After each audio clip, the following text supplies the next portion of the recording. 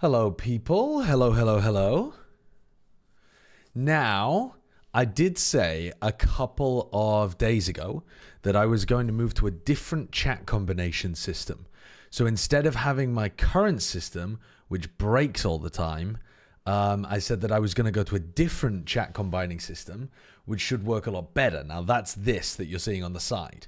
So it's immediately found my YouTube stream, which is great.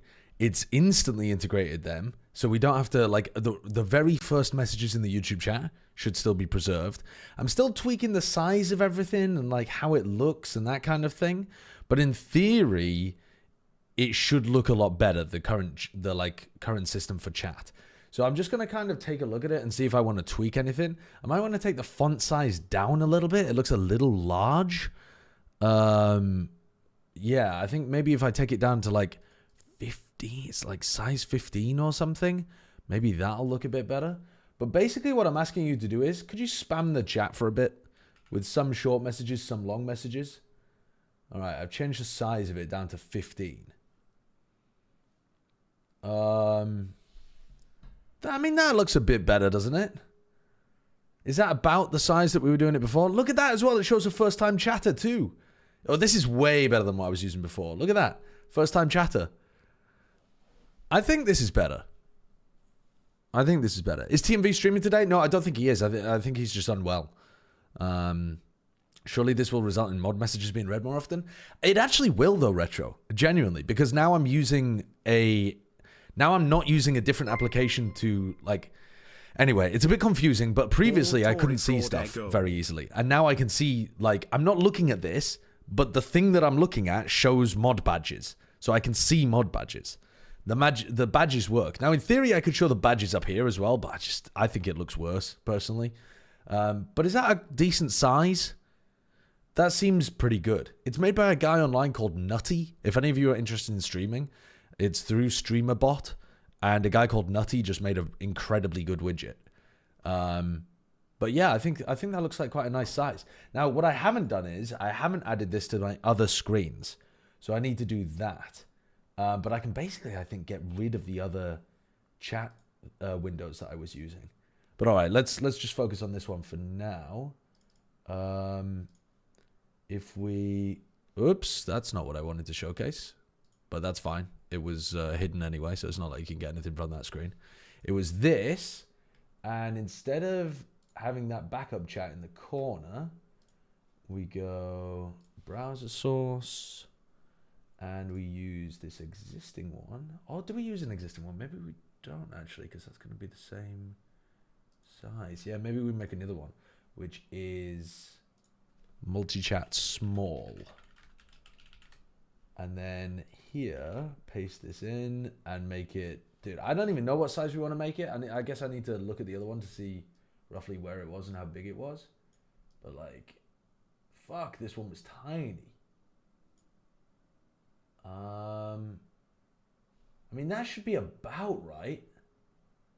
Is that looks way too small, though. That looks minute. That's way too small, right?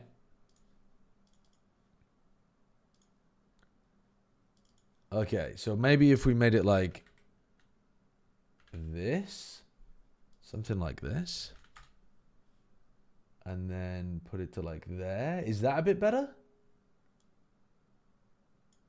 There's a lot of space between all the messages, isn't there? I could reduce that as well. Is that still too small? Let me, was getting. Yeah, I have to agree. He had a great performance yesterday. And let me actually reduce some of the line spacing. Still too small.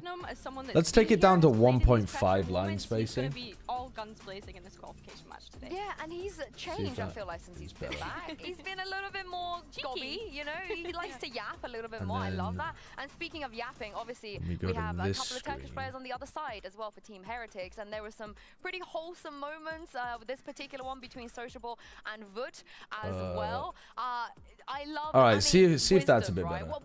How do you say this in Spanish? Is there a saying in Spanish for this? Well, I only think of Miley Cyrus when I see this quote, but I will have to. What is that? Yeah.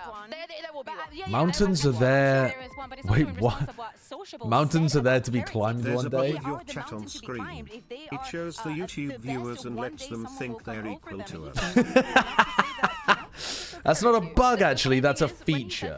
Is this still too small? Okay, so what if I made it? Reading into this a little bit too much, but it's true. If you want to be what the if I best, made you have to be able it, to beat the best. And so I think Sociable coming out here saying that in his first interview with us here in VCT EMEA. What if I made it like Yeah, this, you and gotta then love I him for that. said And of course the stakes for transform, BBL simple, right? They want to go reset? to Toronto, but for I mean, that looks Heretics, we fucking already tiny. mentioned it a little bit. They What have is to going on win over not there? just I mean, today, that's but not. a day after, next week, That's and not all the way to the okay. grand finals. It almost feels That's like a not failure at this okay. point if they don't make it to a final. Yeah, I think that at least getting Is to the that final, a bit maybe getting better? their first trophy after all of the finals that we saw last year could be there. But No, that's not better, is just it? making it to Toronto, it should be. Okay, hold up. Absolutely bare minimum. Hold Especially up. for what we've been seeing for the past month. They owe that to us. Yeah, and they haven't lost. What I mean, if? I just think that Team Heretics right now, if they lose today, it's just not great. Like, they are our best shot at Toronto right now, in my opinion. Well, I don't know. I'm not sure about this one. No, I'm kidding. But BBL, they have Is this never better? made a global event before, but they are one win. The spacing still looks really rough. Team Heretics, Hold up, who wait still there. have I not bet I lost can a find single it in game here, this actually. split. It's time to get down to business and send it down to the stage. It'll take a little bit of work, but it'll be there. Where is it? Font size. Line spacing. There we go. Let's take the line spacing in this one down to 1. Okay, maybe that'll be better. So now the line spacing is down to 1 instead of 1.5. Why do we have chat on the screen at all? Because people like it. That's literally the only reason. People enjoy being included in a small way.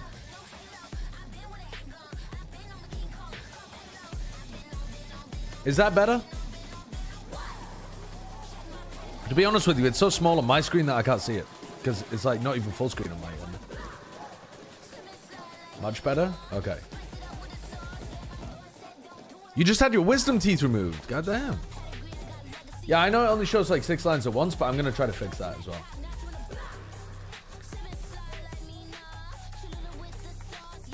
I just don't know exactly how big it's supposed to be when it's there. We have never seen BBL make it this far in a tournament before. think- They are just one away from Masters Toronto, but as both I of you think said, it for needs to be, Heretics, like, they have to win this today. big. They are still the favorites. They've not lost a single game this I think entire about split. this Will it start today? is where We'll it's see as we supposed go to be the map, in Veto, terms of because size. There's a few different places we could I think go, that's how right? it was in the previous thing. Like, I'll show you what it was before. That's what it looked like before, when I could only see Twitch. And this is what it looks like afterwards. I mean, there's not an enormous difference between readability, legibility there. I think that's okay. To go and see exactly that. Icebox, Ascent, and Icebox.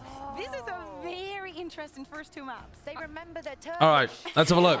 BBL have picked Ascent. I wanted to see BBL Oof. into Ascent. I mean, I like the idea because Team Heretics I don't think look very good there, but I think this is gonna be a weird one to open with because I don't think BBL looked that great on Ascent either. Actually, 100% gotten that Ascent I think the EMEA teams do not look good on this map. Basically, BBL plays a triple initiator comp on Ascent, and long shot is Ascent. yeah, and I agree with Yinsu. This is Heretics' worst map. I mean, I guess in theory, Heretics' worst map would be Fracture because they're banning it. But Ascent is definitely a bad map for the EMEA teams. It's bad for Heretics. It's bad for Fnatic. It's pretty much bad for everybody. But BBL are not that great at it either. Yeah. So I guess the fact that they are just more willing to play it and have played it is going to be an advantage for them. Oh, TMV's live? Oh, maybe he's feeling a bit better. Apex were good on it? Yeah, Apex did actually genuinely look pretty good on it. It's the America's influence from Floor and Governor. Was Governor even playing at the time? I can't remember. Do you really not care who wins today? No, I don't, because You're not gonna go for Heretics. What? I'm gonna be. Kukuka doesn't get, like... I love the storylines for both of Bruh. them. The storylines are cool for both teams, but Heretics just look so much better. If they fumbled here at the final hurdle, I'd be so disappointed in Heretics. BBL and what they've done this year, looking so unstoppable today. Liquid are pretty good at Ascent. Heretics, Liquid are pretty good at Ascent. Everyone. Yes, they are actually. Yes. We have some changes. You're right. I think they're probably easily the best team in I'm glad that they've taken Miniboo off of that. in EMEA, actually, because now I'm thinking, like, every other team is bad at it. Heretics are not very good at it. Fnatic are not very good at it. Foot are not very good at it, weirdly. I think that's weird, but they're not that great at it at the moment. BBL are not that great at it. So I guess, yeah, it just has to be Liquid. Doubling down on this double duelist. I really want to see how the dynamic is going to be. Yeah, they're playing double duelist, I think, just because they don't know what else to do on the map, chat. I mean, it's not that weird of a double duelist. I think Miniboo will end up, well, to be honest with you, maybe not. But I think that Woot will be playing a pretty standard Jet, and Miniboo will probably be doing a lot of, like, positioning where you would play a KO or where you would play a... KO, for example, sorry, a Phoenix, for example, if you wind back the clock. So, yeah. With the Veto Mini, there's a lot to be said about this. But kind of, I feel like BBL have known their win concept. They are the underdogs coming up against the undefeated Heretics thus far. Did you ever expect in preseason that Liquid would be looking like the best team in EMEA? No, but I also still don't think they look like the best team in EMEA. I think they did for kickoff. But I think the Heretics have now woken back up, and personally, I think Heretics look better than Liquid at the moment.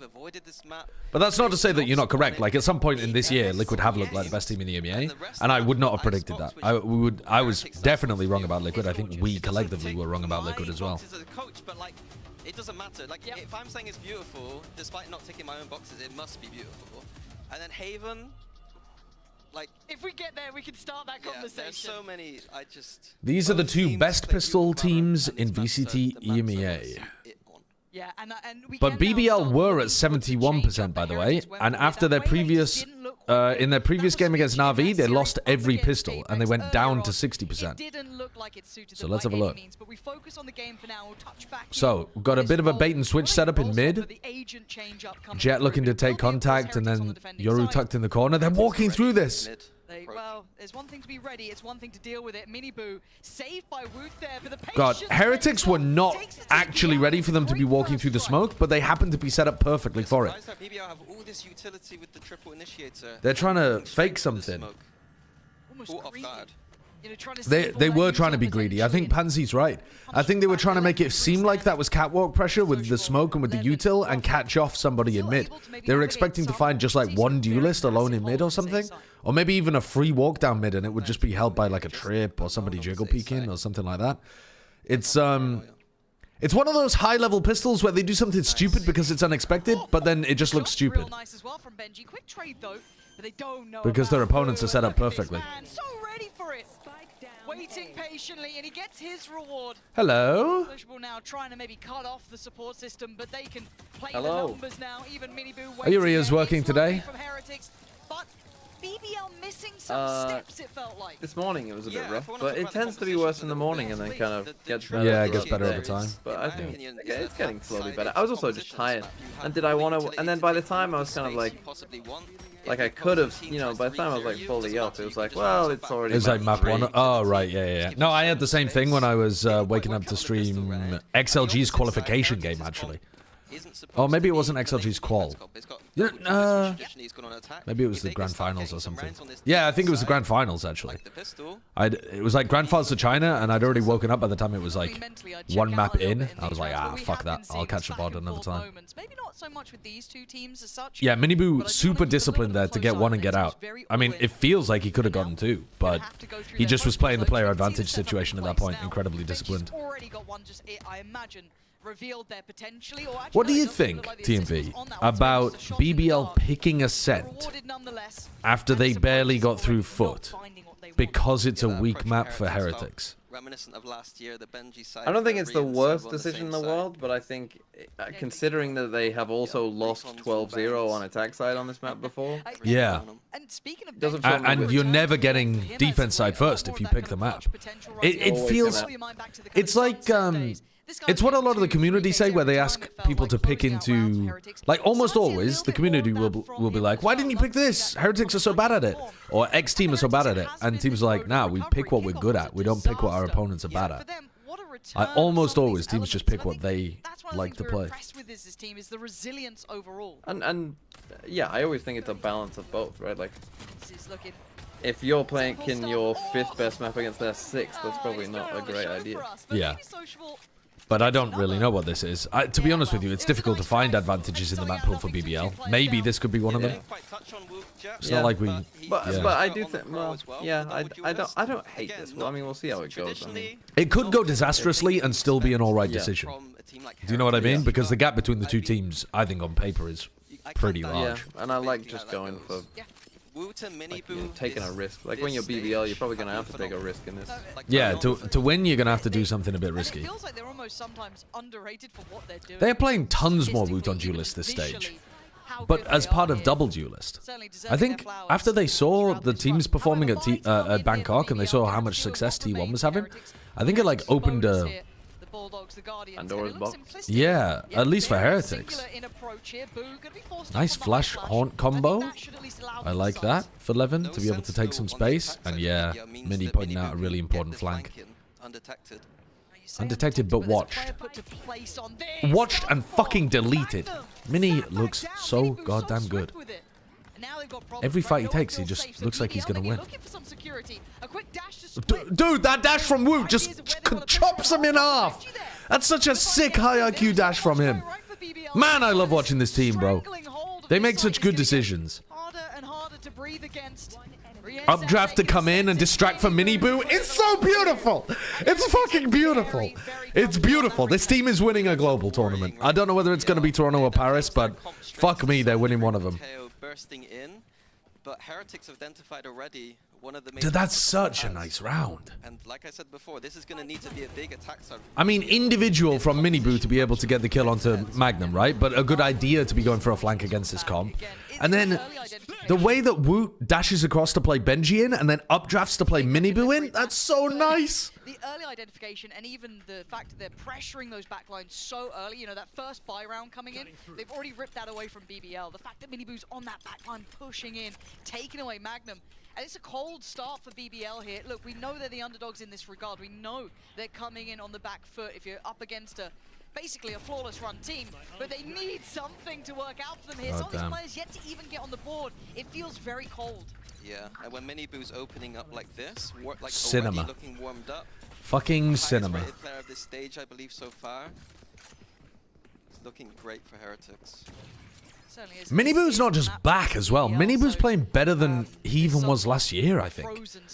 Like, Miniboo was playing great last year, but there was always some level of caveat of, well, he's always got to flash every time he gets a big important kill, so it's more to do with how the team's actually setting up. And then it was like, oh, well, also, some of the time when he's got bad stats, actually, that's because he's doing his job as a duelist, like running in alone, trying to make space for the rest of them. And now he's just like, sometimes he's being really well set up, but a lot of the time he's just fucking cooking them single-handedly. He's just playing like a freak. He looks super confident and extremely on point with his mechanics. Oh god, that's a nice flash. Yeah, I don't know. Was that Miniboo's flash? That looked like it might have been a team flash there. Like Jorg? Bro, if you haven't watched very much EMEA, Miniboo's playing better than Jorg. Hands down. Like, it's not a contest. This is not an opinion. Miniboo is simply playing significantly better than Jorg right now. You could argue that he has a similar style, but the impact Miniboo's farming.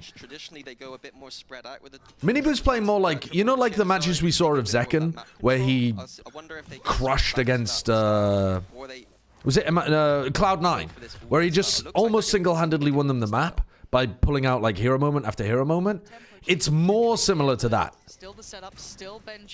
But I just think Miniboo's, I don't know, crushing. I think that's going to be the case here. Levin looking for anyone, but you meant like the style and their ways of taking initiative? He's not as high APM, I think, as Jorgamo, because Jorgamo makes so many actions per minute.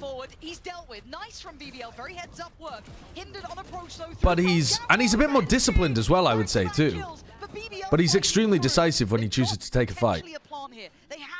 Nice round, just bulldozing their way through lane here from BBL. Looks like they're going to be able to win this. Better than Zekken? Currently? Yeah, because he's been doing it more consistently. Like, Zekken's peaks are how Miniboo's been playing this stage. Like, Zekken versus C9 is how Miniboo's been playing all stage. It's not that Zekken's peaks are lower currently or whatever, but it's like Miniboo's just been doing it in almost every game. It's kind of ridiculous currently. Holding these stacks is going to be a little bit difficult. The flooding didn't quite work though. Like, yeah, if you haven't been watching too much EMEA because you've been focused on Americas or Pacific or whatever, he's been a treat. He absolutely has. Certainly facilitating that push to be as comfortable as it felt, even though with all that drama going on. Operator still in play for Woot though.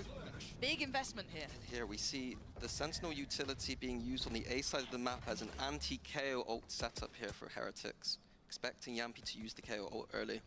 It's going to be Woot then standing to attention. Does he get punished early on? Got a teammate to break that? No. Yeah, he absolutely is. But Riens is there to just spam. Oh, God, and gets sociable as well. No vision, doesn't matter. And then Woot locks down a main while Riens fights. Woot's tucked in the corner. Could still get dangerous. Ah, Woot's got him. I mean, it's a really awkward position to be upping from, but it doesn't matter. Okay, only down to Profek. They're just so fucking good, man. I actually think I'm liking what BBL are doing with their util way better than what they were doing in the game against Foot. Like, they're actually trying to combo their utility and get their players into positions and stuff, but unlucky to have 2 people die into this. Yeah. I mean, the Tejo drone pushes back the Opper, and then you have a Prowler as well afterwards, and you still just get 2 people spammed down, and then as you try to come in, you're swinging a close-range Op who hits a shot on you. I don't know, man. This team is ridiculous. Yeah. But it was kind of, it was felt reminiscent. And I was wondering what the tangibles look like now we're in here. I want to thank you for introducing me to Pokemon Infinite Fusion. I got accepted as a spriter yesterday. Congratulations, Samzilla. Yo, link me some Pokemon sprites that you make if they get accepted. When they get accepted, I should say. We've got a few Pokemon Infinite Fusion spriters, or at least people who've done it in the past. I don't know whether they're still active. But, yeah, it's very fun. And I enjoy looking at the sprites, because people are super creative with them. Did you see they're doing an Infinite Fusion follow-up? No, I didn't. Team Heretics or G2, who's better? Great question. We're going to find out at Toronto. But if you want my opinion, I think currently Heretics are looking better, but they have such different styles, because Heretics are playing double duelist on a lot of their maps at the moment. Is that good against G2? I mean, it worked for T1. And I think Heretics look better than T1 did. No, it's been a very direct approach. Heretics haven't had any problems with that. They have paranoia off contact. Aren't they going to be past the line by the time you paranoia there? Oh, Jesus Christ, man. It's unfair. It's so unfair.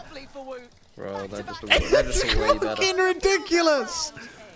Bro, it's... What are you gonna do? He's trolling. He's trolling. They're trolling. It's a qualification game for Toronto, and they're trolling 7 rounds in. Oh man, that's just brutal. Whilst they were faking, they executed at the same time, so the fake wasn't really coming through. And then another signal for Heretics, if none of this refresh utility is being used from BBL at the start of the round... They really need to combo a flash with that updraft. Why is there no util being used? Potentially they're going to be grouping up an X. They need Yampy to be throwing a KO flash with that, man. Yeah, but they got Yampy faking over towards B. I know. Alt-wise, not much here. He's trying to cook. It's the attack side of Ascent. God damn. The glaze is crazy. Yeah, because they're fun as fuck. Dude, this is by far and away my favorite team right now. People can call me, I don't know, fucking, oh, yeah, America's bias, loving G2, so biased for G2. Fuck G2. I take Heretics every time, man. Every time. XLG are fun for the meme. Oh, not even for the meme. For the analysis, actually. Like, I really think they're the next big thing in China. But in terms of just a team that grabs you by the balls and drags you into Fun Town, it's Team Heretics. This team is what other people get. Other people get the joy from watching Paper X. I get the joy from this team. God damn. But right now, this checklist feels like it's already missing steps. Usually with initiators, they're playing double duelist, but with such nice coordination and like bait plays and such high level skill. It's so fucking fun. You're a classic bandwagon? They're fun as fuck! Okay, winnable. Still a nice combination, still effective trading for I'm a glory Heretics supporter, yeah. Unabashed. Once again, they can at least get towards a plan here. Sociable, the only one disconnected from this. Still standing on 8. Manageable with the operator. Utility for the post plant. I mean, Sociable's there, but he's got a lot of work on his hands. Sacrificial on the first swing. Boo goes He did a lot of down, damage to Riens as well. I mean, people are... This is very winnable for BBL. Riens on 27. There we go. Patience. The discipline there from Yampi. Just gorgeous. Yeah, that was disciplined. I'm so surprised he didn't get baited by the shoulder P first. Not gonna work out. Magnum in the end. Nice from BBL. Big round, big round. How many rounds do they need on the attack side? I don't really understand BBL's comp, I gotta be honest with you. I don't really know if it is even heavy defense-sided, to be honest with you. When they were playing against Foot, that was just a slop fest of a match. And then when they were playing against, was it Liquid? And they got crushed. Kind of hard to tell. I mean, Ascent itself is defense-sided. Looks like a set play here for Heretics. Something fast, potentially. Oh, they're trying to do a tiles crunch. But then Levin already dashed past them. What a bizarre round. They Yoru TP'd to do like a tiles play. And then Sova ulted top. While they were walking the op down cat. That was a crazy round. And then Levin dashed down mid. I don't understand what Levin was doing. I mean, maybe he just didn't realize that they were running a fast play on defense. And just went past each other. Yeah, I don't remember ever seeing that. Two teams going instant off-barrier aggressive and passing. Look at this. Yeah, it's nerdy as fuck, isn't it? Some Inspire shit, honestly. You're now in the foliage with a young Benji Fishy, having a little look at some feet.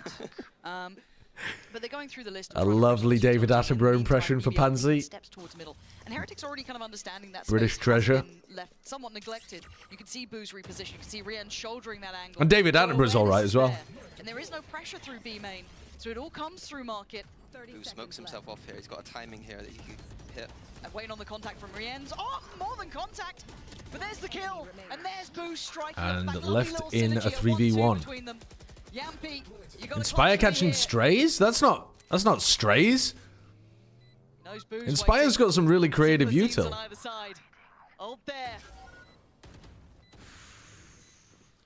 It's not a stray to talk about people having creative camps and call it an Inspire. First one not gonna happen. Heretics is 3, striding back in on the site.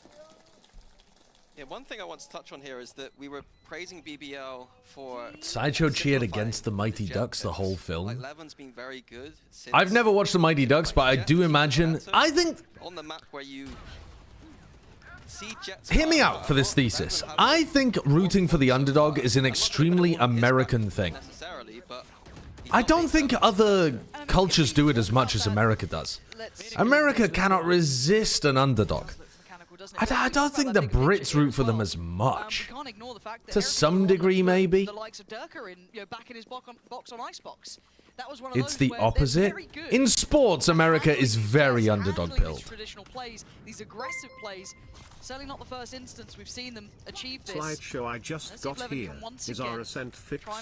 Is our map pool so back? Sunset back in, permaban out, absolute cinema. Toronto is ours Boo, same place this time. We saw last time around Rien's actually Dickhead, who are you cheering for? Oh, you mean Team Heretics? Yeah, because they're Ascent's fixed and Sunset's back in? Yeah, no, it does look incredible for Heretics out here.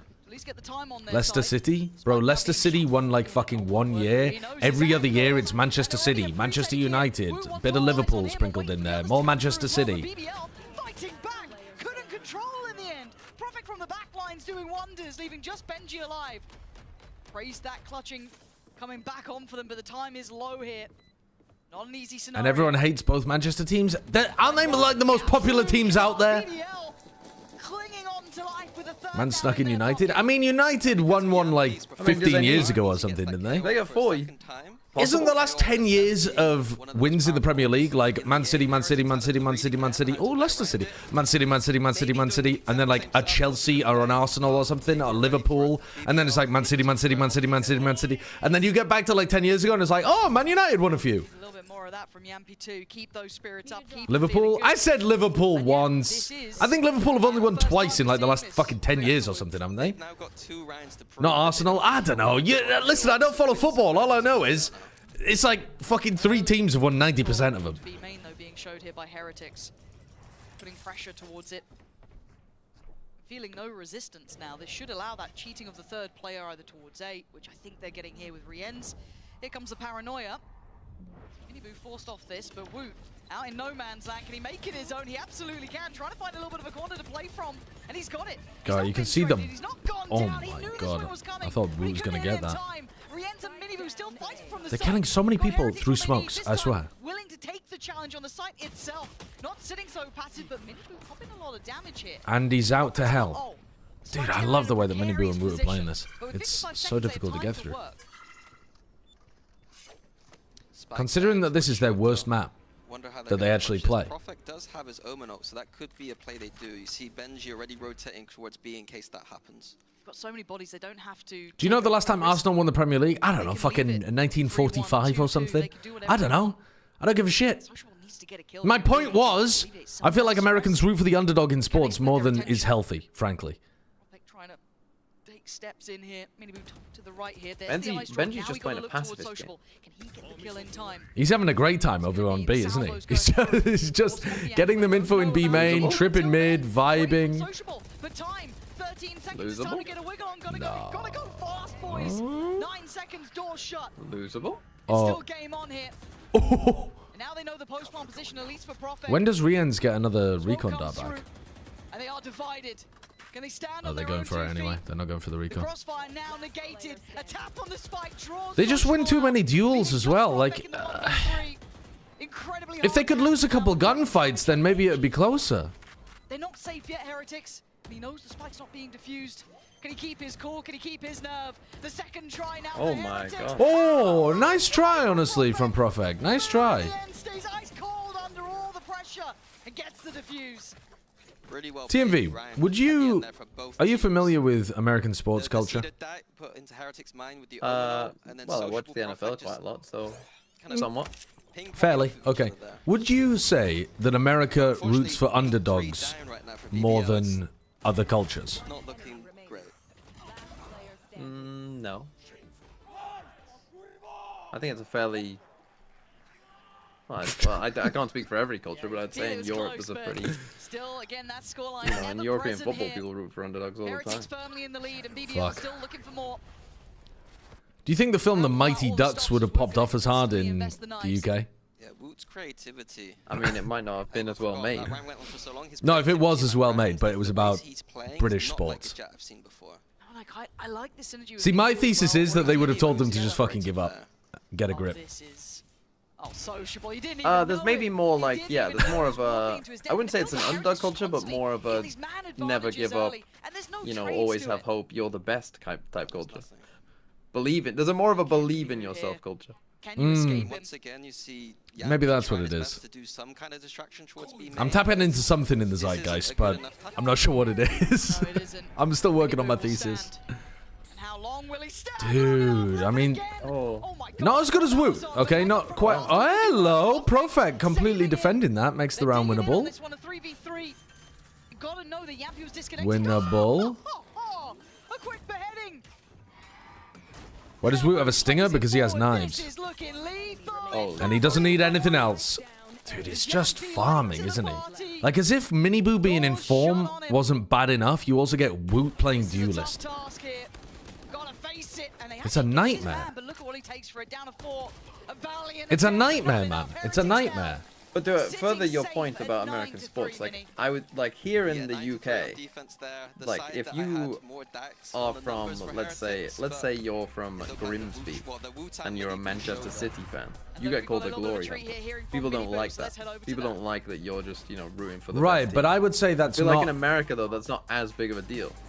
Like, Possibly, but I would say that's not because it's considered like you've got to root for the underdog. It's that there's a culture of you've got to root for the local team. yeah, Which I think does exist to a degree in America too. It's just a little less, like, micro. Because Grimsby's like a really small place versus a state that's a larger place. But I also think, I cannot imagine American sports ever singing chants about how you shouldn't be happy to beat us because we suck anyway. Do you know what I mean? It really is just like, no, tomorrow's our day, like we're actually just the great, but the people are holding us down. I don't know. What, sorry? no Americans are funny. Everyone knows that. No Americans are funny. That's the take from TMV. Why do you think they're hiring you to work on America? You think it's for my comedy? The least funny... Scraping the bottom of the barrel of the British lot. The least funny man in Britain moves to America and improves the average comedy in both countries. He's a superstar over there. I've been done. I've been fucking done. A reminder that this isn't just Is there any American TV You and Brent are that you popping find... off. You couldn't work in EMEA. You can't do the Attenborough impressions. That's so true. You and Brent, it's like, fucking hell, we're superstars over here. We cracked it. Now, a map and a half away. Are there any American TV Yeah, you're the shows you find James funny? Corden of VCT. That's perfect. Fuck yeah. off, the James Corden of VCT. Hounded out the country, everyone thinks he's a twat, has to go and work in America. Earns the big bucks. Wait a second. Wait a second, maybe I am. BBL, the question is, how bad do you want it? How deep can you dig here? That's the real question on my mind. Levin's had a brutal game. It's not been easy for him. He's got to activate now. We've got to see all of them firing on. Come on. You got to get a pistol win, and you got to completely deny the double duelist every time it tries to exec. This is going to be incredibly tough. Do you have any idea why BBL are playing the triple initiator comp on this map? It doesn't seem that good for attack, and it also doesn't seem that good for defense. Already good info early on here. At least some sort of presence, whether there's yeah, I don't know. yet to see. Like, beyond the theory of just why triple initiator would work in general, like, there doesn't seem to be anything about the current meta or the map dynamic or whatever that would make it a good idea. Oh, they fucking fried him! Wow. Wow. Oh, that's so nice. The paranoia TP combo. Hello. Hello? Oh, there he is. Okay, that's incredible from Levin. And now Wu left in the 1v3. It ain't looking Okay, 2 from Profec, 3 from Levin. Or two from each, whatever. Bonk Banjo, thank you for the 12 months. You are actually funny, unlike James Corden, though. Are you American? That message was far too earnest. That could be that little confidence boost, that little bit of a, you know, Thank you for the 1 year of resubs. The combo, super cool. But at the end of the day, it's a shooting game. You get shot, you die. What happened to the kill stats on the player cam? I don't know. I thought they disappeared because EMEA was playing online. But now, apparently, they're back on LAN. And they're still gone. So I don't know what happened to them in EMEA, to be honest with you. Normally ice cold, but this guy does get the people going. Once again, right place. Ooh, tries to do the dodge. Good damage. BBL hit some shots. Okay, okay. Team Heretics hit some shots. Oh my god, my precious. Yeah. That's what it's called. Okay, I'm legitimately a fan of this team. Okay? And I'm not usually a fan of other teams, but I'm a fan of Team Heretics. Forgive me my glaze, Father, for I have sinned. Apparently not being a completely objective co-streamer is against the rules. Meanwhile, Sliggy's over there, normally perfectly objective. Last fucking couple of weeks he's been shoveling coal and human beings into the Paper X train. Not a word about him. Oh, you're constantly glazing Paper X, Sliggy. Fuck off. I'm here trying to have fun. And he was right? Yeah, guess what? I'm right! Heretics are playing beautiful Valorant! Just a pure headshot. It is. It's Wow. real nice to watch. 11 might pie here. Holy Holy fuck. Paper X were the underdog, though? Oh, fucking hell. This again. This obsession with the underdog. BBL's economy is not looking too shabby either. They're not the underdog now. They've made it to Toronto. So is it now fucked up? Jesus Christ. Usually, Miniboo in that kind of situation is looking to break the Sentinel utility. Nothing there to break. You only like teams when they're good? Yes! Because I like watching good teams! This is not a secret! This is not some kind of cryptic mystery! It's not an enigma! There's been a lot of discussions about mid-rounding IGLs, how well they're doing across regions here, but Boo to me is still one of the brilliant ones. A great mind for the game. Lucky Rajan, thank you for the 6 months. How well he handles this. Obviously, BBL. Fucking hell. I like watching teams if they're really, really bad as well. I did just spend the break.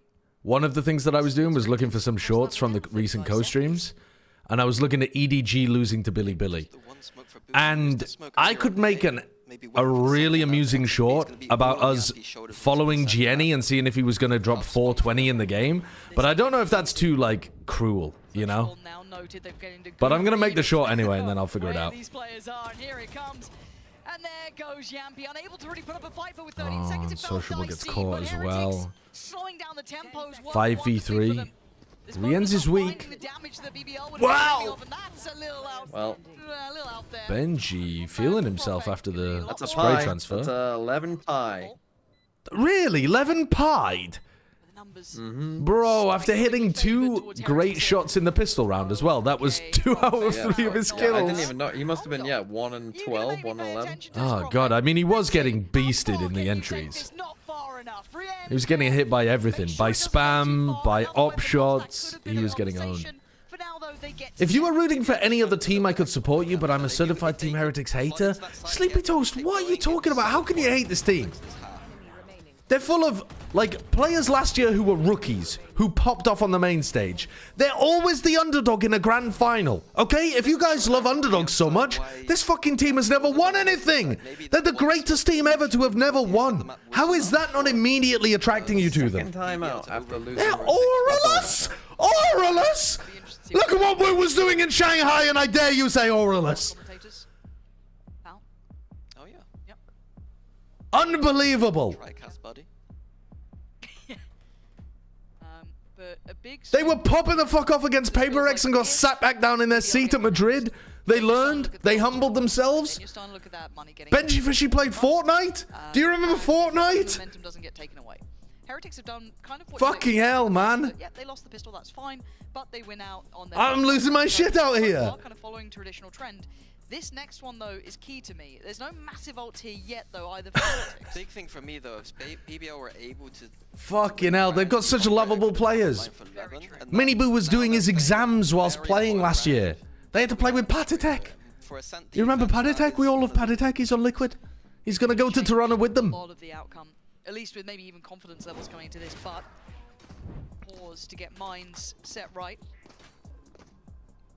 I wonder what else Heretics have got up their sleeves. They've clearly been cooking some stuff, so maybe some more set rounds that BBL aren't going to predict. Okay, Zekken graduated while playing. Stay mad. Oh, actually, I only like players that have accomplished the highest academic levels whilst also participating in VCT. The only reason that I was a fan of Carrigan was because he got his masters. I don't even like what he did as an IGL. What are you talking about, bro? Just playing it very slow. Their game plan is just a slow, methodical ascent, letting Boo work those mid-rank calls. I'm getting rage baited so hard. A main's going to be denied from BBL. In response, so they have got at least a shoulder on B main. It's I do worry if he's... I'm just saying I like Second better, so what Miniboo does doesn't matter. At least you admit it. What about the Sean Gares aura? What are you talking about? What relevance does the Sean... What? Okay. I'm not denying that Sean Gares has aura. But what the fuck are you talking about? That's not relevant to Team Heretics. Or any team that we were discussing. What would the Sean Gares aura even be for? Shopify? 100 Thieves? What are you talking about? That's a big pick here. That opens up middle, but it does leave it in a 2-2. So it's not like they have a huge advantage until, well, we look towards the site. And look who's in the corner. Magnum, this is a tough position. Paranoia flies by. But Profek, wait, he's got Profek owning people. Just found 2, and they don't clear Magnum. Actually owning people. Gets inside boost smoke as well. A 1v3 needed from All right, nice. Not gonna happen. BBL, their patience is Can they run it all the way back? Yeah, Profek, someone I've been highlighting all year as a potential... one of the best. Sean Gares aura is very important. We should talk about this. It's got no relevance to the discussion that we were having. It exists. Absolutely, don't get me wrong. But what the fuck relevance does it have? I don't know if this was on purpose from Heretics, but they reconned on top of Miniboo's clone and sent in a hit. He has a bachelor's degree in medical biochemistry. That was on purpose. Okay. Mimi went to clown college. If not, Rians is being flamed a little bit here, but... I mean, if it is intentional, if EVS, if we could ever find that, I'd love you guys endlessly. I know I'm being a pain in the ass, but for now, Heretics... So did you? No, I was just natural. I didn't have to study for that shit. That last round was, well, now you're seeing it. Now you're seeing the Sheriffs. Now you're seeing the Hero Guardian for Wound. That's about it. Still deadly. See that recon flash coming in again. Oh, you could see it. Nice, nice. It didn't catch this time. Flash, recon, spam through mid. Love that play. Very nice. The reward there now. As Boo and Benji got to face the music. If Team Heretics don't win anything this year, what will you do? Go on a killing spree? One word, easy now. There we go, 11. Okay, step in by Valorant step. We got to close deathmatch. the game now. Heretics not having the run of the house here. And I'm very impressed. What kind of a response do you want to that question? And it looks like there's going to be a timeout already. And here it, yes, it kind of looks like it was sent in. You're a very good clown for a full-time streamer. Oh no, be a full-time streamer. They're different. They're different requirements. Honestly, but okay, let's kind of take stock then. Clown, I can make blow up animals out of balloons. And we've got a big momentum change. I can squirt you in the face with a flower. Now, Heretics, not one I can juggle very badly with eggs. We've seen a good defensive side. Tightrope walk. In some regards. That kind of thing. Coming out. So where do we sit on them handling? Don't squirt you in the face with a flower. That's like one of the most common clown things. Is like they have a flower and they're like sniff the flower and then it squirts, you know, water at you. Specifically water. Can you actually juggle? For like 3 seconds. BBL can afford that operator, and when that starts getting into play too, that's just another angle that BBL have to potentially shut down Heretics. This round I expect Heretics to just work around the solo ult they have. Yep. Keep it simple. That's not juggling, that's throwing things in the air. No, I throw them in the air and then I catch them and then I throw them again. And then at that point, I'm not catching them again. I'll catch them once. A few of them I'll catch twice, but not all of them. This round could really heat up. I'm pretty sure I could learn juggling though, if I committed some time to it. A little bit earlier, a little bit more aggressive. All right, let's zone in because actually this round is pretty important. If BBL end up winning this, then they could run it back. Paranoia used with the C's, trying to hard re-clear A main, which is nice refight. Re-clear. There's a massive util difference.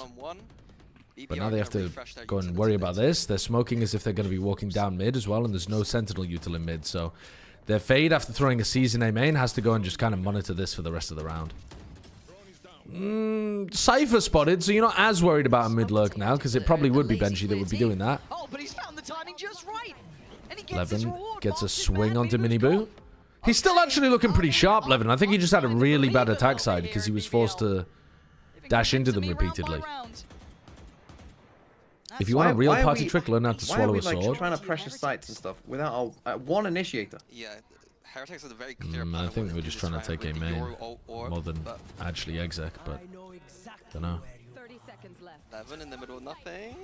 Okay. He's trying to play this out. Oh, they gotta break this door, right?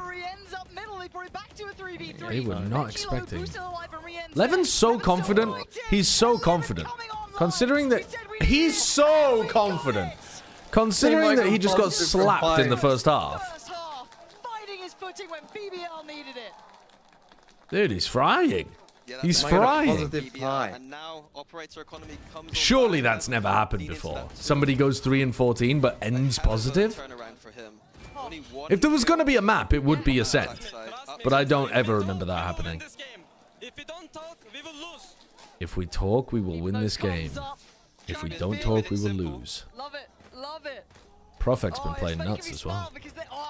I just want a close game between On the defense, he has so many multi-kills. They had a very clear timeout. They were getting a bit complicated. He's 6-0 since he pied. Pop the fuck off. I mean, 4 of them were right there though. Combo of some sort, but the basics in that round, the fundamentals, just checking those corners, having the util there to check the corners just wasn't there. These rounds get a lot more difficult here for Team Heretics. Because these ults are pretty nasty to play against. There are options. Yep. And BBL need to keep that in mind. Oh my word. Woods looked phenomenal with these knives. That broke the trip, but I don't think it really matters. Yeah, Woot has looked so good with the knives. Great point from Mini. I mean, it's not an easy task to do, right, against someone who's got this firepower. But already not wanting to probably approach that B site, already hearing that Odin rattle off those bullets. The Odin to counter the Sova drone into B main is interesting. He did so much damage there to Miniboo as he was trying to scale off the drone. There's another Seize into the Taeho ult. Not exactly. Didn't really work. He accidentally killed Miniboo. This is beautiful. Woot's still alive. And shuts down Woot instantly too. That's huge. Even showing off himself here, maybe unnecessarily, but fair play. Yeah, I mean, 10 seconds, you've lost this round. Whoa, making this look not impossible. Nah, 5 seconds. Oh my god, he has time. He has time. He has time. Oh my god. You can't lose this. Is he the one to do it here? No fucking. No way! An unlosable round. No way! A 1v3 with like 15 seconds on the clock? There's no way. And it always seems to be Rians in those moments saving Heretics. That is ridiculous. They needed that round. I mean, come on, BBL. What are we doing? I mean, this is what it looks like when you're overconfident for Levin. Because he should not be pushing there until a tap comes through at least. And even then, like, wait a couple of seconds. God damn. This now changes the dynamic, and it looks like it's changed the pace. Yeah, fast now here. Sova ult AX coming in for Heretics. Evan already expecting the dash towards the site, but he's waiting to find a target, but it's Profec again. Big from Profec, but Miniboo's ulted in. Riens, are you aware that you're being closed in on? Yampi is just around that corner. It looks like Riens is aware though. Oh, Yampi just found the worst timing. Alright, whatever. He wins it. And now surrounding on both fronts. Sociable still has utility. He's got his drone. He's got bits to play with here. And he steps out on his own. Giving him 3 1v1s is honest and honorable. Yeah, based. The critical shot, but Benji doesn't, leaving you just know exactly where Sociable is. And I don't see how he's winning this. He'd have to hit a nice stun onto one of them and kill the other as he tries to save them. Like, the thing is there, in a 1v2 you have to stun one guy and kill the other. You can't follow up your own stun as well. Well, I really feel like this comeback was possible up until that round from Riens. Yeah. But I guess with... Wow, that's That's crazy. Was it Heretics that was doing that before? Who was the team that was doing that a lot? Where they were trying to ult into heaven? I feel like it was Crew. I feel like I saw Melzer doing it a shit ton last year. And then that gear change. That moment showing who Heretics are. And now can BBL respond in kind. Another simple approach from Heretics. Yampi with a judge. He's not stopping. He's been Yampy! But can they remove him, right? Honestly, he might still get 3. Oh. He's got a Yoru on the backside on his own. Yeah, Miniboo needs to help them here. Same thing when you Yoru wall here. You just end, yeah, your Yoru gets in on the side. Well, but I think Miniboo just needs to play stairs and fight back in from the other direction, or come out of his ult at top market, you know, like in the little tucked corner at market door, and be killing people. Or we do a vitality and just well, yeah, that's. I think that's one of the few things that Vitality have actually cooked on this stage, is that strat. Great flood in from BBL. I think a lot of the time it does work. Confidence builder again for BBL quickly. Okay, breathe. We've still got a chance in this. Yampy's got ult now. 2 away from sociables. Profect not a million miles away on the other side. Pretty far from their ults. Pretty far from a full purchase. It's got to be perfect from here for BBL, but could happen. Could happen. One with Benji. Sheriff's outside of that. And this looks like a similar piece. We've seen this. I'm rooting for 11 to end 17-17, so he gets the reverse pie after the forwards pie. Why wouldn't you? I mean, do you mean what? Reverse pie? They're listening. Do you mean 22 for 7? He can't ever get that after. He can't get. Oh my god! And they're gonna flash through it. Oh no! They cammed through it and didn't see either of the players at close mid. God damn. And Boo with 5 to find and a ghost to face his opponents with an in-zone flawless here. We're up to 10 now. I see. You want him to go 14 and 3 after 3 and 14, so he ends up 17 and 17. I see. Teams, BBL, they're doing their best to make us not look too stupid. And a timeout for Heretics here. Maybe time to pull out a set piece, a play, something in mind. This is very late in the day, and it's a Weber conversation rather than the Niels conversation. Yeah, Weber usually talks a little bit more in these moments, I feel like. Has a bit more of that kind of mid-round, mid-game adaptation approach, it feels like. I think both go back and forth sometimes. Yep. But Weber, very good strategic mind for the game. How much do you pay for that shout-out? I was thinking about it recently because I watched the podcast with Benji and Neil, and I remembered that, you know, I am friends with these people, so I should probably say nice things sometimes. I used to be a competitor, so I actually used to hate them, you know. Got it. Now you're like, okay. You know. I think a lot that of is very funny been, insight from Mini. Impressed with what they've been able to achieve. Again, it's not the fact that Heretics were good once, it's the fact that they're getting back to being good. Yeah, now, this half, for sure. Is a solid reminder of the fact that BBL Why is everyone doing the walkout through your own mid-smoke strat? When has that ever worked? It's just supposed to be a twist on the conditioning you normally do. Like, almost every single time, 99% of the time, if you're smoking M1 here, you are going down cap. Or at least you're in mid while pressuring the extremities, and you're getting ready to do something else. But usually you're going cap. And just trying to walk through is a twist on that, where you're expecting them to be reinforcing this with like 2 here, 1 here, 2 here, something like that, or one person a back mid at most. But honestly, both teams have gotten a little unlucky, because both times that the teams have decided to walk through the mid smoke, they've gone up against the mid crossfire, which is really unusual as a defensive setup as well.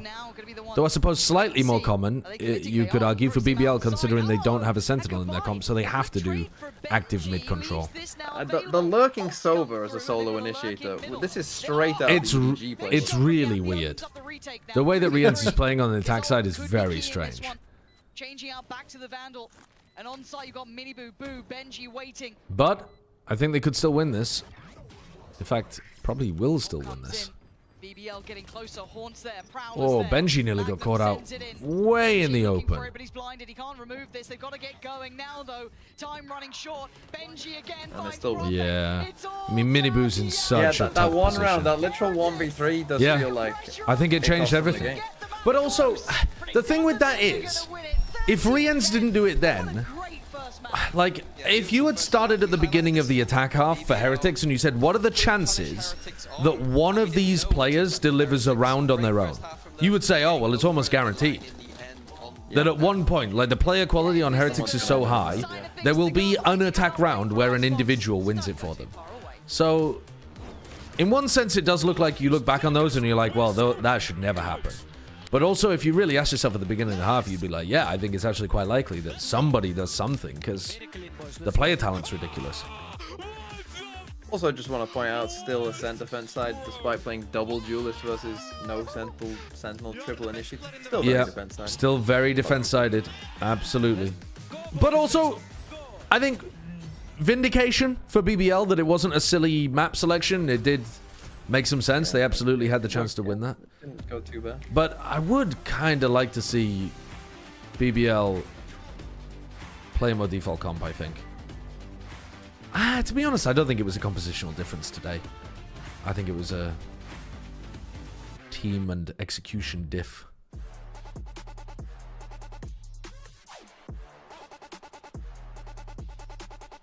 But it's hard not to look at such an unusual comp and think, what could they do if they were playing something a bit more classic?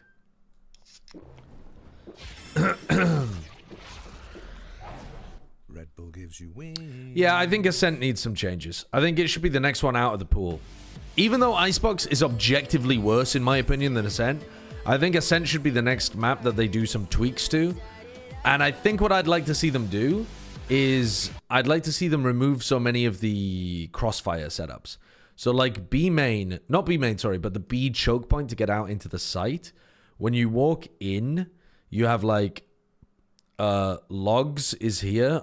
So there's like a thing on the left, and then the boathouse is here, right? So when you're walking out, you have to think about close left, logs. I haven't drawn it exactly, right? Because it's not like it's exactly a 50-50 swing, but there's a small piece of... I mean, I'll draw it a bit better. Why not? There's like a bit of a thing there, and then this is market. And so you're worried about left, you're worried about right, you're worried about left over here, you're worried about this, you're worried about this as the exit. And you can smoke that off, and you can smoke that off, but you're still worried about 3 separate angles as you walk out. And to be honest, it can sometimes be 4, because there can be player tucked boathouse too, and, you know, players deeper down lane or whatever like that. But a recon and a flash, especially when the recons get broken and the haunts get broken and stuff, one flash is like brutal to try to get your entire team out through this. You really need to dash out into switch or something in order to have these players, if they were holding a crossfire, have their crossfire get broken. And the thing is, the same is the case on B. Like when you enter onto the B site, there's the bricks over here, so there could be a player holding close there. And then there's another little box here where there can be somebody holding. And then there's the dice over here where somebody can be holding. And then there's Jenny back here where somebody can be holding on this side or on this side of it. And then, of course, there's the like main door here, which you're gonna smoke that off. And then there's all of heaven where somebody can be peeking. And there's a box at the back too where somebody can be hiding. So there's so many different positions where the defenders can play from. And I think that's what makes it a really well-designed map. But even with all the utility in the world, there's like, you can peek and then dash away. Or you can peek and then hide for a bit. And I think if they tightened up some of the close crossfires, you can't really get rid of the door, can you? So maybe if they got rid of the brick stack here and logs. It's a small change. But would it help a little bit? I think so. And on Catwalk as well, like when you enter Cat, so like Catwalk is designed like this, right? And as you come through it, this is up to tree. There's like as you enter through Catwalk, you're not just looking to the right and towards grass. You also have to close clear this corner because somebody could be hiding in this close left corner. And I think, let's just simplify the map a little bit and get rid of this, get rid of logs, get rid of the brick stack to the right of Ascent A. Will it make the map slightly less interesting? Yes, but I think it'll also make the map slightly less defense-sided. And I think that would help quite a lot in making it easier to play. But we'll see what they do with it. I think especially with the comp change, like as soon as we saw the Yoru and the Jet come out, Mia Tsunami, thank you for the prime. Heretics had a much better chance, just because I know that BBL are a very like prep heavy team. Open up the tree choke point as well. I don't know why it's such a small door. Yeah, they could open up some of the choke points. I though personally think it's more to do with the angles that you face into, the crossfires you have to walk into, more than the space of the choke point. Like, I don't think that A main is actually that small of a choke, but it does feel like a nightmare to walk through because you're getting hit by like a recon dart above your head as somebody's over towards heaven. I think just helping get rid of some of those spots that the defenders can play in would be helpful. Even if people don't play in them very often. Like logs and bricks, people don't play in them that often. But it's one less thing to have to worry about, so you can focus your utility in more precise positions on the attack. BBL were getting round after round, and you know, even though he thought it was decent, but yeah, I mean, a single molly is able to block every choke point on Ascent. So maybe if you opened them up so that a single molly couldn't block that. But to be honest, the mollies in this game are fat. They basically block a choke point no matter where they are on every map. Yeah, in the world at least. Trent exists, but Trent exists, but I think Rien's is better. Like, that's just my opinion. So at some point, like Trent exists, but Rien's is better. Just out of nothing. Yeah, and they snowballed that to a win. It's a bit of a hot take. They had such a great start to it's an EMEA focused take, but I can respect it as a hot take.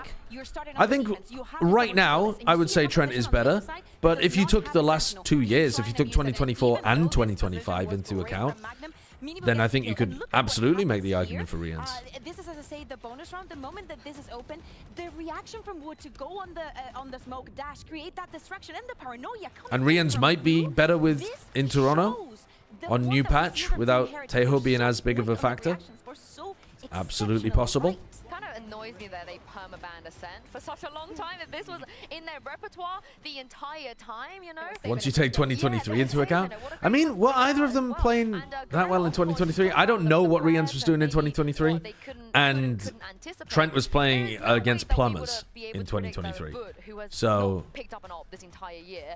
It's going to pick up an op, get I think 7 kills out of 6 rounds with it. I mean, Trent has the argument the further back you go because he's just been in the scene for longer. I think you kind of have to limit it to recent history since they've both been in VCT. Trent in 2022 was nasty good though. But then on the other hand, like with a comp BBL, do you not think there'll be a drop off from Trent when Teho is gone? Trent was very good when he was playing like Sova Pearl before they implemented the Teho on Pearl. And his form at the moment is not just related to the Teho. He's playing spots really, really well. His positioning's fantastic. The way that he puts pressure on his opponents, forces the fights into him. It's all really, really smart. Is he going to be a bit worse when Teho is nerfed? Yeah, I think he probably is because Teho's busted and he's the best Teho in the world. So yeah, I think he's going to get a bit worse. But I don't think it would be fair to say he's going to fall off or G2 are going to be washed or not be good or whatever. Like, I think those kind of takes are just too far in that direction.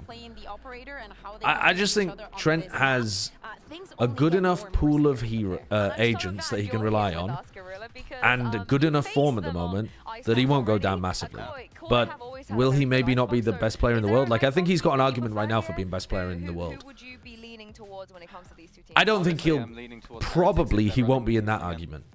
Even from last year, probably. With their retakes, yeah, Trent's Viper was also good. Yeah, Trent Viper Sova. Center of the map and just want to flood. They don't want to let you plant. They don't want to let you get in good positions. It's so hard to deal with. Like, you've got to have a really solid game plan.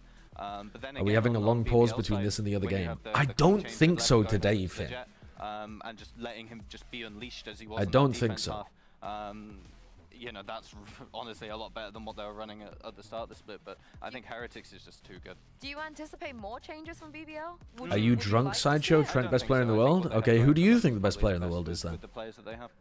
I think that we also saw it coming from Foot, if I'm not mistaken. Of the whole of 2025.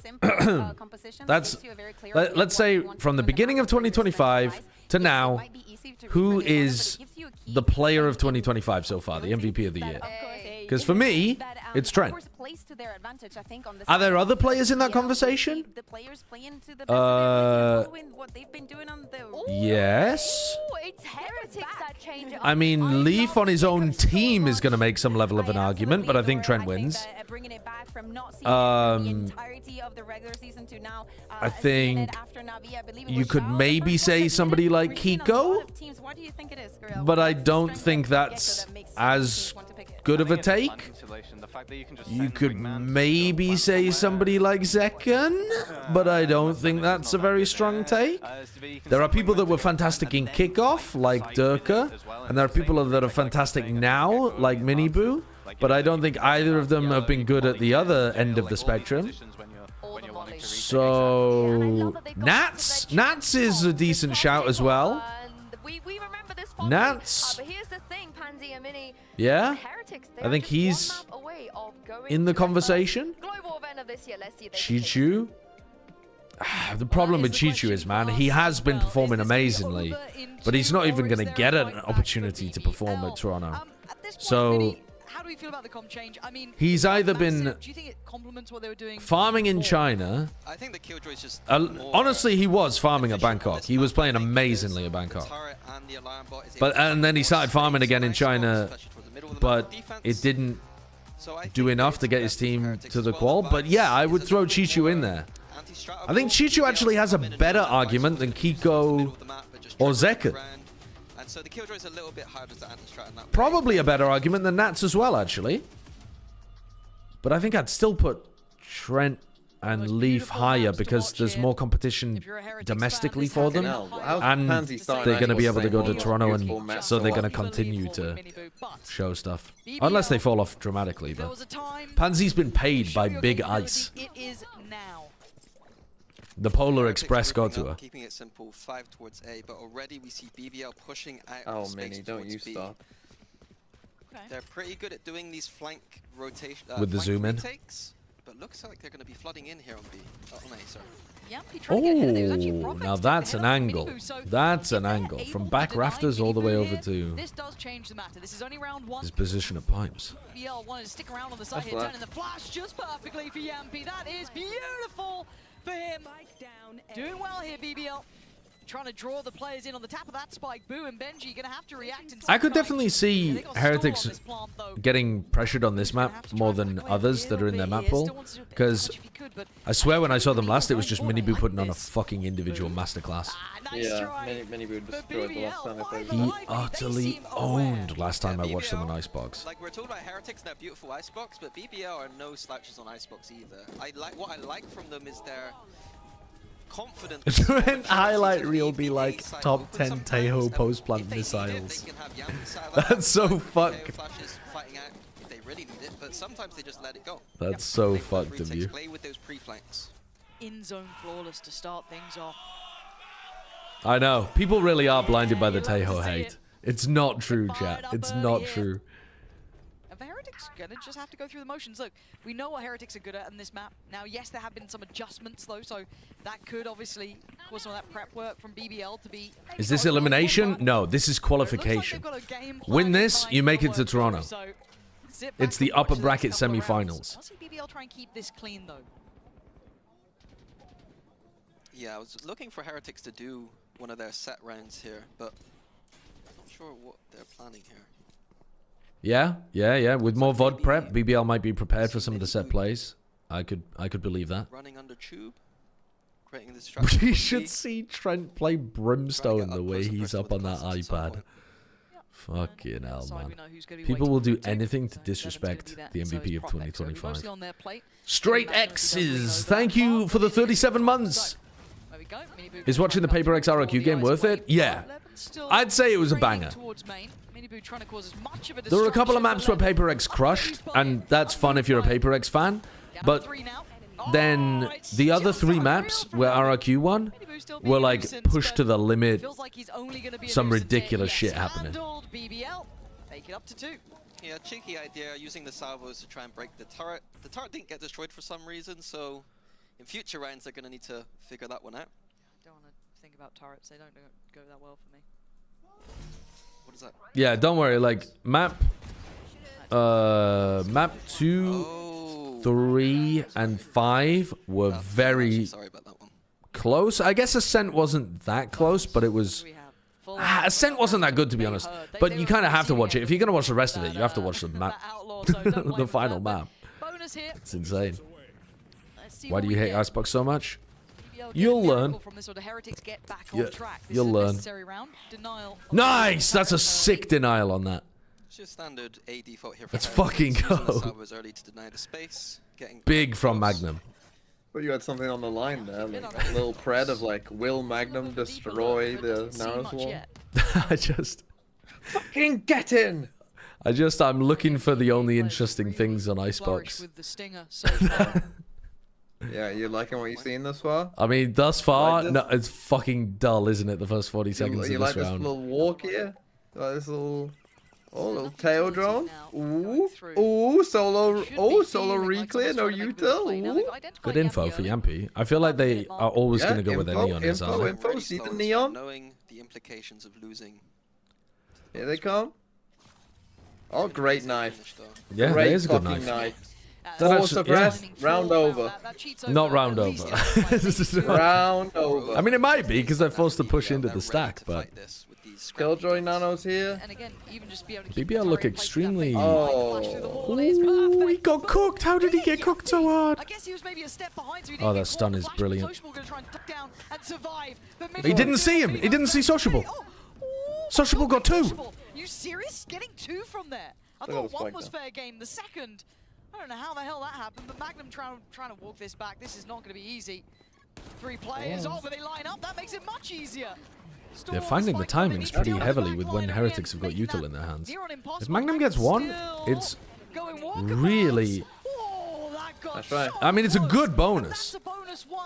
It's also...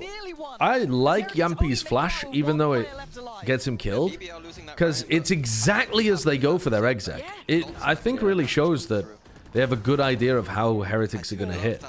It's just the player over towards Pipes was... we call it fridge. Jenny. Not something that many. But no, that is nice. Minnie's pointing out the pathing for the neon, where he goes Pipes to 410 to Jenny after he stuns Dice and Rafters. It's such great pathing for the neon. More of an exploration around the map though. Yampy judge. Looking like a 5A approach here. Yeah. Pushed up on B. Is there any worse feeling than having a judge and then go the other way? Yeah. Stanzo, look at the damage that they've done already towards Miniboot, taking him down to 75. Jenny? So they've stalled out that first wave. EDG Jenny? It's a chess game right now. BBL, no. Oh. Tried to steady the aim for the second, but it wasn't to be. But already a nice little one. Yampy is flanking into a turret with his judge. God bless. Taking a lot of damage here. Very aggro from BBL. Like, they are down to fucking scrap. Yeah, they are fucking brawling. Yeah. I feel like we might I like it. Yeah, the chess match is coming in. Heretics identified from their preparation that BBL like to play off of that A site, play more for retakes and cap that flank coming in. BBL changing up the style, keeping 1 deep on B. We keep seeing a push on B, and then 4 people stacked on the back of that A site, just ready to pull Heretics every time. This is that early testing period almost, both kind of getting a feel for each other, figuring out what's going on. And obviously the A-Site simulator carrying on here, but maybe this time we do get a bit of variety, as we do see Sheriff's out. I think I would like to see a timeout there from Heretics. You'd have hit the button. Just said what I just said. I said what I said. Just said, like, when they're a nil, they're smart enough to say what I just said. If they did it, I would prefer it on this round right now when the ecos, so that, you know, if they take it next round, it's a little bit too close. If you know what I mean? That information, kind of like, yeah, the other team's going to be thinking about this gun round. Oh! It's not pretty for Yampy there. Oh, that's not good. Recovered, but it is a player taken down. Surely that doesn't lead. Why am I hearing you fucking moan into the microphone? Did you not see that play? I saw the play. It didn't require a fucking generational moan. I mean, I was groaning, not moaning. Let me just put you straight with that one. There's a very large difference, okay? A groan. Ah! A moan. Don't give me the moan. Don't. They're very different, okay? They're super different, and you've misidentified what I was going for. Patience is going to be tested. Their resolve, and it's brilliant. I don't know if he caught it just a second before. I think Prophet just knows his Do lines. it again, Jaws, you fucking filth. Now Prophet, still farming. God damn, this guy's clean. Benji, I don't think you're going to get The one you made sounded more like the moan than the groan? No, it didn't. It didn't. You just don't know me well enough. And honestly, I don't need you to know me well enough. Like in the biblical sense, you know? Alright, so it didn't actually make a difference in the end. I was worried that they would be able to scale that judge up into something else.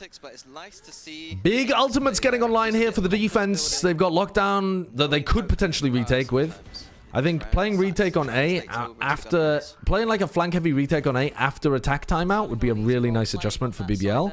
And they could do that with the lockdown.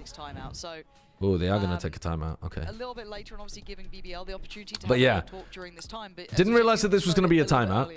But Team Heretics are going to be ready. Coming online, and it's a completely different discussion. You kind of got to go into the discussion. So Team Heretics are going to be and then park that to one side, trying to fight. But yeah, Mini's talking well here. Yeah, if you're talking about the ults as well. I mean, you don't know how they're going to use the ultimates either. They're one away from Tejo ult, I think. The lockdown, they're probably not going to play full retake completely, but you need to see if they are. Utilizing the Tejo drone on A to see if they're playing for full retake would be huge, and then trying to save as much util as possible. Do they have anything that can actually break lockdown? Yes. I don't think so, right? I wonder how they're going to divide this conversation for Heretics and where they want to put their focus. Because that's one of the advantages of running the KO. Wait, what are they running? I wouldn't put it past Heretics from being able to adapt. I think that's one of their strong suits here. They don't ever feel like they're completely out of a series, but they do need a yeah, they're running the Gecko, aren't they? They're running Gecko Tejo. This is Tejo. certainly not going the way they expected. No, absolutely. And it can't just be all off the back of Orient's clutch. I want to see it from adaptation strategy. So you're putting on Weber and Niels? Yeah, it's going to be all Weber and Niels' fault if they start losing this one. Weber, Niels... I mean, could they break it with a Mosh? You can probably break it with a combination of a Mosh and Salvos, right? The lockdown?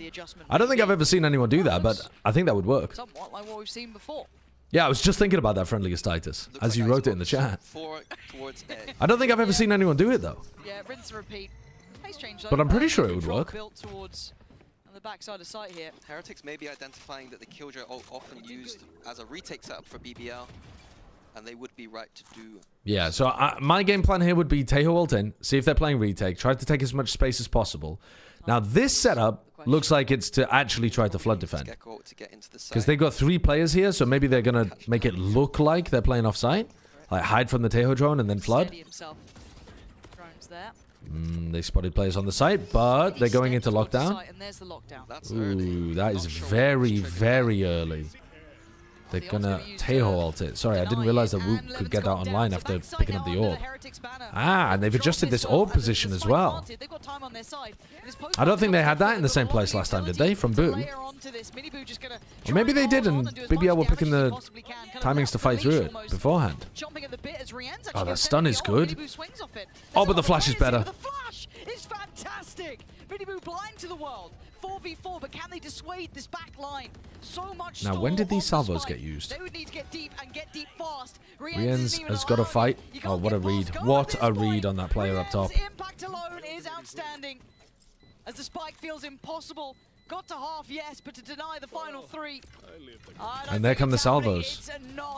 Alright, so Team Heretics just fucking threw ults at them, basically, right? I don't know whether BBL... I think BBL made a mistake with the timing of that lockdown. But... they still wanted to try to heavy retake afterwards. But yeah, they didn't have the Tejo ultimate. They were 1 away from it, I guess, on the attack side. So they needed the ult orb.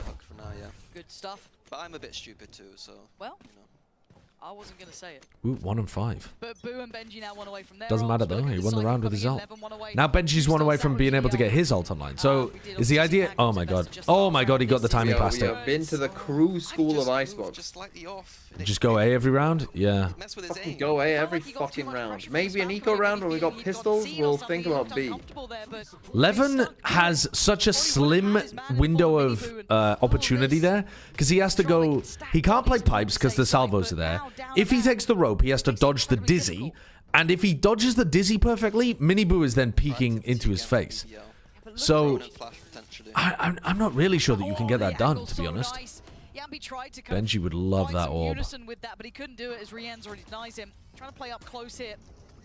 Magnum's in a Dizzy lot of with trouble. the drone. Does Pushes get away with Magnum his back. life, though. We're trying to keep some control here towards May's side. God, BBL are Social really now trying to spotted. fight They for should these. have a decent read, but they don't expect Magnum. This is such a heavy part of their ante. This swing around Maze from the other side. Yampi and Sociable doing it. Oh, no, Sociable, Magnum. Does he do with this? Spike down. He avoids all the damage because he's Neon and he can run. And he wants his man, he wants Sociable, he wants to find where Profek Oh, is as he well. should have heard him behind. Time is not on Oh his my god, side. what a mistake from Profek. And has he Making a let it slip footstep. here? What a mistake from Profek. That's, he had the round just completely. Oh, he's probably still got the round. Unlucky. Well, Profek bailed out there. And he gets the defuse. Was he on belt? Did he make a drop noise? I think he did, yeah. I think he dropped down. Coming in as the sub for Chiwa. Some fans had their doubts. I had doubts. I think a lot of us did. I had some, but I think he's the perfect substitute for this team. I don't know what the position is now, but he's been fantastic this split. And He might be playing the best Valorant of his career right now. I tend to agree, and this Yeah, I do think Magnum's playing the best of his career. Especially on that Killjoy, those lurks were always filthy. I can't believe I forgot about that. Yep. Every now and then, I do remember something. It's surprising to everyone involved. But BBL now getting a lot of ults building here, and you've got the buy on the ropes from Heretics. So BBL, look, it ain't pretty, but it's working. But Yampi can't see a thing. Oh, out in no man's land. Why are we waiting till round 8 till do that? Players so early here now. Miniboo finally quelled, denies his big springboard towards the site. Sociable, I think, is going to be spotted on that. Where does he go? I mean, he's got to swing this now. Swing? Yeah, he has to. Forward or fall away. It looks like he wanted to fight. Cooked. His hand forced Neron in the end, giving Heretics such a strong advantage. All right, but Wonder if actually Boo's getting playing the best plant fight down role is going as to well be. here. The spike goes down, I imagine. Yeah, they get it with the Best wingman. of this round for Heretics. You heard it. Rattling off the voice line, you're looking at 11 Yep, to a be bit. maybe one. Half? Hard to make Dead. this work. Boo knows his lines as well. So Magnum are removed, and I don't even think they got halfway on that. They didn't. Levin, can Oh, you go nice little nuclear? pathing from Can Levin. you be the one to save the day? But He tries to bounce out he's of it, missed the keep play on with their Snakebite, toes. and he's missed the But play time with is not on their salvos. So side. those are the A second dangerous attempt, ones. and a second wrap around this ult. Who's still Sees got nothing, Snakebite, looking man? for a body out of place here. Another. Oh, Levin! This is unbelievable! But Benji, now the onus is on you. Now the question Oh, and he's done it with 1 the HP. Red Bull clutch. Oh my god, man.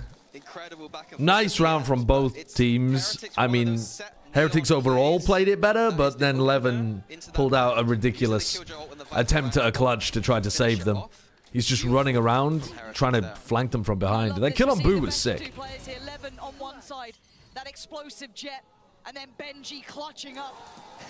Classic. Yeah, the Tejo ult was not great there from Love seeing this BBL. between the two, the best of them both. You can see what they're going for, but the problem is that Yampi just died before he could really give 37, 36, 35, 34, 33, 32, 31, Okay. 30. Heretics just have so many creative Okay, plays that in those okay. moments where the economy is not looking so Okay. good, Not for free. they can pull something there. Back down to an anti-eco for Team Heretics. It's going to be a slow round. Maybe trying to find Yampi, and they've caught him. Just Yampi- drifting towards yellow. It gives me... Playing very aggressive, isn't he? He gives me Angel Trying to vibes. find opportunities where Or maybe like there are Sadak vibes, where, you know, where the caller is just making cautious with him. questionable decisions, but he's still calling a good game. Caused fear among BBL. They put 3 bodies behind it now, leaving just Profek to defend this A site. They need to take some risk, and they've chosen the wrong site, but they've made the right. I don't think he was doing that at the beginning of the year, though, for BBL. He wasn't playing a, like, over-aggressive game individually. It's impossible. But I think he started to Not recently. lava, but it certainly feels like it, Like during that playoffs. utility just layered. And speaking of layering, look at this again. This Gonna has die kind to of spike. fallen out of favor now this round. Heretics looking to take that step back closer. Yeah, I 5-4 mean, I guess would you be a just great don't want to scoreline charge now. up the Heretics ults. Plenty of ults to be played within the next. If you give them to Boo, Benji, or He'll do Woot, any sort they of might damage actually here. have another ult by the end of the half. Yeah, any small I mean, actually, are you worried about that? silver lining to this. And you can see I don't it. think See you're the really plan worried from about Heretics Boo is and Benji. Clear as day. deep Maybe post we could. plants, leave maybe Rien's a little closer, Miniboo a little closer. Make it hard for BBL to work back in on. Nice from Levin, but it's small victories now. Yeah, possible retake there, I'd say, for BBL. Once again, Yampy trying to make plays with the judge. A little bit one-dimensional. Crazy that we're in a world where Yampy's a better IGL than Sadak. Yeah, Stiggy's fault. That was Stiggy's fault, I think. Yeah, it is crazy. Honestly, I did not have that on my bingo card at the start of the year, but it's happened. Flawed mentality. Yep. Probably why he's not a coach anymore. 5-4 though. Yeah, you say his name like Levin, apparently. We've got Magnum one off. Yampy's got his. The rest are pretty far away for BBL. On the other side for Heretics, Miniboo's got theirs. Rien's as well. I think Yampy's calling has actually been better than Sadak's, but I also agree with you that some of Casey's like game plans are bad, but then also some of that is on Sadak. You got to imagine it's not like the coaches are giving them comps and strats and stuff. What's around here, alone. BBL? K-Wolf is sitting on B alone. BBL coming over again with 4 themselves. I think they must have assumed that the Thrash was going B. I don't know. To work from, but comes the ult. Like we're playing on, like what? Dude. Like we're playing. I don't know. Okay, well, lockdown, and I don't think you're getting a mosh onto that, even if you wanted to mosh salvos At it. the same time. Well, yeah, you can't break it, even if you had an idea of breaking it. It does seem very early, though. Like, they're using these lockdowns not for retake, but before the exec even happens. Levin's done well to hold the Rian still has all of his util. That it's likely going to be this A finish. Yampy just confirming it with that. You've got to expect somebody to have pushed up. And Magnum's been playing Maze repeatedly. So I think you've got to be concerned about this. Holds for just a little longer, but he knows that his now time has gone. Looking to go 11 to pick up the pace. Beautiful correction towards Good trade. But a great trade from Woot. And they've pushed Magnum back pretty nicely. Stun after the Viper Orb goes down. Heretics not feeling safe about this, and Magnum Whoa, they're pushing it. It's gorgeous from him. Lovely little back and forth and sociable. Does he get the timing right? Oh, full blind! Full blind kills Yampy. That's fucked up, man. Yampy's having a bad enough game already. Don't do that to him. Yeah, Icebox is all about scaling and knowing how to scale together. And Heretics doing a wonderful job. Maybe Yampy needs to be jump peeking that after he flashes, just so that the crosshair placement's thrown off. Right, that scaling just feels so fundamentally solid here. For Heretics with the Am I going to be casting a Toronto? Yes, I'm going to be casting a Toronto. Even though they got close, you can still see what they're trying to achieve. So I'm wondering what BBL try and do as a reaction, right? Because we've got a couple more rounds to play with. Nice bench, yeah. So what is the game plan now? If you're in BBL's shoes here, they're taking attack timeout.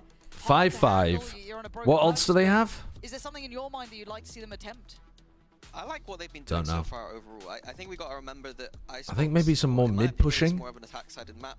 5 already on the defense. 5. They've been like a decent half already. They've been leaving Yampy really alone over towards B, but maybe trying to push A at the start of the round, and then if you meet no resistance, going out and re-clearing through mid, so that they have a flank on the B. Flood style on that A side of the map. They need to disrupt Flood on A. post-plant utility somehow if the plan is going to go down. I think it's really difficult though to play Flood because there's a Viper Orb in your face and Teho stun in your face. So trying to Flood might work, but I think Heretics are already one step ahead in terms of like how they're ready to shut down the Flood. They don't have any ults to work with either, and it's an eco. So they're taking attack time out here basically just for one round in round 12 to try to make it a 6-6 half. It is only Magnum on this side. He's going to be joined by Profek. But I think trying to get some flanks off through mid with multiple players avoids the Woot aggression. You bait out the Viper Orb, you bait out the stuns, you bait out this kind of stuff, and then they just sit there with their Salvo, Nano Swarm, Snakebite, Mosh, like that, this kind of stuff. And the idea would be that you try to put pressure with like 3 on the flank. We'll see what they do. Oh, not good. Not good. Very bad. Bad. It's gone bad. Again, I don't know that they're not happy with 5 for enter, but it's like Icebox is a fairly attack-sided map, but it's not like a guarantee that you're gonna win.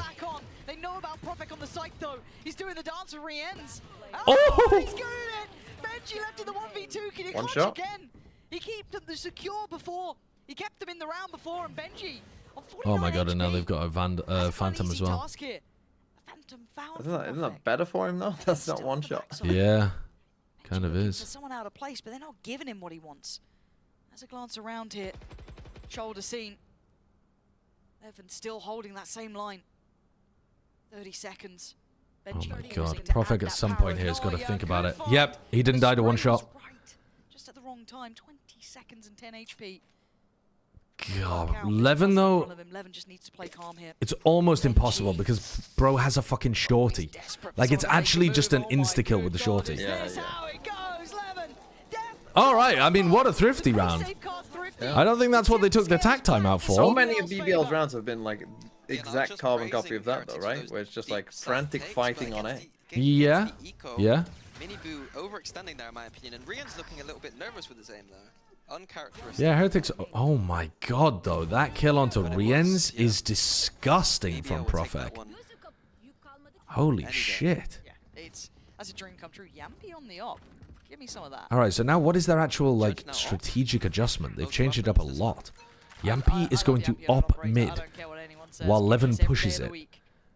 So I was talking about, on my stream, them trying to push mid more heavily, breaking the Killjoy util and flank retaking. But instead, they're just posting Yampy up in front of the Viper orb. Not gonna be a flank. No, and this is just... Well, then again, it's Yampy. Well, yeah. Maybe he's feeling Angel again. But this is basically just, you can't rotate now from B to A or A to B without crossing Yampy. Like a little gap there almost, but I don't think it's particularly playable. But that's a lot of players spotted. They know what's happening now. Oh, what? Does he rotate? Did he have his crosshair placement wrong? Was he just looking for the B players? Alright, relax, guys. You lost the previous round from over-pushing. Levin's gone down, but they still have at least a bit of side control. Two tucked towards yellow, one off towards that B-long post plant. I mean, I'd be tempted for Wu to rip the ult early here. Woot's got ult. Does he get a chance to use it? Sprays and praise. Oh my god, Benji! Heretics not again. Benji! Holy shit, what a round! What a fucking round, he's back. He almost won it round before, closing out 6. God damn. Good half from BBL though, 6 on defense, not bad. Yeah, they are keeping this one nice and close. This is what we wanted. If you want Toronto, you gotta fight for it. And we'll be back after the half. The fact he deletes the op in mid and then comes back over and clutches that in like what's basically a 1v3. Dude, he is popping off on the mic as well. I saw sit the fuck down and what I think was fucking you fucking bitch boys. But I mean, I'm an amateur lip reader. I'm an amateur lip reader, so I don't want to... That's... We're back in fucking COD days with stuff like that. Oh, he said fuck me, bro, did he? And you reckon that's what to sit down, you fucking bitch boy. I thought that's what he said, man. I thought that's what he said. Oh, God. God damn. What have Benji's stats been like for this stage? Because I know he was shit at kickoff, but I feel like he's been back. But someone was telling me that it hasn't been good for him this stage. Oh yeah, there he is. He's on a basically a 1.0 rating. 0.72 KPR, which is pretty good. Like his ADR and stuff is decent. He must just be dying quite a lot for his like rating to be that low, I guess. No, he's actually not dying first a lot at all. He's got 0.05 first death per round. But what's his KD? Normally KD tanks your rating in these things. Actually, his KD's not bad either. Maybe he's just getting a bunch of fucking eco kills or something, so the VLR rating hates him. I don't know. I'm looking at the stats and I can't really tell why the ratings would hate him. He's got 190 ACS. I don't know. Seems all right to me. Maybe it's just because KPR is a little bit low at 0.72. So I'm a little bit biased towards BBL right Don't know. now. Seems pretty decent to me though. Maybe he's just farming ecos. Good against Heretics because they're not going to get caught off guard, I don't think, by those neon set plays that Heretics have. They're going to be very explosive. He's poo-poo on Vice, that's why. I feel like a lot of the EU Sentinels are struggling with the adjustment to Vice. Defensive win rate. How many rounds? Tell me the amount of rounds that's down. Could be out like 7 rounds. I don't think it's out of 7 rounds. Oh, well, actually, it might be because they did destroy a team on attack side. Quite a large number. You know what I mean? Like, kind of useless to put the percent. Yeah. Nice early spam there. I like the way that I like framing it is percent, and then in brackets you say like 8 out of 15 or whatever. Lovely start for him. So it shows you the sample size too. Crediting Magnum on this side, he is Antonio Janice, thank you for the 27 months. Finesse and Som are so close. Do you think Som has any feelings about Bonka left over from his and Finesse disagreements about MLG? I think even if he does have some kind of feeling, he's professional enough that he'd be able to get over it. I doubt he's going to be holding a fucking grudge into stage 2 for any reason. They won 12 out of 14 rounds, says my source from chat called Chubmaster64. No surprises. Love Radiohead. Flash gonna come in and mini. Holy fuck. What? Holy shit. I mean, those are the kind of rounds that you should just never be getting that. You just shouldn't be getting that. He's sliding into 4 people. He's in the middle of a fucking square of them. You shouldn't be getting that. Yeah, beautiful flood on A there from Heretics, knowing that Gecko Flash can just do everything to retake. That's ridiculous, man. That's ridiculous. I mean, the slide off the wall as well. He's like sliding and then drifts and gets pushed by the wall, so he's not sliding in a straight line. So he's probably more difficult to fucking hit as well. Bro, that's crazy. Right now for Heretics, you got the openers in the form of like Mini Boo getting so much impact, and then you got Benji shutting down rounds. Scares me. Well, it really does scare me. But as it stands, what scares you, Sideshow? Will have to suffer through this round. What scares me in Valorant? No. Magnum exploring already. Could be in life. What you wanted to see? What scares me in life? God, timing. Oh, well, my joy is ruined. Happiness is over, and we're back. What scares human me? touch? No, I'm fine with the human touch.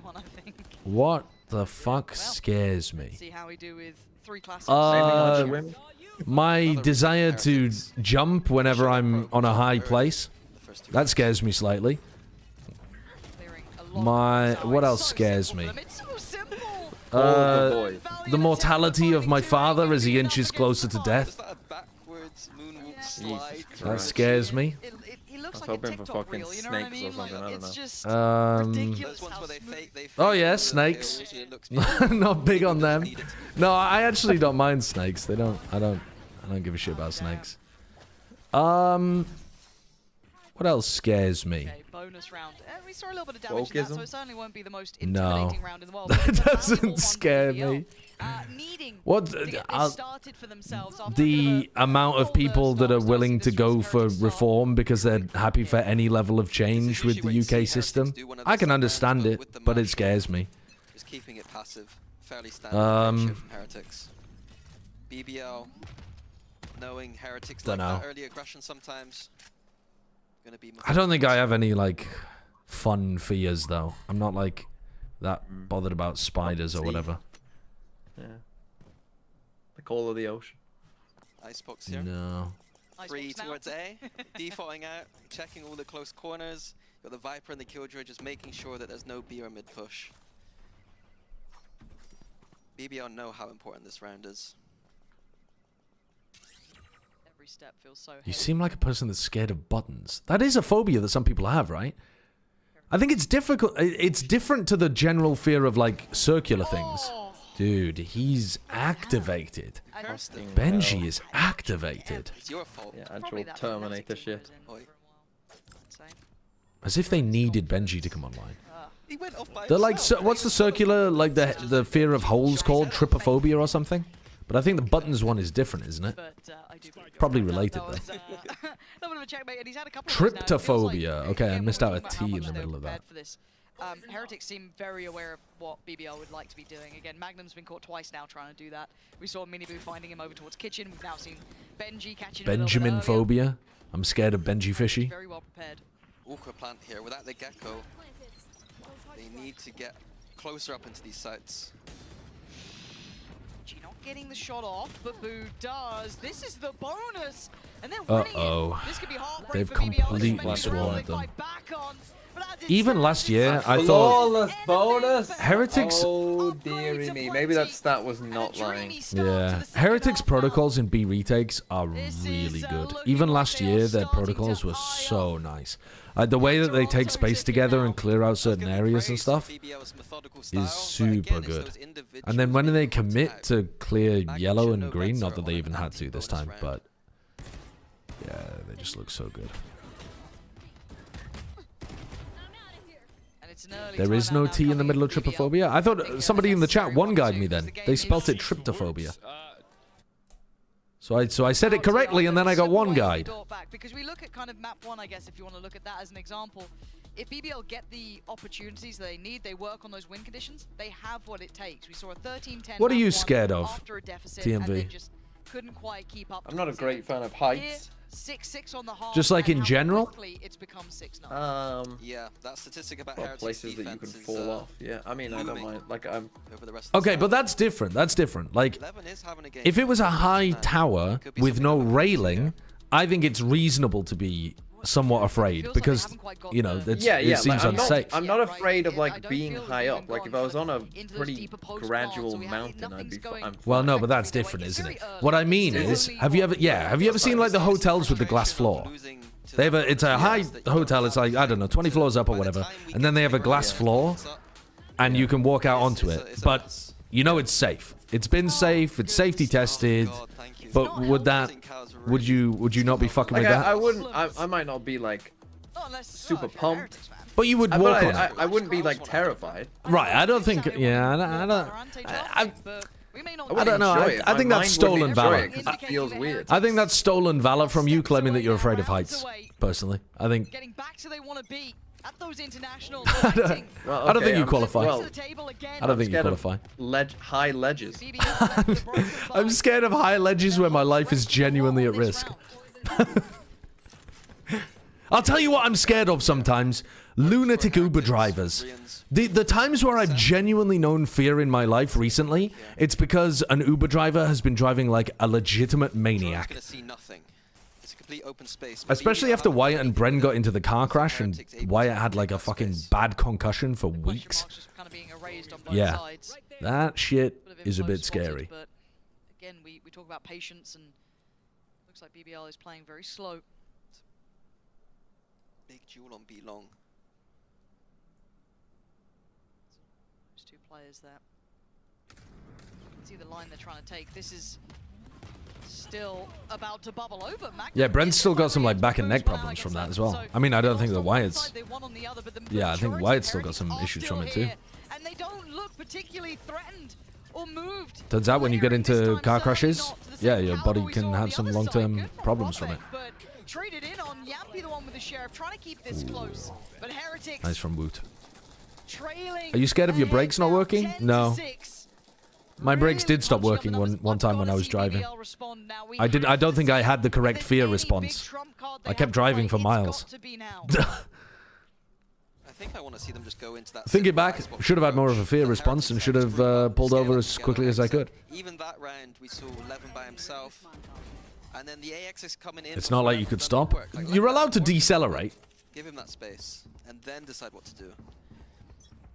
A 3 AM 120 km/h Uber ride home through 30 km/h streets. It's got to be one of the most humbling experiences of my life. Yeah, just realizing you are no longer in control of your own mortality. I mean, not that we ever are really, but especially in that kind of situation. What about the ocean? Dude, I've got a friend that's very scared of the ocean. He's from the big city, so it makes sense thematically. But I understand why people would be a bit freaked out about it. I understand. I don't think it's something that I feel comfortable about. Like the expanse of the ocean underneath you while you're on like a paddleboard or something. It's a bit freaky. Boo's still here, and they're calling the rotations. They don't know about Boo.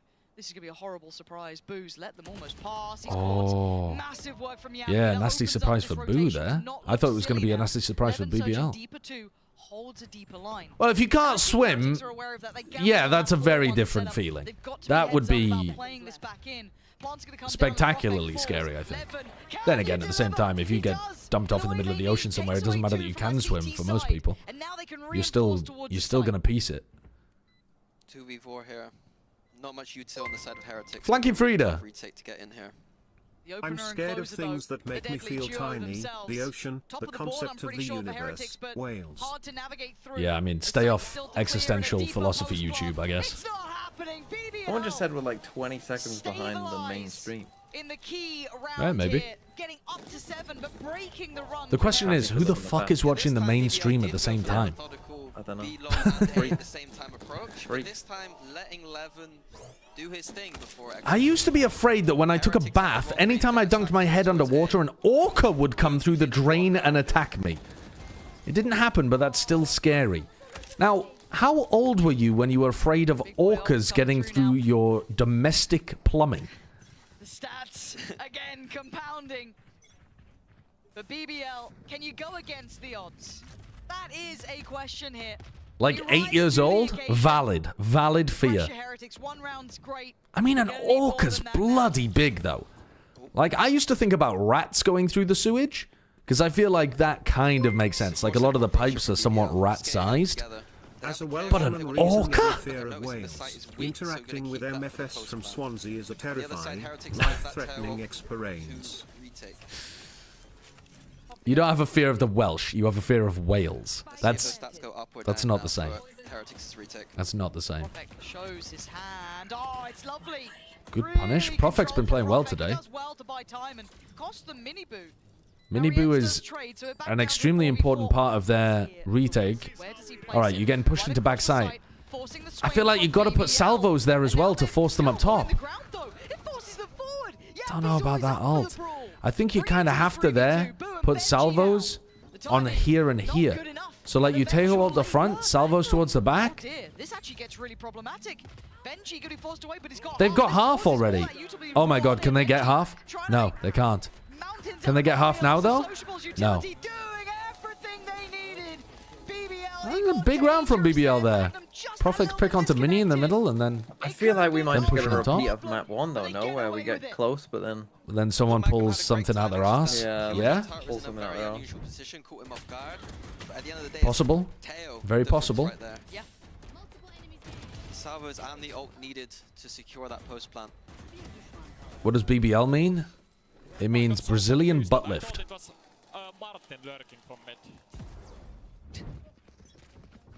I got so confused. I thought it was Martin lurking from mid. I don't think I understand that. I don't know who Martin is. So we wait and see how that Is that goes Magnum? through. And we talk about simple in approach. It looks simple, but it looks pacey. He's probably calling someone back and being like, this simply is not working for him. like, bro, I'm already here. Trying to find new ways Yeah. to approach, but again, man Or he advantage heard of the some Heretics. footsteps of Boo's a put it on side, Heretics good player and he Benji's thought it nearby was as well. Magnum. Bits of info could be Oh my key. god, that's It is. nice. Levin takes away Boo. And now with the plant down, they've got it back to this Oh, okay, that was more people than you were Still gets expecting. a man. Levin Good from making so Sociable, much. though. Out of what power 2v2 goes, again, goes but back with a out to thrash. 2v2. Not Profect exactly has the been safest sharp position in on the his world aim, to though. thrash. Yampy's Oh my still god. alive. Hello, hello, They know hello. what to do now. He's been cleared. Bro, Yampy, there was like 1,000 footsteps heading in his direction, but Has to be on his toes here. they don't know where Profec is at all.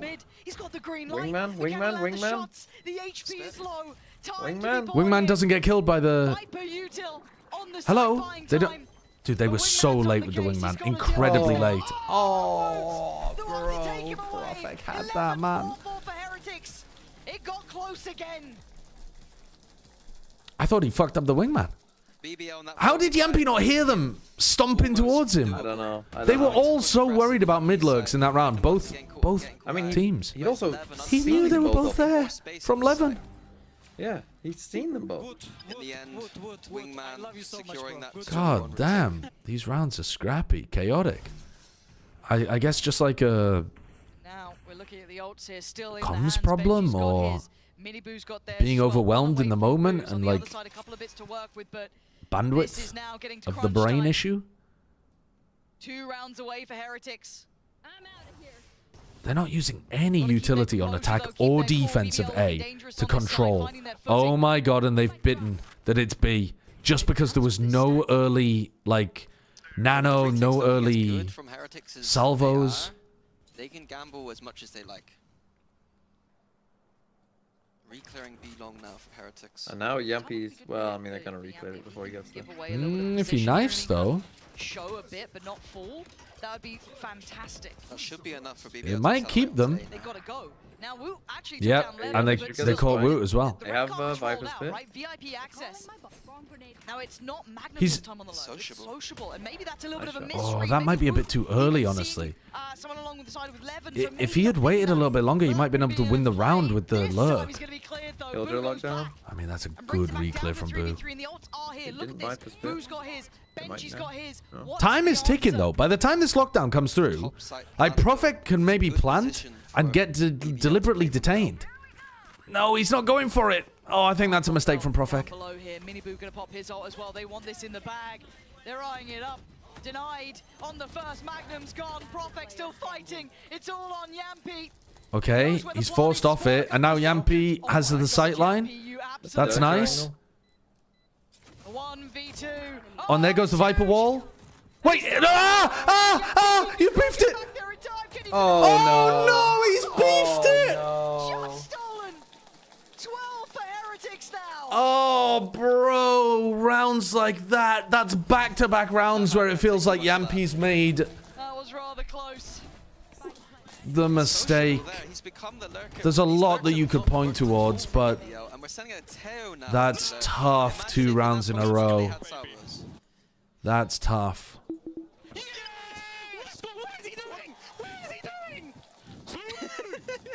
Yeah, what is he doing? You can feel it. So close now, one fucking Sue at the end. Toronto on the line. This is pressure now. BBL gonna feel it too. Miniboo even on the operator here. This is everything. A push out from Benji, a new look. He can hear all this information. Lockdowns in. Levin looking to deny Miniboo. Force them back. Yampy's one away from his ult, but I'd rather give it to Sociable here. How far do they go? It looks like they're pushing it. They're pressing the issue, and they're being. Oh, Miniboo missed. Oh, and died to the nade. Wait, that's crazy from Yampy. Redemption. Making them work for this. That road to Toronto is not easy to walk. Rien's now in a 1v3. Levin, Yampy, and Sociable against him. He's got a hard fight. The first man spotted, and he ain't gonna win it. Eco as well here for Heretics. Still a chance? There is still a chance. It's a tough chance, but it's possible. Honestly, they've looked fairly decent. They've just been making some crucial errors. Not just from Yampy, to be fair to the guy, but his are the most noticeable. Alright, so now Sociable's going to have his ult online. They can save these ults for the They've got such great post-plant ultimates here. Pit and the Taeho ult. Just don't use them for this round. Light shield, so he might be trying to be still a little bit more involved here. Rien's going to be calling in the support. A lot of pressure. Jet comps can just updraft past these it's a long rotation Taeho salvos that a lot of teams use on defense.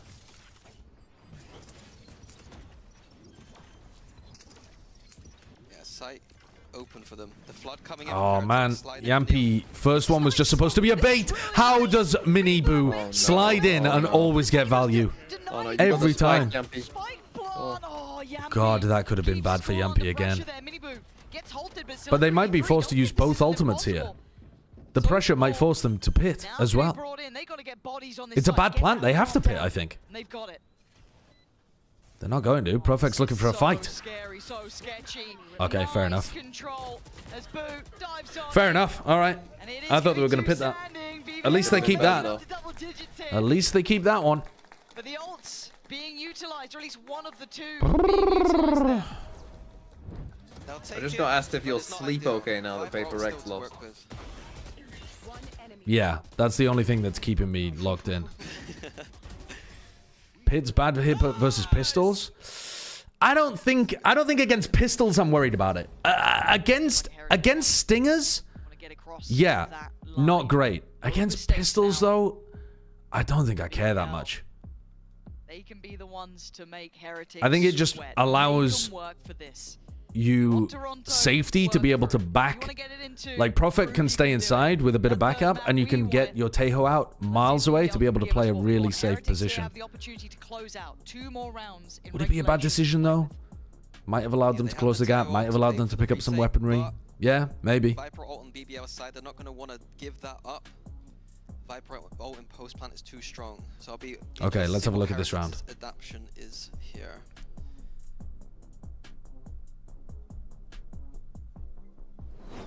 Deep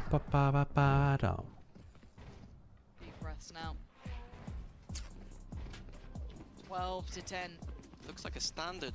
100 mini boos versus 50 boos. Who wins? Flip that around, it'd be a bit closer. Taking a few more duels towards this A side of the map potentially. Stopping BBL from scaling in. Yeah, I'm going to watch Fnatic Liquid on stream as well. I thought this game was going to be the warm-up, and it's actually been great. It's been a really nice game. Heretics have not looked as dominant, though they've had some great moments. BBL have really been bringing it to them. As long as Boo has this line on B long, they know that BBL are heavy here with numbers. You could consider a lurk, you could consider it, but it's not here. Woot is getting into an extremely committed position. Oh my god, sliding. Bringing the fight to them with a set play. I don't know about that one, but okay. I bet they've run that in scrims before, and all of the players just panic, and then Mini Boo slides in and like sprays them all through the gate. But oh, no way, no way, hold on. And now we've got to look towards Boo. Where are you? Surely Boo does not catch a timing on Profek here. If Benji makes a bit of noise and just pulls us some attention, no. Profek got caught. The pick completely dropped. Oh, he's missed. He's missed Yampy. Giving him what he wants. Profek, big impact here. Now one more chance in regulation to close out for Heretics. God damn. We're going OT. He touched the floor and died. It's like the floor was lava. Yeah. It's almost like they knew that this play was coming out of Heretics. They really did look like they knew it was coming. Yeah. Scrim sharing? Team Heretics. Yeah. Timeout. Fucking Turkish scrim sharing mafia. To be honest, though, when you see an ult like that, it doesn't take a genius to realize they're going to be pushing with it. Yeah, they're not just randomly doing that ult. This buy is not good from Heretics. Two Guardians, a Stinger. Off the back of Profek being marvelous. If Miniboo gets a kill, I wonder if he throws his gun away to somebody. Looking over towards B. God, Woot is just alone defending this. Can't even break This through little like safely. bit of silence at the start of the round is like totally getting them. Getting Heretics? Yeah, it is, isn't it? They start with a stack on like one area. 10 seconds of silence and it's like they instantly think, oh, it must be the other side. Yeah. I think Yampy's had a really good read on that. But it also means that BBL are not using very much util to take space, so if they get the gamble wrong at any point here, they could just be walking into a stack without using enough proper utility. Oh, Magnum died to the... sorry, Woot died to the Magnum lurk. Magnum's been trying to make that work a lot, but Benji's usually at his number. Taking that long road back around towards B long. Benji's looking to get his killjoy ult down, but can't. They've lost too many players already. Wow. I mean, you have to use the lockdown, but you're in a 2v5. We're going OT. Holy shit. Good first step. Takes a little bit of chip on the way, but Benji falling. Yeah, pretty sad way for regulation to end, but I think Yampy's calling has been real nice. Back in the game, doing better than map one, turning up on their choice of map. Prolongation. Great sign from BBL that they can go behind, pull it back. Ascent almost to OT this time on Icebox. BBL. Let's go! Let's go! What a treat to watch. Resilience. All right, can they get it done in overtime? Proving they're up to the test. All the pressure was on them, and they found what they needed. Yampy must be feeling amazing. Like after it looked like he'd thrown it away in round 19 and 20. They pulled 4 rounds in a row out with nice attack calling. No timeouts being used for Zoto OT yet. What? Simple approach from Heretics. 5A this time it looks like. And BBL rotating. BBL are so ready. BBL have got the read. This is all they did. Yep. I mean, this is bold though to not think that anyone could be like lurking B at all. But I get it. Hello. Learn that one. But they're all in fucking mid. Well, yeah. They know. But the fact that look, they're playing on rafters to flood. Oh, they dodge it. They're out. And they kill. Where's the stun? They get in front of the stun. Beautiful from Levin. What a fantastic idea from BBL. But it's still a 2v2. Oh, and they just lose everybody. And Benji just wins the round. All right, fair enough. It was always going to be risky, though, because you're trying to flood in against a team that throws really good util to stop the flood. They have the Viper Orb at the beginning, and then they have a Teho stun afterwards. They're throwing a Dizzy into your face. Like, it's a sick attempt at an anti. But I guess everybody after Levin just got smoked trying to follow him up. What happened here? Oh, I mean, that is nice from Benji. The kill on Yampi's one thing, but collecting Profect too. Holy shit. 12 to 13 now, one more round for Heretics, but this was the side they couldn't quite close on. Oh, but this time, Boo off to the races. A 1-for-1 trade. Okay, you've lost your Viper though on the defense side. Yeah. But at least I feel like force them to use util now. Dude, Yampi could make such a nice mid-round call here of going back over to A. I feel like A is so weak when the Viper dies. Still trying to send it. You know though, he shot off Benji again. The final boss, it feels like when the stakes raise, so does his gameplay. Matching it in quality. They have no intention of leaving. Just Woot hit, still controlling the corner being a problem. And it looks like BBL are starting to really stall out here. They got to make a go of this. 50 seconds, they could change their minds. But with only 3 players, what are the options? They're going back in. Flash through the wall, it's all on this. I mean, this just looks like Heretics have had a pretty easy defense round there. That's unfortunate, because Yampi was calling such really nice attack rounds, and then he just called a bit of a stinker attack round in OT. The defense I like, even though it didn't work. But that final attack round was not the best. All good. I mean, that was a great little match. I did not think BBL were going to put as much of a fight up. A lot for them to look on and be proud of here. But the storyline, let's fucking go to Toronto. Let's fucking go. At start of the year, something they can forget. God, I love watching this team, man. In Toronto, and how far can they take this? Yeah, this was the good outcome, I think. Yesterday, worst day of Valorant of all time. PaperX win. The train gets through to Toronto. I'm boomed. Awful matches in EMEA. I lose the ranked games. Now, today, holy fuck. Get to watch PaperX lose to RRQ. Oh, cinema. Get to watch Team Heretics 2-0 and go to Toronto. Cinema. Get to watch Liquid beat Fnatic. Well, actually, I don't care who wins that next game, but I think Liquid will beat Fnatic. Dude, cinema, guys, cinema. You do remind me of Vince McMahon. So excited. On that Jet. Oh yeah. The Jet operator. Just all of them, like you said, all of them had their moments today. God, that has got to be such a moment for Heretics. A really hard You're a PaperX hater for no reason. It's so true, honestly. It's so true. They actually played really well today. I did enjoy watching them. They went back to the drawing board and they brought themselves. They played some nice Valorant. To be honest with you, they played some nice Valorant against DRX too. I was just molding. I don't think that Estrella called the greatest game on the attack side yesterday, but to be honest with you, I think PaperX are just better. For sure, but when they do have a little bit of time to go back and look at those maps, Weber and Neil are always bringing out. I have reacted to the EMEA Masterclass drama. If you went back to the beginning of the VOD, you can find it. I don't think it's a 45-minute tech pause. If it is, I'm going to go and make dinner.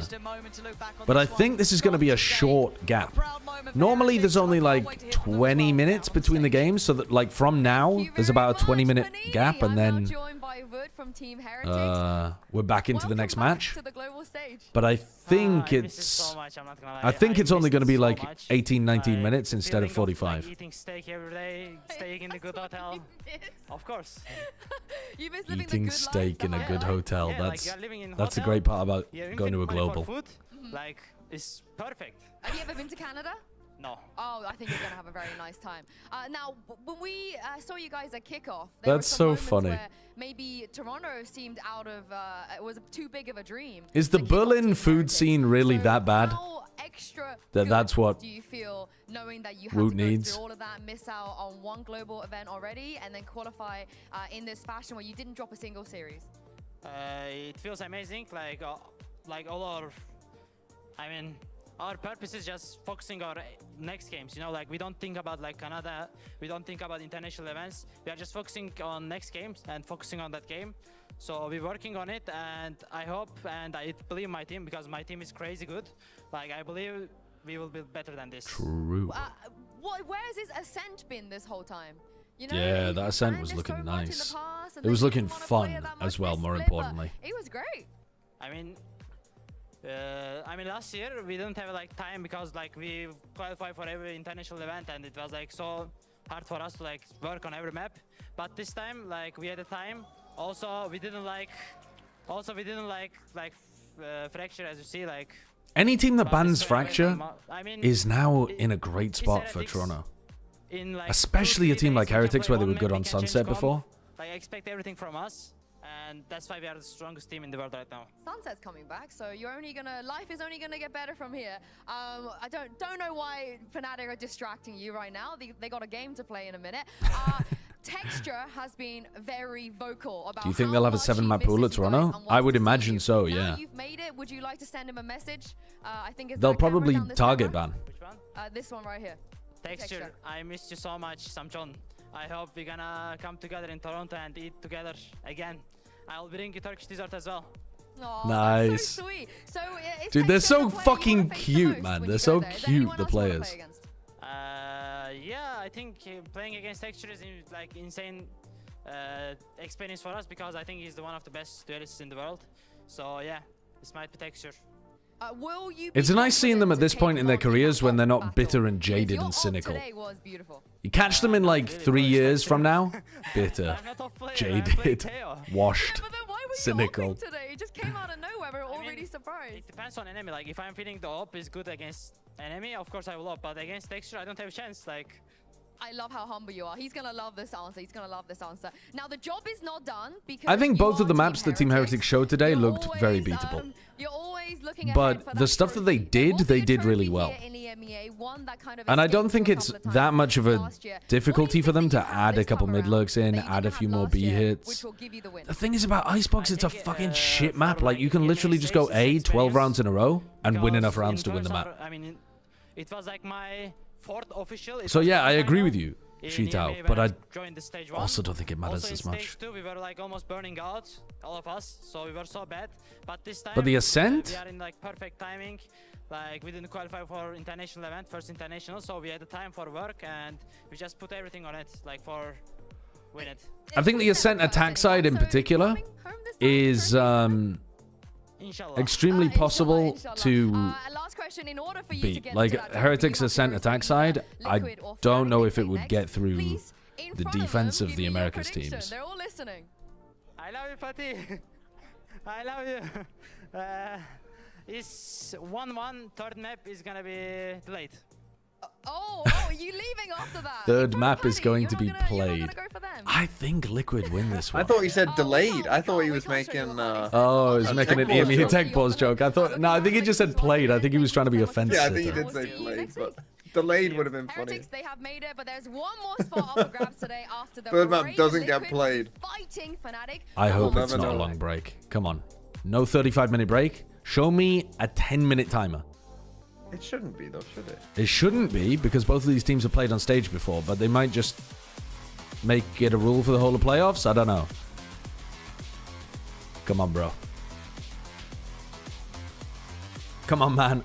All I want in life is a small countdown timer here.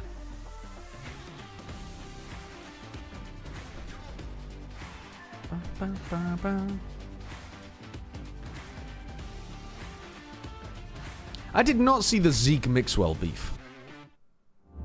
Surely that is... Like, why would Zeke and Mixwell piggyback off the Vitality beef to have their own beef in the comments? It just doesn't make any sense to me why it would have even happened. Red Bull gives you wings. Alright, what is this timer? So this is 2 minutes until we get back into the desk, and then how long is the desk timer gonna be? What is this then?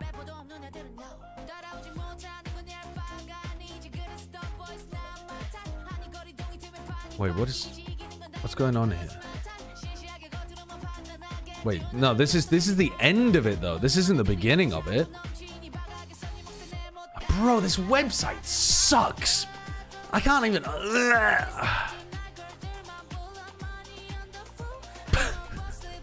Now, why would I click on a link that says Aura with cat and think that that was actually going to be a relevant tweet? Why would I do that? And yet I'm actually happy I clicked it. This is much better than any kind of Mixwell or Zeke beef that I could have clicked on.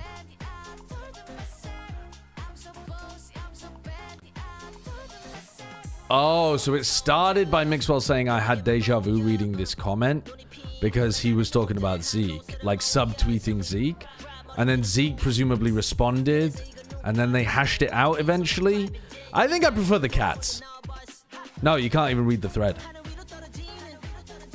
Because you're not logged in? Yeah, because I'm not going to fucking log in. Fuck this website.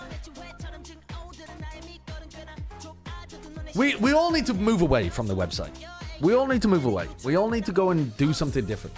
I don't care. Like, somebody needs to create, like, I don't know, a pros-only segment of the VLR forums. Has anyone ever pitched that?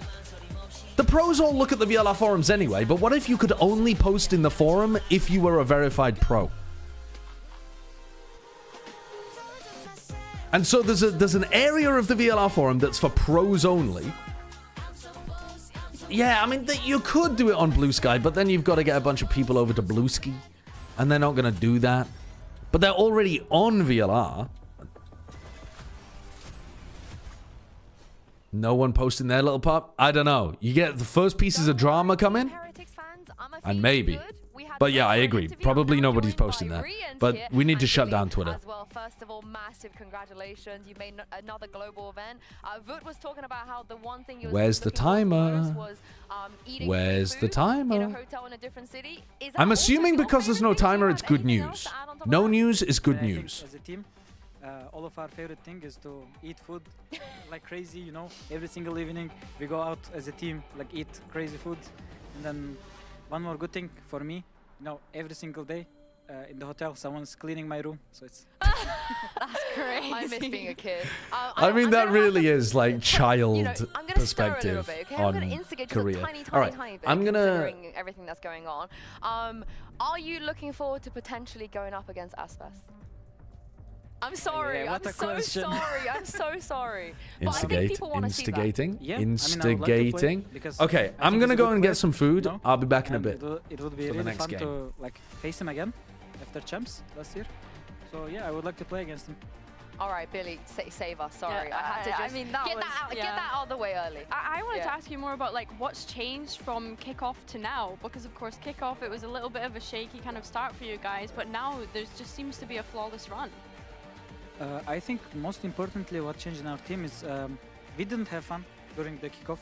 Like we were working, but we didn't enjoy the working, you know, like every single day everyone was depressed, mostly me, I'm not gonna lie. And like it was just bad. And for me, if you can't enjoy the process, you cannot enjoy the results, you know. So what we focused on stage one, like we had a lot of talks with the like teammates, team, like coaches, everyone. And then we just fixed our problems. And then, yeah, now we're enjoying every single day, you know. We're back. I was going to say, you're feeling better now, right? Yeah, okay, good. We are back, baby. And speaking of having fun, I don't know how you can not have fun when Benji's on your team, because this guy, he's always smiling, he's always being a little bit goofy, and he was always doing things like we saw on Icebox. I want to give me through your thoughts of what was going through your mind. How did you react to when he clutched this up in round 8 earlier? I mean, for me, Benji is an amazing player, you know, and I always expect him to do some crazy things. Like, when I watch him, even 1v5, 1v2, 1v3, it doesn't matter. I just believe, like, he can just win, you know? He can just one-tap everyone and win. And the second map, I'm not gonna lie, not only that round, but he had also a crazy round on attack, when we were playing attack. On overtime, I think, yes. It was, yeah, yes, it was yes. overtime. I think overtime, and he got 3k. I think he saved us, like, it was very needed save, you know? And he saved us. Thank you, Benji Fishy. I love you. I mean, you all take turns, I think. Sometimes it's you know, sometimes it's Boo has, God knows how many crazy rounds Boo has had at this point. Earlier, we had Gorilla from Koi, Coach Gorilla, here with us, and he spoke about how you're the best initiator player in the world. You're even better than Trent. How do you feel about, you know, potentially earning that title? And do you also think that you're probably the best initiator in the world right now? I mean, I actually don't think that I'm the best, but I'm just working hard. Like, I just try to improve myself every single day. Like, I still keep playing ranked and stuff to improve. I still watch other initiators game. For example, Trent. I mean, you already said, but like, I think Trent is like amazing player. And I said this before, but like, he was literally my idol before. Like, Sassy was the first my idol, and then the second one, when I swapped my role to Breach, I was watching all of his game on Breach. Like, he was so good. And now, I mean, I wouldn't say I'm the best, but I'm just working hard for it, you know? Be a good matchup again, you know, when you guys play each other again, a little head-to-head, we look forward to it. And we also really liked some of the ideas you guys brought today, going back to some of the older Icebox stuff we saw at Champs. You're playing the Gecko again. We have we're showing some of this, so talk us through this. I mean, I think our coaches like Gecko so much, and then they were keep saying that we have the best two Gecko player in our team is Wood and me, like basically. And then like they always wanted Gecko, but I was playing Sova, and then we just decided to switch because we had a lot of great stuff from before, you know. And then we mixed the comps kinda, like Teho, Gecko, and then it was just good. Do you have a preference between the two? Do you prefer the Sova or the Gecko? Personally, I like Sova more, but for the team, I will say Gecko because it helps more, you know. For example, in the first comp, like, you kind of don't have flashes. I don't count Vice Flash as a flash because you cannot use it while attacking. But like Gecko is easier to attack, or like easier to do some setups on defense, for example. So I would say Gecko for the team.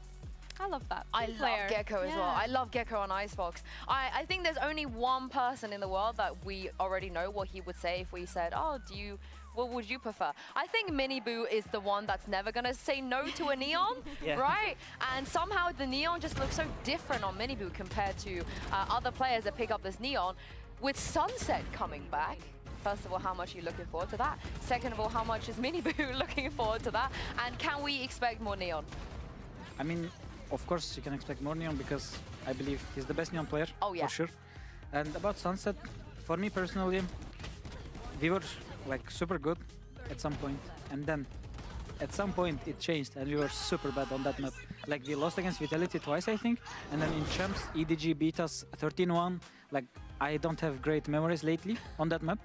So I would say, like, I was not... You don't want to reclaim your throne? I mean, that's actually, good mindset. Yeah, actually, I wanted to come back. Yeah, we will be the best again on Sunset, no problem. I love that. I was going to ask you about that. Do you feel like any sort of pressure now going into Masters Toronto? Because, of course, the last grand final that you guys would have played in is that Champs Grand Final. So how do you feel going into EMEA Grand Finals and potentially getting your first title?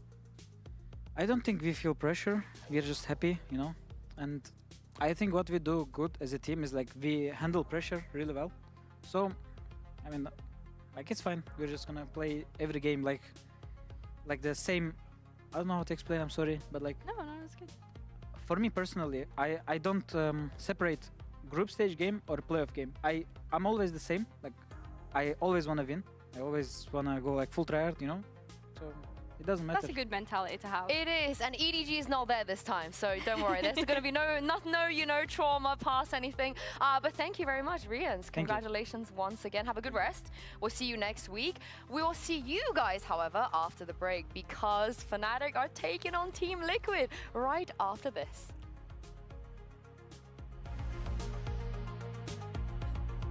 While he's waiting for this.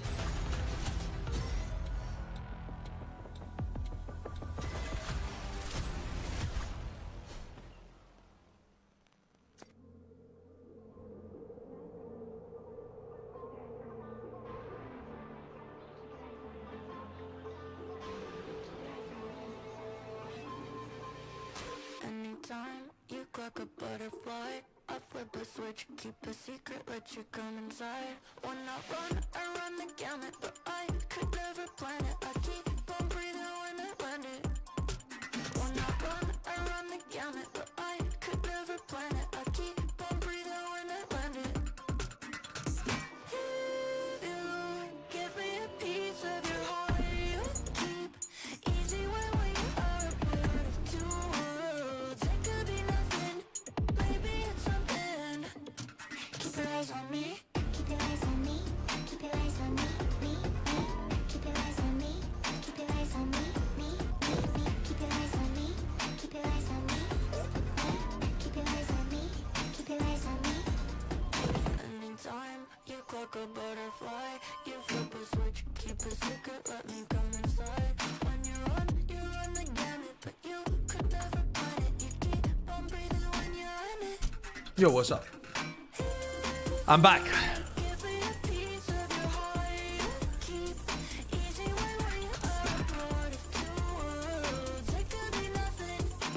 I gotta say, I think this is my least favorite Valorant song.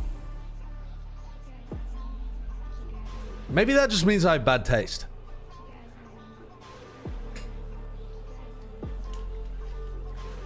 Yes, spit, rage bait, L take, kek W, based, fuck you. Controversial. Controversial. A rare take that has split the room. Absurdly? Is that because you saw me say I liked it? No, I just saw that people were discussing whether or not they liked it. And I wanted to weigh in with my awful take. But as you all know, I mean, my takes on music are appalling. So, I'm surprised any of you are even paying attention to what I say. NB phobia. That is not the reason for me not liking music. Not only will this match determine which team will be the next to make it to Masters. Although I gotta be honest with you, I don't think I could name an NB artist that I listen to. Not deliberately, just because I don't think I know any. Who are some big or good NB artists? Where do we even start with this? We see this all the time, but it always delivers. 15 minutes! They fucked us, bro! They fucked us! And especially with the form that we're seeing from both of the teams. Because it's already been like 20 minutes, hasn't it? Smashing everyone in their group, but one of them. I mean, it's going to be one of the better showings that we've get. It never gets old, and it only gets better. It's almost been a year. This is. And we get to see it now. Yeah, I'm super excited. It's more like a 35-minute break. I mean, it doesn't look like a. I don't know. It's not a 45-minute break, but they've definitely given us a longer break than the other, really. Usual. Considering the Liquid will be coming into first seed, I think the stuff that we did earlier worked. At least Heretics, first seed curse doesn't exist. Let's see if it applies to Team Liquid as well. Of course, they played against each other so many times. I've listened to a bit of Sam Smith. I think I got put off because the first funeral of my friend that I went to, they used Sam Smith's. What is Sam Smith's song that like was ultra mega famous? That's like "Stay With Me." I think it is. Usually both of them go, you know. And I think it just kind of put me off. If you take a look at the ones that Team Liquid win, it's I didn't the really like finals, right? their Like music. we see a final here, another. So it's when the match actually gets elongated that Team Liquid is most likely to get with the victory. It's after they both I can understand why people would like it, don't meet but each other until they both qualify. it's not for me. Well, I'm looking at that grand final in 2023, and I mean, Fnatic went on to win that Masters anyway, even though they lost that grand final to Team Liquid. And I mean, last year's results, maybe Mystic and Enzo Demi just Lovato. failed the curse against I don't know against Demi the former Lovato. team, so didn't pick up any last year. I mean, I believe. I was just talking to my wife earlier about Aerosmith. I couldn't believe. I mean, I don't know very much Aerosmith. I only know Aerosmith. You don't know Demi? No, I have no idea. I mean, I recognize the name vaguely. Fnatic, they are the first Roadmains, thank you for the 3 months. To reach 50 wins. And they've done it with, you know, a couple of different iterations of this roster as well. And just to put into perspective how impressive that is. Yeah, sorry, Aerosmith. We were talking about Aerosmith because I didn't realize. Let me explain how we got here, by the way. I was talking about I was talking about, dude, we actually had the most weird discussion this morning. Hold on. My wife asked me, do you visualize things? And I was like, yes, I visualize things. She was like, do you visualize characters when you're reading books? And I was like, yeah, I do, but I don't visualize the details. I don't visualize faces, and I don't necessarily pick out the exact details. Like, if the book says that they have dark hair and blue eyes or something, I'm not necessarily visualizing that. I'm just visualizing kind of a tone of a human, more so than the details of a human. So we were having that kind of discussion, and then I brought up an example of where I was thinking about an elf from Eragon. So I don't know whether you guys have ever read Eragon. When I was like 13, that was like the big thing to read when I was at the perfect age to get into that. And so I was talking about the fact that one of the elf characters in that has dark hair, dark features, but I didn't think about the character like that because my brain had already been overwritten with like blonde, fair elves from Lord of the Rings. And so I was thinking, oh, blonde hair, elf people, Lord of the Ring, and so that's how I visualized the elf, even though they've actually got darker hair in the story.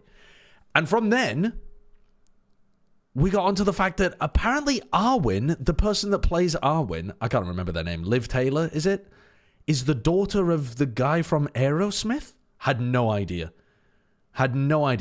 Liv Tyler, sorry, not Liv Taylor. I had no clue. Is that a well-known fact? I didn't think there was any connection. Apparently, that she was in multiple music videos for them too. Anyway, we were talking about that, and she told me that Aerosmith had been around for 40 years or something. I was like, there ain't no way. Ain't no fucking way. Aerosmith is just like, I don't know, a band that put out a couple of hits in like the 80s or something. They put out like a banging hit. Dream On, I think, was from 1973. And then, what's their, like, romantic song or something? I can't remember what it's called, but it's from, like, 1998. They're spanning 35 years. Oh, I suppose that's 25 years, isn't it? I'm an idiot. But they also had other hits in, like, 2001 and stuff, too. Yeah, the song from Armageddon. But I don't think it's called Armageddon. I Don't Want to Miss a Thing. Yeah, that's what it's called. But the idea that the band has been like putting out songs that actually, you know, I'm going to use the word charted, but what I mean is like are popular and stuff. That's mad. For like 25, 30 years, they were putting out hits. That's ridiculous. I don't listen to them very much, but now I'm going to have to go and do my routine with Aerosmith. I'm going to have to go through the entirety of Aerosmith's discography, and I'm going to have to listen to them all and figure out whether or not I like them. And if I like them, I'll have to skip them and add them to the playlist. And if I don't like them, I'll have to endure them. It'll be fucked up. Have to. Yeah, I'll have to. Anyway, there was no point to this story. It wasn't necessarily a funny story either. I just learned some weird things this morning that changed my view on actors and bands that I hadn't really thought of ever. One guy, he's looking to make his 4th straight global event. It is Heretics, and this is what he had to say ahead of today's game. I'm now joined there is still time for you to change into a normal music listener. I don't think there is. Been a while since you played against Fnatic, but you've traditionally not really struggled against them. You've had some really good results against them. How are you feeling this time around? And I guess with how they're doing right now as well, what kind of opponent are they today?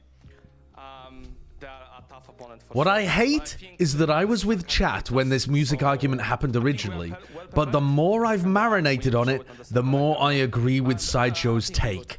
Yes! We won one! Yes! We won one over! Yes! Fuck yeah!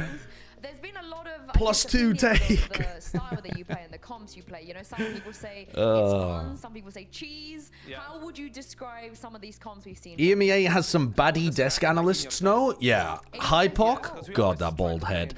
Tombiz? Oh, that fucking bald head, man. Now, us being weird about the women on the broadcast? Ain't gonna happen. Ain't gonna happen in my chat. But you can horn dog all you like over the fucking the bald heads. Okay, you have two different plans. Yeah. How do you personally fit into this setup in terms of being Bald equals baddie? Oh, I must have just misread it. I thought they said baldies. At the moment, but he's nerfed to the ground, so I don't know what I'm gonna be doing in the next patches. But yeah, I'm chilling on Tahoe right now. Where's the equality? Yeah, I'm afraid I don't think we're grown up enough to have equal discussions about objectification. I think at the moment we're immature enough that we can only handle ironic objectification in order to highlight the problems with actual objectification. When we are too calm, I think that's when I come in and... Is there some way that you can shave and steal TMV's hair and turn it into a wig so that you can wear it? I think that would be assault. He kind of puts us into the motion, into the position, how we should be playing. But going up against them in the Vibes play match, I think we are winning. I mean, there's a do the chatters know that me thirsting over Tombiz is ironic? I think they do. Listen, I don't mean that as an insult towards Tombiz, but if they don't realize that, then I guess they've just been assuming I'm a fucking freaky little bi weirdo. I don't know. Of course. In what sense? Sell it to me. In every sense. In every sense. In vibes, in gameplay, in every sense. Are you a Cats fan as well? Oh yeah, 100%. I love that. And very Are you not? No, I'm not. For Masters Toronto. I don't know. I am freaky. No, never been to Toronto. I am freaky and I am a weirdo, but unfortunately I'm straight as they come, I guess. I think like it would be the most hard to get and the most valuable, honestly, because rewarding, yeah, because it would be the 4th one in a row that I would play and qualify, so it kind of means a lot. Oh well, I can't wait to see if you can make it. I guess, yeah. Thank you. The vibes seem pretty good with Paddy, but are you on the side of Is there a player that you can't stand? Oh, it's no. too difficult. Are we just What's strange is though, there are coaches that I can't stand. But I don't know why I draw the distinction between like I guess to me, because I'm forced to cast the players, I view the players in some sense as like they are portals to me doing my job, whereas the coaches I think of more as humans. I know that's a really fucked up way of thinking about it, but I try to not think about the players so much about like their actual takes and philosophies and the way that they interact with the world, etc.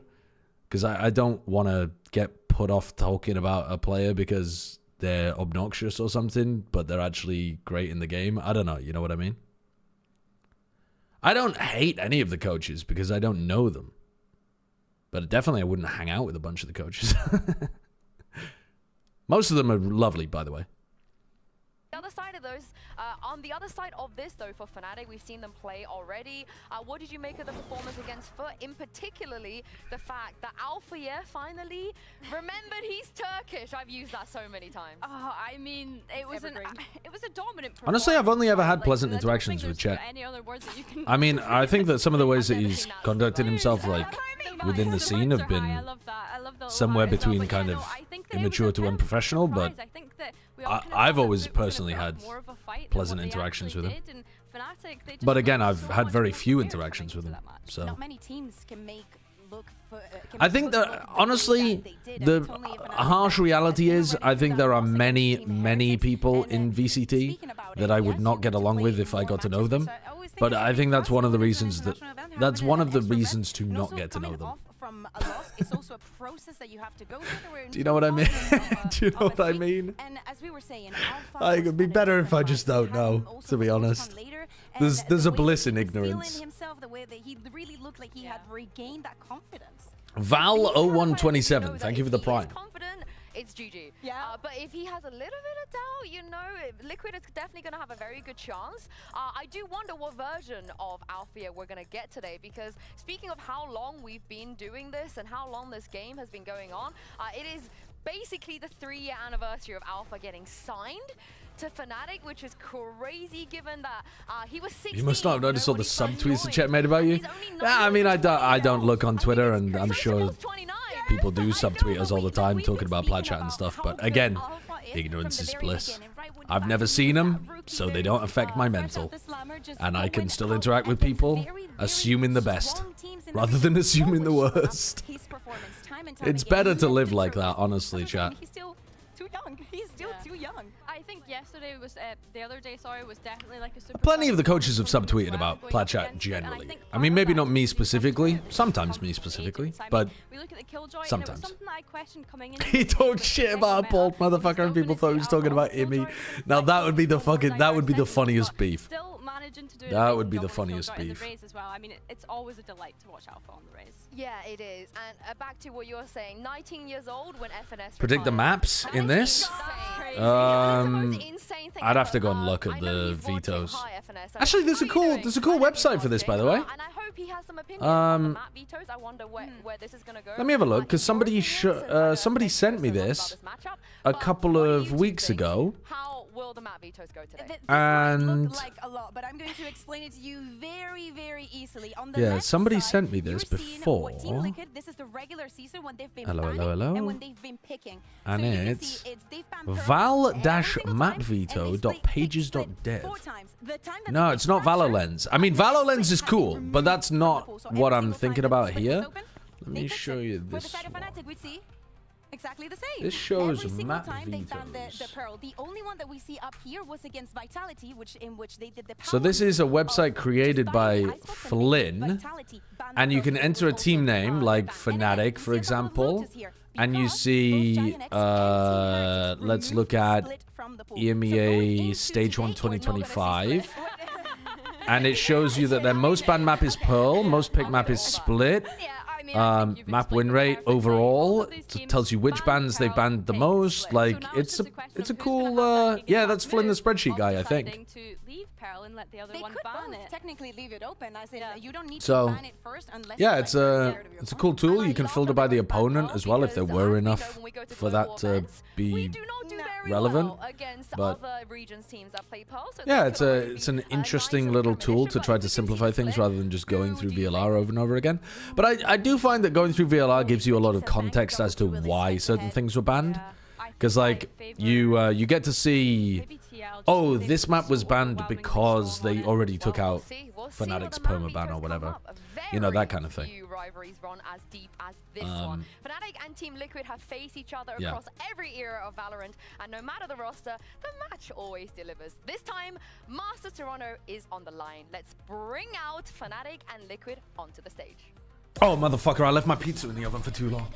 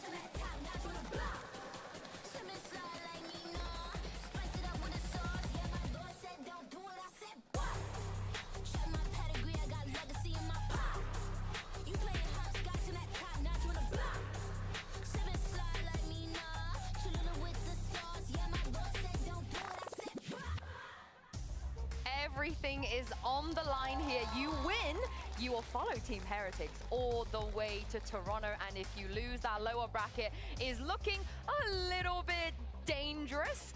But let's talk about the map vetoes here, what we're going to see. The split is what you both think is coming up, but the question is, who's picking it? Well, Team Liquid, actually, who had the advantage, won the coin toss by default because their seed 1, choose to be Team A and ban the Pearl. And yeah, split is there. Yeah, I mean, that's not surprising. Like I said, this is Team Liquid's strongest map. It's got a 100% win rate in kickoff and stage 1, but Fnatic finally decided to play into that Icebox. We that was haven't pretty seen that accurate from them so far, and I think that It worked. What did you prepare for? It worked. It's a power move after power move. You see Team Liquid being like, we want. By the way, you were trying to see the RAR of Stage 1 earlier. Top 5 of EMEA right now. Akiko, Ara against Sociable and Miniboo. Yeah. Ara was playing pretty fucking well for Giants. Small sample size, but yeah. Alright, what's going on here? So Team Liquid got rid of Pearl. Fnatic decided to send us to Fracture instead of Lotus at the end. Having played 2 days ago, okay. I think it's a risk. I think it's always going to be a risk for a team to go into a high pressure situation like this and play a match. Giving Fnatic their Lotus and then this entire split.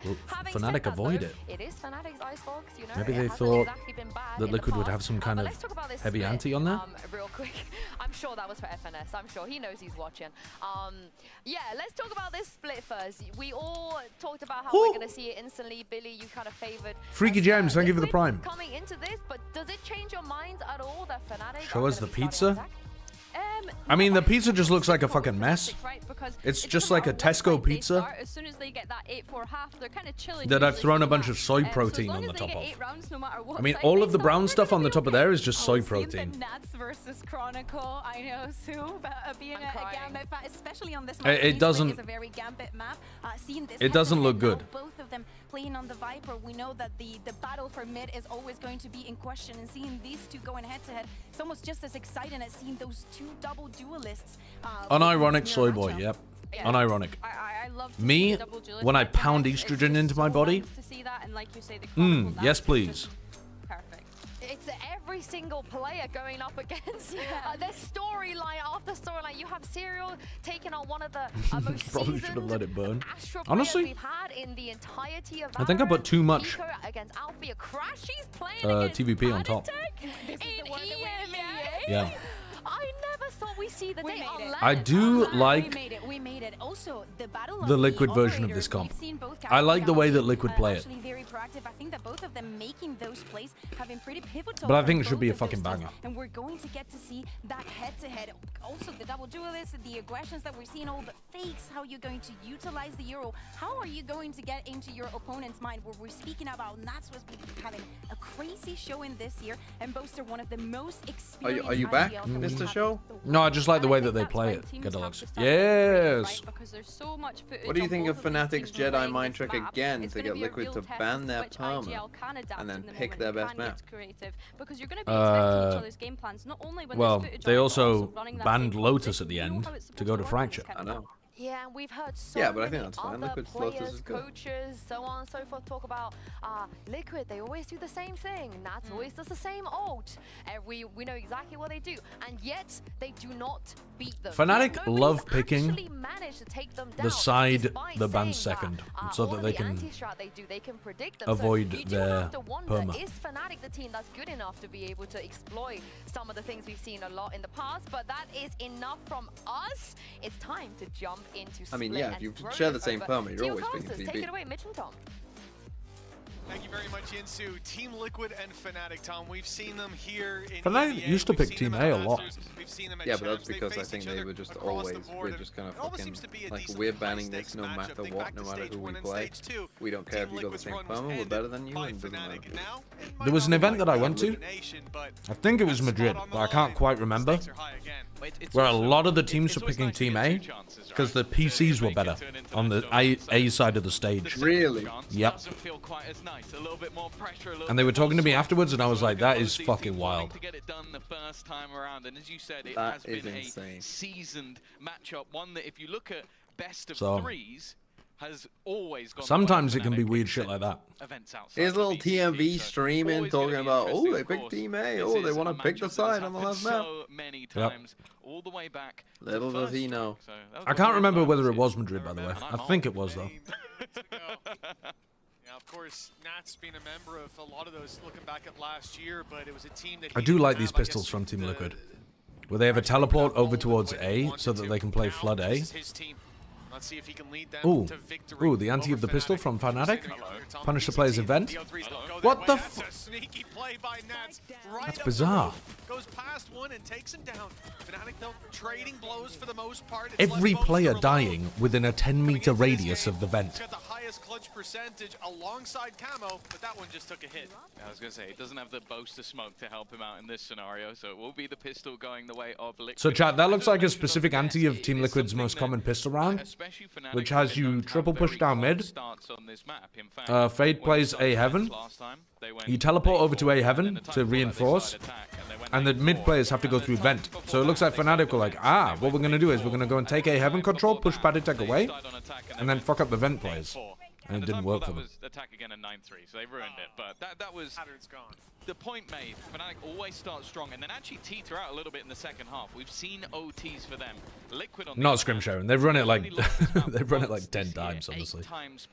Which is definitely the most run pistol in this map on defense. Versus EDG. So I mean, EDG, you know, kind of a good team. Not anymore. Make it to Masters though, which is What's your expectation for this I still game? can't believe that's a thing. It doesn't make sense to me. I would be. Champion's curse in full force. For now, though, I would be course, shocked minor if Fnatic investments. won 2-0. It's an opportunity. There's a especially world with where Kiko Liquid win to try and 2-0. farm up some more. Perhaps if they, win a Got lot of that pistols outlaw as in well. play. Shots fired. But Come on, most hit. likely 2-1. Doesn't get the ult. And Fracture is scrappy.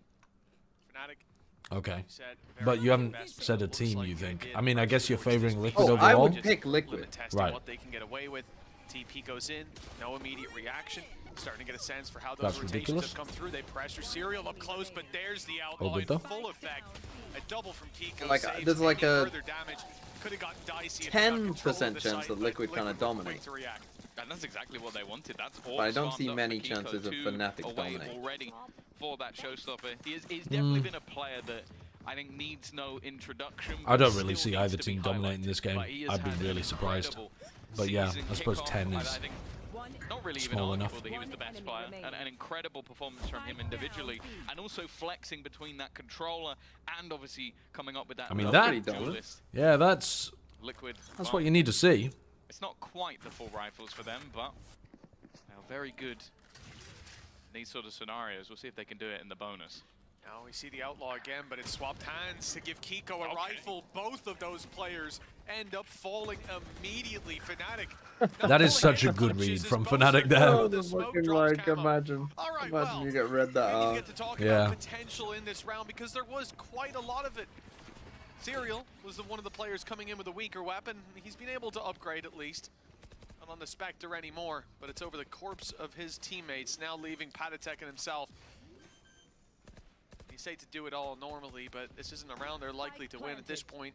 The question of damage comes into play. You really want to see some of these players fall for Fnatic. Crashy's low, 10 HP, Boaster on 55. There's definitely potential.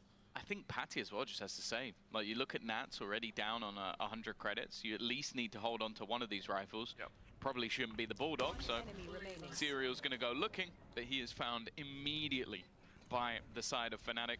Around looking squeaky clean for them, as good as you can get in terms of these third round purchases. And to be honest, my highlight going into this, and it's, yeah, I think he's just trying to pick off one. It's not worth it though. Oh, that's not good. That's false. And an in-zone flawless comes off the back Yeah, of it. they needed to keep that. I think a gun lost in a scenario where it really didn't have that much of a benefit. And I want to see now what that's going to do in terms of damage to the economy, because as I said, Nats did not have enough to buy into this next round. That's because of that rifle they bought up that ends up being lost, giving it to Kiko. The idea being, What the fuck is this buy? One kill, an orb. Ain't no way we're really doing. Oh, bro. To fight your way back into the game. No way we're getting a tech pause. About the 45 minutes. If they roll back that round for whatever fucking reason, that's crazy useful for Team Liquid. There it is. You love the red, Tom. Yeah, both social media managers from each of these teams are smiling, heading over to Wait, Twitter. Alpha yeah just straight up got off the stage. while we sit and wait. Hopefully it's not something... It's going to take a piss. You're 4 rounds in, man. To be fair, this... we haven't seen anything of the sort just yet. I mean, yeah, he is 4 rounds in, about you're right, the players we have coming into this match, because obviously this is one If that's a player tech pause, because Alpha It might be has a normal tech pause into him, then just deciding, fuck it, it's now a good time to go take a piss. Okay, maybe, but how are you not going before the game begins? Tech pause ultras. No surprise. Tech pause ultras is funny. But then I think looking back to the match versus Foot, If that's unbelievable. 26 and 10, if that 7 and 1 is in opening duels, 234 ADR, that's a average player damage per round, tech which pause, and it's because Alpha's like ill, if he can have that same performance in this match, we might be in for a lot of them if he couldn't last only 4 rounds. Dangerous scenario for Liquid. At the same time, though, as I said, it At what point did they say, like, you gotta sub out? Trying to face off against I this don't know. squad has definitely not been easy. So I do kind of want to get look off at the this as fucking obviously stage. a favoured map for the side of Liquid. They've picked it knowing that it's strong for their opponents, but one where I think their victories have been a lot cleaner. In fact, over this stage at least, nobody has even got to Yeah, I think they'll let them go I think it was highlighted by the have a Nets as bio well, break that, if you know, both if teams it's a have been real allowing tech that pause and split it's going to through take a and while. picking it. In fact, if the opportunity is given, I think Team that's probably Liquid, I like admin's to say that discretion. The stats are at their back. It looks like somewhere that they can be able to Player battle issue successfully on up stage. against any team in the region. Man, I suppose any What team the at hell Masters has as well, with happened? BBG not being there. But the reality is as well for Fnatic, both of these teams have had strong performances, even looking at Foot as a ballpark. Recently enough, they both played them. They both put up good defensive sides, and I think that's going to be the make or break. We talk about Fnatic having a good And attack, nosebleed. having good at both, It right? depends on the week. That was a point that Billy made. Like, it doesn't matter what side they start on. Fnatic are shooting Yeah, for 8 because that's could what be. they've been hitting every single time. And Can so you Team imagine Liquid, they get that deliberately test wanting a right pause out so the you gate. punch This is yourself the in the side that nose? you've been performing on. This is the side we want to see those rounds go up. I once and got think sent home further from feeding school for into a why we nosebleed. see that rifle picking What? up onto Kiko. What are you about to do? Five- Fucking bleed out? 5-0 at the time. Good It chance just to get wouldn't the stop. ulti It there just and wouldn't really stop. hammer It home that defense fucking early on. That could lasted like a crumble fucking Fnatic's early age. plan, but And they were just like, fuck it, go it on. wasn't what we saw go down on I the think that's a server. skill diff. I've never had a nosebleed. That showstopper's going to be lurking in the back of the My room. nose is Never built had a different. One orb. No, And it built could be different. a big boost I'd love for to Team Liquid. The good thing is, fucking give because you Fnatic were down so dominantly with Chronicle picking up those last couple of kills, As dropping I'm that sure a last lot of your rifle, chat would as well. Not only are they Fucking- close to having their Viper's pit, but also Would you say you got a the economy punchable is in a face? very, I mean, very with the healthy mustache, I spot. think. Come Minimal on. reinvestments when we do get into round number 4. Do I have a punchable face? At some point, it should be I think my face is too bland to be Narbro punchable. looked at Karja. Like I the think you're overall right. context Farming. of this veto Blood is thinks quite fun, he's as because you've got past. Split where we have an unbelievable What's your amount chat of saying? data. We see Yes, both yes, teams very, running, yes, yes. identical, Nah, TMV more positions so. with what they sort of plan And to then do. Me more? that's I'd say you have a And more then you have punchable face Icebox, than me. which But is the opposite. That's the only person. I mean, I've never been punched in the face, so presumably it's not that punchable. Haven't played it, in fact, since 2024 in July, so it's been a very, very long time. A map that historically is fantastic for them. They pretty much built the comp that ran it for a stupid amount of time and made me very upset to cast that map. And then you have Liquid on the other side, who have I played don't it know a where couple his of times, face ends and his head experimented with begins. I comps, wouldn't know where tried to punch. Melee in the mix, Yeah, tried reasonable. putting, their duelist on a gecko to Well, try the hair and think started work, growing a both bit now. times failing It hasn't versus at the top. squads that, well, are already out. You're talking mates in KC, teams you'd expect them to beat, maybe even beat comfortably. So it's not a good map for them, but it's also not one that Fnatic plays. So we kind of go in blind. My expectation is we're going to see a swap up again from Liquid, and when you lose a map twice in the same stage, you're going to have like different variations, different ideas. So we'll have to see. We'll have This to is a wait while perfect to tech see, pause for me to because finish my pizza. we have a little bit of an extended tech What's on the pause, and pizza? while our league admins are working hard on fixing tomato, that, we're going to toss this over to the analysts. 4 different types of cheese. In Italy, they call that a quattro formaggio. Tom, we do have tech pause going on right now. I will keep you guys And then I've updated as soon as I lumped hear anything a lot else. of But for soy now, protein on top. I'm very, very, very pleased to be joined by a group of people that like to yap. So we're gonna yap. We get to yap. We do this once a week. We get to yap. I'm starting to think It's not Lauren and Mike. It's actually Tom and Mitch. I agree. They're always at the scene of the crime. Yeah. You didn't get to yap earlier. No. So I mean, they've gone back to the congratulations, you desk. have an opportunity right now. Let's yap. That means You it's gonna played take a with while. Liquid on Stage. Split. Oh, yeah. Now, Bear and Billy were both, you know, leaning more on the Liquid camp when it comes to the split between these two teams. Would you agree? Oh yeah, for sure. Why? I think it's just been like a staple of Liquid's map pool. Like they picked it every time that it's open. They always want to start an attack, so starting defense is like maybe a bit of a I mean, I wouldn't even say curveball because Fnatic start an attack quite a lot as well. So I think it's just been such a comfortable map for Liquid. Like they have such a solid foundation on it. It's like I have to lean Liquid on it. Do you agree with some of the narratives other players and coaches have said that Liquid just do the same thing every week? They haven't been able to change much on Split.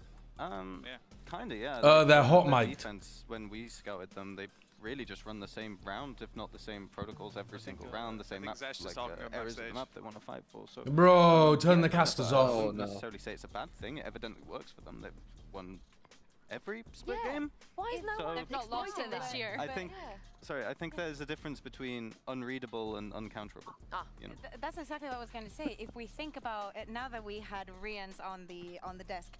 Please, if we Tom, think just say about I last year fucking and hate Heretics and Sideshow. their sunset, many people would say, "Oh my God, they're doing the same. They're doing."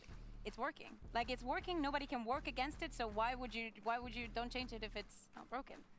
I think what I kind of took into consideration was the fact that they're running the same comp, so they should know how these type of protocols work, and Fnatic should be able to. Who was first? It was Fnatic, right? Or was it Liquid that came out? No, yeah, because Fnatic If you're ran this testing last my year. memory, I'm losing. I think it is. I mean, oh God, she's Fnatic bias.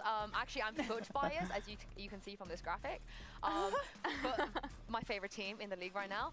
But I think they ran this last year. I think they kind of brought this out with Dirke on that Yoru. But I can't remember if they did have the Fade or the Astra. Maybe it was Omen. Maybe it was before the Astra buff. Yeah. So it was probably maybe the Omen, but I'm not sure don't who quote me on that one. started it. It probably wasn't even our region, let's be honest. We like to nick stuff from But this other was people. supposed to be this is going to be the test, you know, because the point that you were making, Gorilla, about every single time that it's been open, Team Liquid has picked it. The same goes for Fnatic. Every single time that they've had the chance, they're going to split. So going into today's match, they know that it's kind of a map that you're going to see. Are you guys upset we're not going to see the Lotus? A lot. So much. So much. Because of a little bit of the same reasoning as this. I want to see if somebody's going to stop Team Liquid. I think that Fnatic is a very good candidate to do so. So especially the Lotus that we've seen with the double Sentinel. Fnatic leaning on a composition that has given them so much and they've proven they're so good at that I thought this was going to be it. But it was Fnatic that banned it on the last one. Yeah, I was going to say, it was the decider. Did we go to Lotus or Fracture? And actually it was Fnatic that decided that they wanted to go to Fracture, which to me is interesting, right? Because the last time that we saw them play Fracture, it really took a while for them to get back in it. It wasn't until Kayak jumped onto that operator that they started stringing these kind of rounds back together again. Yeah. So, interesting. That was a fun game, though. It was a fun game. That was a fun game. Depends which team you like more. We did this last time I was allowed to come here and yap for 4 hours, but I want to ask you, Gorilla, because we already have answers, in just a moment, because get debated. Back to you, Mitch and Tom. You'll never know what I was going to say. Thank you very much, Yinsu. Back we go. Back into the fray. Round 4, queued up and ready to go. Oh, no. You look like you enjoy Imagine Dragons. Gorilla has a Imagine dragging my balls across your face, Miles. We should just go through all of Gorilla's tattoos. It's a shame that is the last we see of Yinsu today. So yeah, he's got one on his lower back. I think it's a butterfly. So round 4, anyways, about to kick off here. Split. The map that we're on, the map we were on, nothing's changed. The rounds are the same. There's no rollbacks. And we can be thankful for that. Nats coming in with a stinger, and that's the downside of what we saw just before we had that little break. Is it a downside? Last time he had that, he killed someone, picked up a judge, and got an ace. That is very true, isn't it? He did have his Viper's Pit to work around, this time 4 orbs away. That will be difficult to acquire, Tom. Difficult, but not impossible. You reckon he can do it inside the orb, perhaps? Who knows? Nats can do anything. Already an aggressive start to the round. Camo going, looking, and it's the bait and switch, but Camo actually predicts he's ready for Chronicle. Obviously an important part of the game plan is clearing Chronicle from that A site. Lurks around that part of the map so regularly. because of that, you can see the immediate response from Fnatic is, okay, we have to spread out and go back and clear some of these angles. We can't allow Honestly, that's a Liquid good one, to Taylor. have this much space for free. That's a good one. Here. Slow push. Veto will find nothing. I'm committed to Super passive finishing this play towards pizza B, now. I'm not going to be about map talking control to for it. free, but there's nothing being taken by the defensive side. It means they're going to be a little bit more delayed in reacting to this split that's coming through. Fnatic from main and from vents with a stinger in hand and already heavily damaged up. That's really not in the best of positions to keep this advantage in their favor. Snakebite goes down, that's going to delay them. They've got teammates coming to link up, and the wall up is going to stop any sight lines for Camo. This is a tough position, Nats, so he's got the close range angle. He's being spotted, the decoy blinds him. Great play by Kayak. They'll get themselves towards the site, but now the rotations are coming in, and there's only 12 seconds to get this spike planted. Pressure. Oh, wow, Camo picks up 4. It's not quite the ace, and it's not Nats doing it, but Getting around into the smoke Team just Liquid as Kayak was 3 going to for the 1 flash up. out the smoke. Close enough. I'll take that as a prediction. What a timing. I'll add it to the Sure that's how that works, Tom. I'm not going to give it to you. Flag on the play. No, I like that. Just they know that a lot of the time Chronicle is going to be isolated, so they go aggro. I say they. Camo goes aggro, finds that opener, and then from then on it is basically the Camo show, just being able to hold onto that site almost solo, moves himself up the board and breaks back immediately. Now, as you mentioned before, Fnatic managed to keep that round flawless, so they are going to have a purchase into this next, but they are now on their last legs once again. And look at the ultimates already for Liquid. Showstopper available, Dimensional Drift 1 away. They have a lot of advantages in this round. The last play really falling apart as you just see these players cascading into the site with so little time and offering up isolated duels. I mean, Camo's eaten well when he's given those chances. This time it's not quite so easy, but he almost gets one. The bullets luckily dodged the head by an inch. And the rotation's already coming through. Team Liquid, 3 players towards the site, but only Poster one on is it, in and the gate fucking crash Narnia. used to get right out of there. Showstopper fired in, but it's Kiko who ends up falling. Chronicle fires right back through that smoke and ends up packing the punch that gets Viper's Pit to the site. They can now use that to lock it down, but they're picking off scalps. Never mind, no ults needed by the looks of things. It's That's Nats impressive. and Serial with a big challenge Good on from their Kayak hands. and Althea. Got killed through the corner of the fake out. That was a nice shot from Althea, and well, for the remaining 2, it almost seems impossible already. Yeah, I think again, just realizing that the economy is against them here. A faster pace for Fnatic, and honestly, that has been one of my main worries when watching this squad and the attack, is they do leave it down to the wire so regularly. Like the amount of times you'll see an execution with 20, 15, sometimes even 10 seconds left on the clock. So this time, much more of a pacey take, openers going their way. And even with a showstopper thrown in, I think it was Chronicle must have picked Kiko out of the air just after he fired it. That will be a second round on the board, and no hunting this time for the side of Fnatic. They just want to keep their own economy strong. Yeah, the rocket almost acted like I don't a think you tracer understand this. for Pizza is Chronicle. not He knew that for player's pleasure. flying backwards through the This air. pizza's and he for tracked them perfectly. sustenance, nutrition, The round up for Fnatic, calories. and we talked about their economy being so strong. That's why they got that second bite of the cherry. Round 4 not going their way. Wasn't a death sentence. Thanks to round 3 being so clean. That gets them on the board here early on. Keeps that scoreline tight. But Team Liquid, well, they're Is in a it good, similar though? boat. I They'll wouldn't still recommend be it able to to invest anybody coming else. into this. The problem is if Fnatic get boots on the ground, because Chronicle has had that early start, Viper's Pit's already online. And that's going to be very difficult to fight back through. Nobody knows that better than Nats. Opening fight for middle seems to be the play. Already the spams in towards Nats' position, but this is more of a ruse. In fact, Chronicle has placed the wall and then is already immediately rotating towards the B site. There is no plan for a lurk, a late play back. This looks like a direct hit in towards the B site. The flash coming in from Kayak. He's got his gate crash to get right onto the site, so he might look like he's a little too far away. Alphayer, though, paving the way. Only the one to be found, Kiko. He's had a lights-out start to this map. The battle between himself and Alphayer is something that has to be highlighted.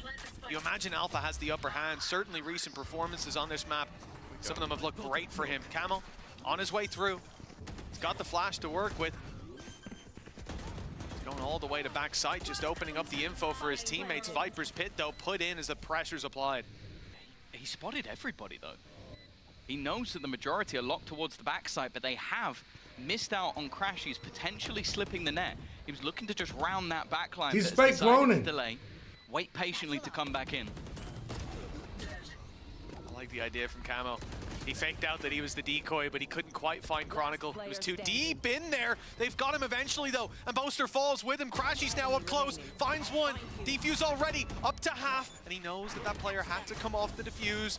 Biding time here. Kiko trying to force the fight, and he will Well get played, the duel eventually. But it's Crashy's to clutch Did you it see the out. fake clone A Red attempt? Bull clutch to equalize. Yeah, holy fuck.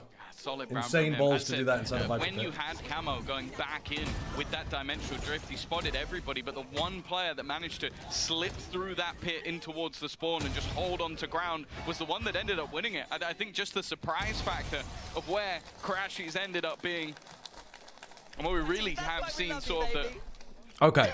We've seen the I've finished development my of him pizza. as a player. Like, I'm when locking he in. first was picked up into this roster, I definitely had doubts. Like, Out of the 10? form he has found.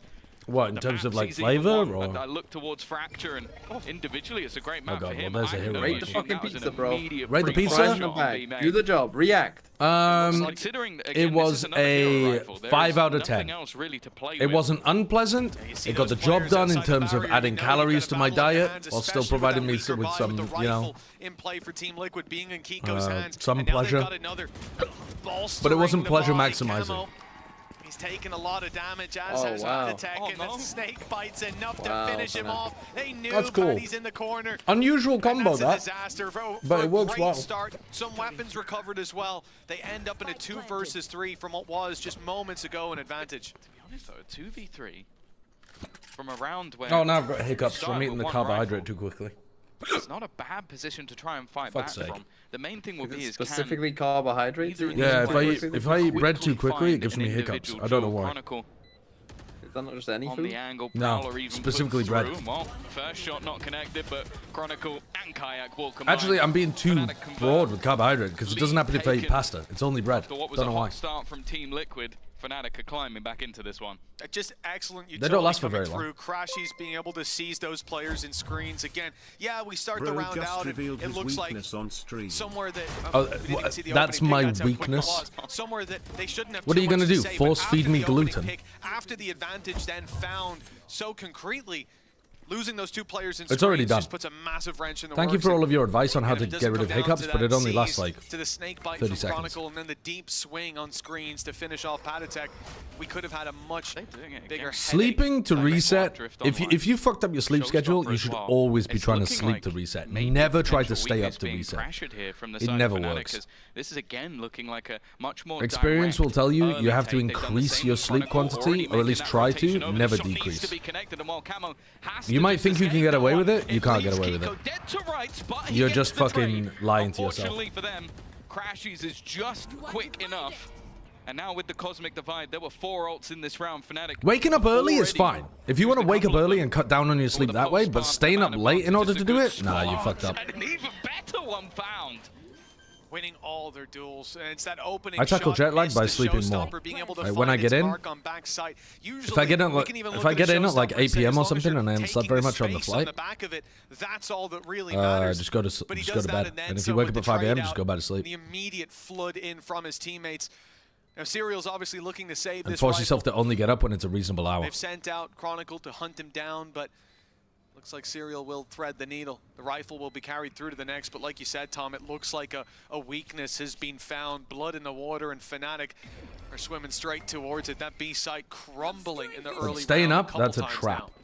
Yeah, it seems That's like a a spot that they're trap. not only willing It to always fight for in feels like close it will be rounds, better. whether it be a lurk or It's with an never aggressive better. take, but the second they had the ults online, you could see the whole team was built up. How do you force Chronicle yourself to again sleep just when going, you're okay, I'm just sleepy? gonna place my util, and then Even if you're not immediately sleepy, just look do to the go sleepy back and join things. the Build a team. routine They of had no sleep things. point in that round where they knew they were going to go back. At no moment. They knew they were heading straight The body in towards the responds B-side. to Well, routine, they're ritual. working out wonderfully.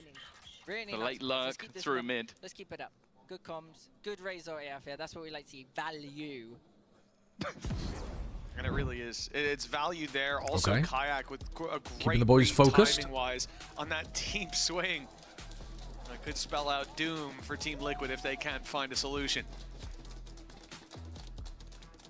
Yeah, I think for them, 4 rounds in a row, 5 of the last 6 after what was a solid start. We mentioned it, when it comes to this map in particular for Fnatic, 8-4 is where the first half has gone the last 4 times they played it, and the 5th was a 9-3. So they did end up losing that one, which is kind of absurd. It was the BBL comeback of dreams, but for now at least it's proving potentially right again, because the last few rounds I don't think have been particularly close for the side of Liquid. The more direct takes. Just got here. What have I missed?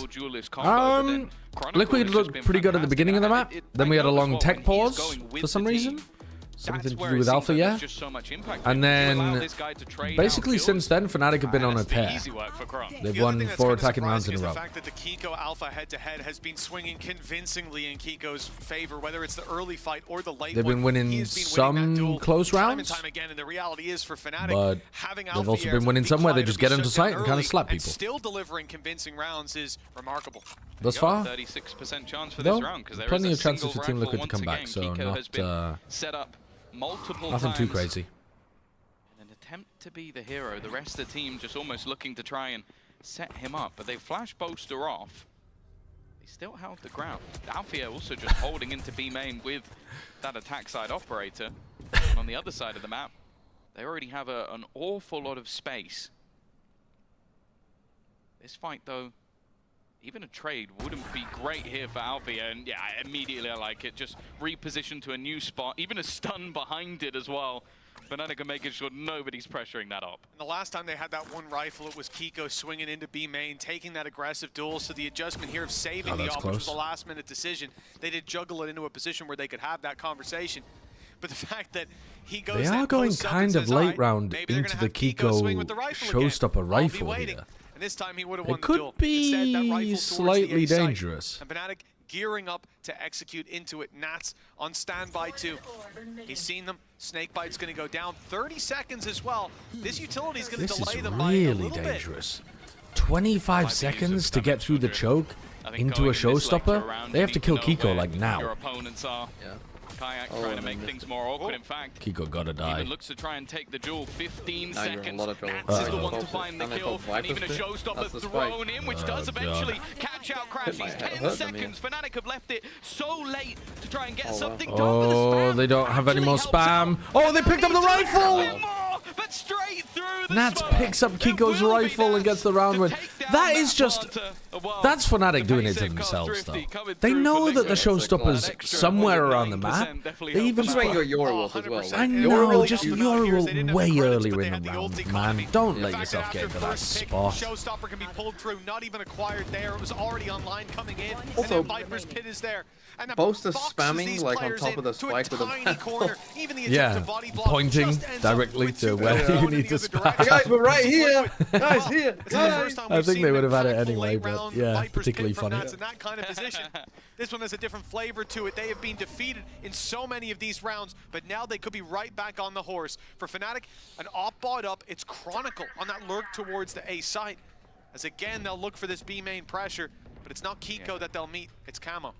The expectation now is that the defense will be aggressive on some part of the map, and while the Boombot is going to give the game away, although Serial is still at the back of sight. Need that back. Nothing really being spotted. It would be for nice now. to see Ultimates Fnatic mirrored once again, turn up the just tempo in some of these available rounds. For They either really side. do This time they've managed to find play a with the lot of clock to space its towards absolute middle. maximum. They find the breaking points. They are now limit that testing It seems how like some slowly presence is being thrown in you from can Serial. default I on think your they've attack definitely side. made the realization that, okay, we could have lost Heaven, so They still, we'll reclaim that with they're the still Prowler. kind of active. Like they're still trying to do quite a lot. You know what I mean? They're like they're taking mid, they're taking vent, they're threatening a bit of B main, pushing back this player. Now they get set up to do A. The problem is that they just take too long to do it all. They're not inactive. They're just slow in the literal sense of the word. Stick around. There was a gap. And then it puts them in a spot like this again, where they're executing with 20 seconds. Another 20-second exec. 15-second exec. And there goes the spike. So, can they deny plant?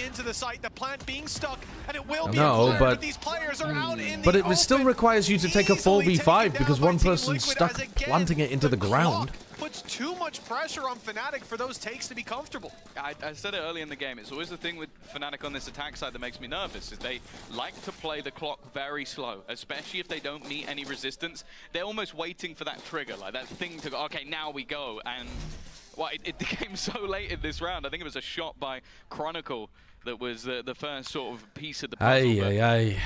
I also really like as well that welcome back, Team Vitality. These kind of rounds are like Team Vitality rounds, yeah. They're very similar. While there are people sort of planting, a lot of the time when the clock gets low, you're going to rush in to try and deny that. Liquid didn't do that. They went, okay, we already have a good advantage in this round. Let's take out the dangers. And the last guy still has to stick that plant. If he lets go, we win the round. So I think just good decision-making in terms of the targets that they chose. And while right back up to level, the 8-4 is not happening. And I think also great use Screams Karma Corp is an insanely harsh term to use when describing Fnatic. Across the map, expecting aggression, expecting someone from Team Liquid to make a mistake, and someone saying welcome back Screams KC. But they didn't have that, and Team That's Liquid just perfectly reading into that. Incredibly out of pocket. Let's just run the clock down. Let's make them play late into the round, no info. They're conditioning them not to rotate. Now, love that idea if they also run some really fast rounds. And to be honest, they actually do run more fast hits, Fnatic, than like a Vitality or an EG or something like that. Or like Zeta Division back in the day. They do occasionally mix up the tempo and run a fast exec.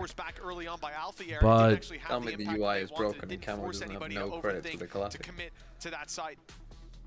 Now they're going to look for another solution. I think the slow play that's got to be broken. Has to be put on the back burner. That'd be hilarious. What's he done? Just thrown weapons away. Yeah, just fucking throwing him off the map. Ultimates to play with, but that would be such a funny protest. Like, there's too many tech pauses, so the players all agree to just load into the round, and every round they throw the weapons off the map and knife fight. They're contractually obligated to play the rounds out, but not with weapons. A weird scoreline to have. But now, though, it is patient. I agree, Salty Wolf. Still conditioning. This 12th round is going to be insane. Yeah, dude, when they run that fast hit in the 12th round, Liquid are not going to know what the fuck to do. Thing is, though, if you were conditioning really slow rounds like this, I also think a fake would go crazy.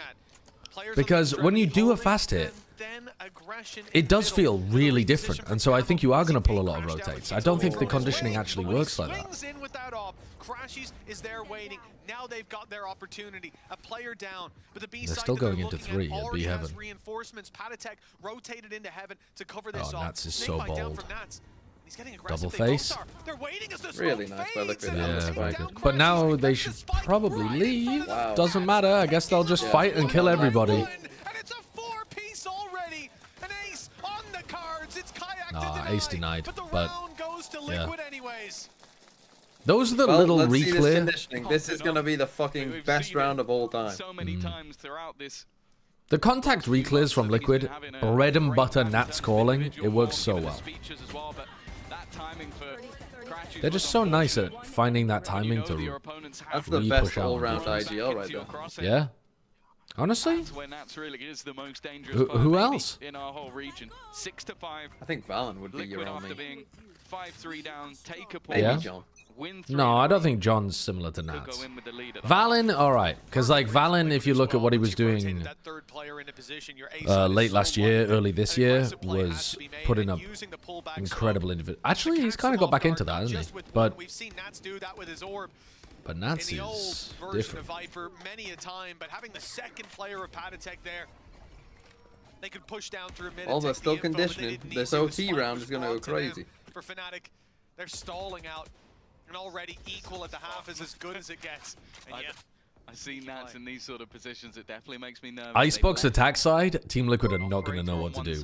When Fnatic hit them with the fast hits over and over. Tyloo slowly clears all. Tyloo slowly. Gate Crash Online can just take the pick and escape. It is I'm looking forward to seeing him in Toronto. On the clock, he's been spotted, but just decides leaving is far more important. Althea would take the space on the side, but there's so many players already. Hello, here. Fnatic, you're supposed to shoot back. That's combining. Althea has at least been able to find one back with a nade, and I don't think Baited they him realized in. how. Yeah. Supposed to bait him in by just being scared. Leaves things level, Oh, but God. only for a moment. Feels like Kayak should have had 30 that. seconds. Maybe even 2. With Boaster low. Chronicles the one that needs Boaster to has take actually quite a baited his while. entire This team here. man's clutches, but this would be one of the toughest ones, and it isn't going to be found. Yeah, certainly Not a great end to the half there from Boaster, but he did have a couple of rounds in the middle where he was calling some nice rounds. Considering, weren't they up 5-3 though? They won like 4 rounds in a row and then 4 rounds in a row back the other way or something like that. How their defense is going to go after the break. Topsy-turvy kind of map so far. Bait your whole team and then get no kills. Boaster just like me, for real, for real. Just like TMV, am I right? TMV, Tejo on split? Never Google it. I was getting fucking Team Yoru flashed. Yeah, I'm sure Boaster says the same thing. He's like, to be fair, I did run fucking into it Kayak. 3 times in a row. I mean, I was just fucking pissing myself. I mean, the second time it was like, whoa, twice in a row. But it's like, okay, and then when you get to the third, you're on pistol in second round, you know, you don't have shields. You know, it's like, oh, whatever. Then the third round it happened as well. I was like, oh, Jesus.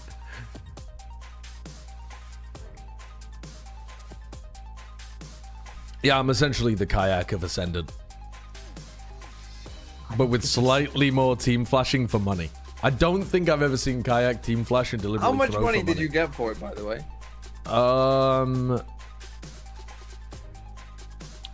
About about $30. What? Something like that. What? Honestly, I think it might have been $35. What the fuck? Who's paying you that? I said because a flash costs 250 credits in game, that I would flash you once for every 250 bits. And to be honest, I still owe a few because people bought that shit. People bought it 14 times. I literally couldn't flash you quickly enough for the amount of demand that there was. Demand outpaced supply so quick. I should have priced it way higher. That's fucking crazy. Okay, I'm gonna next time we ever play again, chat, you can fucking pick my agent, pick whatever you want me to do. Yeah, I only flashed you like 6 times. I'll play Breach and every bit of Utah will be spent on sideshow. And guess what? I'll still drop 30. I'm a freak. Fantastic all the way through the year so far. Even implementing a new player for stage 2 and still looking like they're one of the favorites to make it to Toronto. That's what's on the line in this match. Both squads looking at playing. Not breaking the gate crash. Under pressure. Oh, Kayak just fucking sprints in to take the fight there. That is decisive from Kayak to help Crashies. I think he's just done it for him there. With 32 HP is the last man standing. Coming in with a 2-round deficit, the pistol will certainly help you remedy that right. What's your game plan here? With everybody on high HP. Lose. He's ducking into the smoke so he can cross. Trying to find an isolated duel while Boaster's doing such a good job of just keeping him stood still. At the speed of sound, Althea is there behind. As Fnatic to get themselves the pistol. Were we watching Liquid recently? One of the things that where one of the teams was trying to TP into backside, the gate crash just got broken and the entire B exec just fell to shit. That haunt is nice. Defensive haunt went crazy there. Next time you play, make it so 500 bits presses the Q key on your keyboard automatically. I think I could actually set that up now. Ah, that was Vitality, thank you. Unfortunately, one of the problems with watching as much Valorant as I do, I used to be able to keep all of the games partitioned, separated nicely, and be able to recall like who did what all the time. I'm finding more and more, I think as I'm getting older, or maybe just because I've watched more, shit just blends in together. I know, I can remember that I saw somebody do it, but I can't attach when it happened. Far from a certainty for the defenders. In fact, this could be a major upset to the flow of this early half. I'm losing my cognitive ability. It's so sad. Miles apart. Team Liquid looking like 8-6 with a big economy boost. And it's only Boaster who stands in the way. I mentioned he was tied up for the highest clutch percentage. Probably you just save at this point, you're not winning a 3v1. His opponent. Save against two players that have probably got pistols. When he's Boaster, the clutch man. The clutch man. Not clutch god, he's simply a clutch man. Do you think he's a put clutch him there god? and sometimes he'll do alright. He's only mortal. They went in with maybe a shotgun or two. No, they had rifles to play with. They lose an immediate opening duel to Nat with a pistol, which again, Well, that's a sad way for the second half to be in for Fnatic. Classics and utility. And now, well, Yeah, honestly, huge bolster, a huge boost to the Liquid economy. saving would have been good there. Get 2 rifles out into this round. Oh no, yeah, Serial won that clutch. You just can't rebuy armor most likely. Earlier about the fucking rifle percentage? Right now, this is looking pretty bad. Oh yeah, Liquid winning, what was it, 59% of rifle v rifle? No, the other one. That if you have, well, I guess they bought 1 rifle because they saved them last one. But if you have 1 rifle, you win 11% more than. Ah. 11% more. Yeah. As in 11 percentage points more. Eco to an eco with 1 rifle. Yeah, but 25 to 36% according to right, so 11 percentage points. Is that worth it though? Because I think you also have to consider what the opposite side of that is. What's your chance of winning a 5v5 rifle round where one of your players has a stinger instead or something? Because well, this is what I was saying to my chat. Is I would say that's less than. I would say having 1 stinger is still better than 11%. Probably. 2 players in the corner rather than the 1, and hey, Crashies has done very well from that. At least made it a little bit more costly. Guarding an extra few orbs, but ultimately 3 players will survive. Yeah, well, he's kept the rifle, hasn't he? That 1 hero rifle. He's not trying to win a 1v3 in a rifle round. Luckily, Boaster's not doing his best impression of Patatek at this point. He is nice and passive with that rifle. They need it for the next passive tech. Your university statistics students? Yeah. Dude, saying something's 11% higher, extremely confusing. Percentage points are the best way of comparing differences between percentages. Saying like, this gets you 11% more, or this gets you 11% reduction. Oh, shit is so, like, linguistically confusing, not necessarily numerically, but linguistically it gets very confusing. From that international appearance, this is a squad that we've seen win many internationals, chain them together even at times. Easy to lie by using that kind of terminology. Games at a Masters event. Being bald is a cheat code for looking older than you are. Alright, let me tell that to my 17-year-old self who cared about looking older. Otherwise, every part of your entire life is about looking younger. Or at least looking your age. Like, why would you want a cheat code for looking older? Guys, going out in the sun and drinking and smoking a lot is like a fucking cheat code for looking older. Do you want to look old and withered at the age of 30? Just do what I did. Slightly in the favor. Now the B main push. There's 2 players waiting on the other side. Pop Flash with Heaven already being claimed. Fnatic have taken an awful lot of ground, and actually it's Althea that wins that first battle. In fact, they're winning the majority. Nice call in this round to dominate B main. I like that. I think the others have already been spotted. Kiko walking into Chronicle, even low, still I manages like to win the that. fight. And the only man standing, Nats. People were talking about needing more Valorant players who look older than they are. Leaf. Leaf looks older than he is. I'd say Valen looks older than he is. Acts older than he is as well. You look so jovial today. Yeah, that'll be the that'll be that'll be the fact that I watched Paper X lose this morning and Heretics win. Durka doesn't look that much older, to be honest. A little bit. Answers to a lot of the problems that Fnatic are putting up for them. Aspas does look older. I say as well though, I like the adaptations from Fnatic in that round. Like they spot that there's players waiting around B main. I am surprised how well it went though, because when you have that sort of heaven crunch and you have players pushing B main at the same time, and you have 3 and they have 5, you kind of look at that and go, okay. A lot of these players have facial hair. Facial hair, I would say, while fighting Most on people both can control fronts at facial the hair, I same suppose, time. more than So they can control bald. I solid suppose you round could from just them. shave your head. A clean one again, and that has been the Growing a story of beard lot and of shaving rounds your they've head won. They've been immediately, squeaky you're clean. looking like you're having a midlife crisis. Into the round. Kayak now looking In to the nicest challenge possible towards way, middle with because that I'm also operator. bald with facial And hair. it's not exactly the angle I'd hold it in. Maybe just trying to sell the ultimate ruse. Yeah, okay, there we go. I was thinking that's an odd spot to sit. Dude, Nats has just infiltrated straight into the A site. What a read that Fnatic are playing mostly for A ramp and Heaven control. Dude, he might be able to catch Kayak. Oh my god, if you see that, dude, if you see that TP, aren't you inclined to call for your team to go towards A and seeing if Kayak takes the teleport? I'd be so tempted to do that. Oh my god, he still got one. That's fucking crazy. They can still pinch Crashes. But isn't that wild that Crashes was looking backwards as well? That's ludicrous. And now because Nat died, Nat's died, Kayak can teleport for free. Oh, Nat. Why did you have to die, Nat?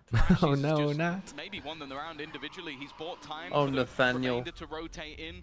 Stuns, gravity wells being thrown through to slowly. There is a pull further. Nathaniel in Valorant, I think. 25 Isn't seconds that left Leaf's for them to name? try and make a move. Liquid need to get Yeah, into this site. Nathan, yeah. And in fact, they've teleported almost directly onto an opponent. Oh, The swing doesn't quite work out though. Crash God, this was such a still cook of a standing, round from and Nats, Serial once and it just again didn't pay left to off. try and clutch things Tragedy. out, but let's be honest, And I now don't you can't think really there's go for that any again as world well. in which They're he going to manages be get this done, especially now. looking The for it time specifically. already gone. Crashes the first point of contact. But yeah, Honestly, that is criminal. Like, You went too far though. You're right. Like you have a free kill essentially. yeah, I really think you've got a free kill on that teleport. If you just start making a bunch of noise over towards A main, I think you have a free kill there. But maybe he just didn't want to bait his team. The thing is, Althea was looking back towards Vent because he was worried about the A split. Yeah. And spotted Nats coming around behind. He must have been so scared. He was like, what the fuck are you doing there? What's Bren's name? Benjamin? Benjamin, Nathaniel. Bren's real name is Pink Monkey Club. I don't think that's true. Pink Monkey Club. I'm gonna keep on dancing down in West Hollywood. That kind of vibe? Like, I think Althea gets traded out. He doesn't have the util to do what he just did. So, honestly, that is a full-on Crashies round and an immediate pause. I mean, how does Crashies get that, honestly? We've seen it before. How already. does he get that? Fracture coming up later. There was a map where Yeah, Laz definitely does look younger than he he is. just won it almost individually. Like, he was the only person positive on the whole team by quite a bit. So you don't want this guy to get going. Oh yeah, what did you think of the Trex Durka A drama? little bit of a fail-safe in having Kayak already there, but with an operator in elbow. In my opinion, By the numbers, if Crashies doesn't get that Trex did it entirely the wrong way, where the whole, like, when you are a good player, you get removed for having a bad personality, basically, and then your team starts losing, you're supposed to just shut the fuck up and let them lose, because everybody in the community says the things that you want to say. They all say, oh, you shouldn't have cut him, oh, Trex is looking even more amazing after this. The only thing that you can do to harm your rep as a player in that position is to say something and then get a player getting pissed at you and, like, revealing your dirty laundry. So even though it's petty from Durka, I just think any level of media management from Trex tells you to zip it there. It's not worth it. In fact, another's gone. Alpha stepping up when he's needed. Kayak pulls it back into their favor, and again, weaknesses are there. Serial's only got himself a pistol. Winnable for Nats? Question mark? He's been here before. If he just 1v1s Boaster? They definitely have a read on his position. Yeah, honestly, you can't leave Boaster in a 1v1 there, Kayak. He's like a small little duckling. Okay, at least he gets the trade. The site control theirs. Although the star Oh my god, he missed it. He missed it. It doesn't quite catch them. He missed it. It wouldn't have mattered Was anyway, it Liquid who probably. did But that as well before? Was it Liquid again? yeah, because wasn't it Kamek who missed it? I guess a bit of an Yeah, it unorthodox was. plant. Yeah. One of the On positions split. you're normally gonna put it In and similar Yeah. situation. just gone. I mean, as a slightly wonky plant, a bit similar as well. Serial. Obviously, he's been left in a scenario that was unfortunate, but even still, The Liquid managed to make Classic. that one. I think pro players should be banned from having social media. Thoughts? My suggestion was, Bren, they should be given a pros-only forum on VLR, and they're only allowed to use that. They're not allowed to use Twitter anymore. But it's only pros allowed to type. Nobody else. Like, you can't respond, you can't react. Actually, maybe you can react. Maybe you can, like, plus or minus or something.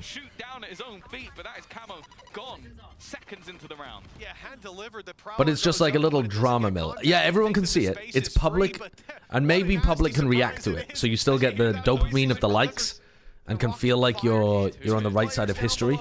Oh my goodness. Oh my god, they're cooking them. I mean, it really feels like Fnatic are going to win now. It's only Chronicle needed, but he had the backup, and now they've got Only plus, no minus, like YouTube? Yeah, maybe. But I think it would... I think the drama would be great without us having to deal with the shithole that's Twitter. I mean, it's a terrible idea, but I think it'd be really funny. Picking up Serial, it's now left all onto Paddy. Has a lot of utility, Mitch. I thought you meant prose, as in long-form writing. We need a portion of the VLR forum that's specifically for prose. No poetry allowed. Only prose. He can isolate the first duel, but he's down to 2 HP. Well handled, and Alphier. Yeah, it's tough out there, Brent. It's tough. Is it only tier 1 pros though, or tier 2 as well? It's only tier 1 pros, and as soon as you get cut from a VCT team, Especially after the blip in round 2. you have a 30-day period where you're allowed to type, and then you get cut off. So you have to get your shit, you have to get your fucking punches in within 30 days. Otherwise, you're done. This is the best iteration of the roster. This is the best vibes they've ever had. Like, you can see it in every single... What about 6-mans? 6-mans are allowed. If you've managed to finesse a salary from a VCT team, you're allowed to type. If you're on the bench but you're still signed, you're allowed. You're allowed. That's fine. This year would be nice. And while the buy is a lot stinkier than we've seen, but we witnessed Liquid win around with just a ghost, so who knows? He's safe, and they think the player backside's the one to worry about, but it's Kayak up close, good for 1. Buys Boaster a bit of time and a 1v1 that he wins out. Damage done. Oh, That's looking like me. That's got TMV'd. Yeah. That's what was happening to me. Vulnerable, just nade on top of my head. They're farming them. The defensive setups just look so tough to get through. Fnatic just draw a line in the sand and they're like, if you cross this, we will obliterate you with utility and crossfires. It's not got the same push and pull util info game as Liquid. It's like, if you enter this site, we will massacre you. Was the reigning champions, so you know. Fnatic looking to. But I guess they're still doing some like little contact reclear stuff over towards A ramp, that kind of thing. Very good for them. 5 rounds in a row, no pauses anymore as well for the side of Liquid, unless one's called by the opposing side. Chronicle gets 2 just by holding mid at the beginning of the round. What the fuck? Just feels like it's falling apart. It's about as good as it gets. They have got Crashies deep down sewer as well. That's nasty. Oh my, they're so confident. Just swinging with the pull. They're throwing such good util for each other too. Maybe if they went vents, there'd be a chance, Mitch, but they're not going vents. So many things they could have done there, but just sending Alphier to swing out wide. Wow. Whether that was a call or whether he took his destiny into his own hands, we'll never know. But either way, it works out wonderfully. Alphier heating up on this defensive side. He was put in the dirt early by Kiko, but now it's Kiko who's gone missing. And Fnatic 1 round away with 3 chances to close out this map. Let's not forget, they're defending a title here. They won stage 1 last year. They're looking to do the same this year. My favorite thing right now is I missed that. mentioned by the desk that this map was a Gambit or Mech map. Nat 20 and 14, Chronicle 20 and 12. Both the same agent, both That's a great little storyline from Tom. More Chronicle, a lot of the time, Mr. Impact has been taken out. Pressure on the other side. There's no way he gets away with that, man. There's no way. Fuck that shit. That's crazy. Fnatic have taken B main control. Avoid the fatal. After you throw down the snake bite to separate them up. Okay. Already, Serial. We'll put another. Fnatic have been dominating B main in these spots, yeah. Advantageous position. But I like Kayak's re-wrap too. Instead of just staying 2 in B main, Kayak goes back up through heaven. Can't believe believe they lost their pit. And now slowly as well, so they're going to connect packet together with through, Alpha. But he does pay a price. He's down to 6 HP. Makrashi's falling. This round is under threat. They group up. Alpha, Yer, and Kayak. Two duelists we highlighted coming into this. Alpha is the point of contact, and he had a chance against Kiko there. Just about misses the ship. Boom. Boaster falls. It's looking like this one is all right, okay. done. Just 6 Nice HP for Liquid. And Alpha, Yer, I was going to say looking to maybe save, but of course they don't really need to, do they? Alpha is the only player that can get away with shit like that. I mean, I looked at that and I was like, that's a Jing kind of round. Because he gets snake bited off, so he shouldn't be going for it, because he knows that his teammate can't follow him up. But he still blast packs into his opponent's face and shorties them to death. That to me looks like a Jing round. How would you say this split compares to Paper X RRQ? Very, very different. I mean, Paper X RRQ was two teams deciding to pick a site, A or B, and just fucking send it at each other. I think there was only one round where RRQ went mid. This is much slower on the attack side. Much more trying to feel out the other team and about like fighting for control through mid. Like Fnatic will say, all right, you're allowed to take mid this round. We're going to soft fight for mid, but then we're going to hard fight for B heaven. Or they'll be like, okay, this round we're going to hard fight for mid, just straight off rip. You know, they mix it up a little bit as to which parts of the map they're going to heavily contest. It's not just the sites, but when they draw a line, then there's like pull, nade, snake bite, you know, whatever the hell it is, and they're like fucking fighting over it. And they're trying to push out the other side of the map as well, because the attacking team's playing slowly enough for the flanks to make sense, rather than just having to rotate through spawn because they're pops every time. Very different. Maybe they have more ults. You do it now, you go, okay. Is America's team's macro much better than the other regions coming into Toronto? I don't think that's true as a general trend, and I also don't think it will be true after the patch change as well, because the America's teams have opted into Tejo the most.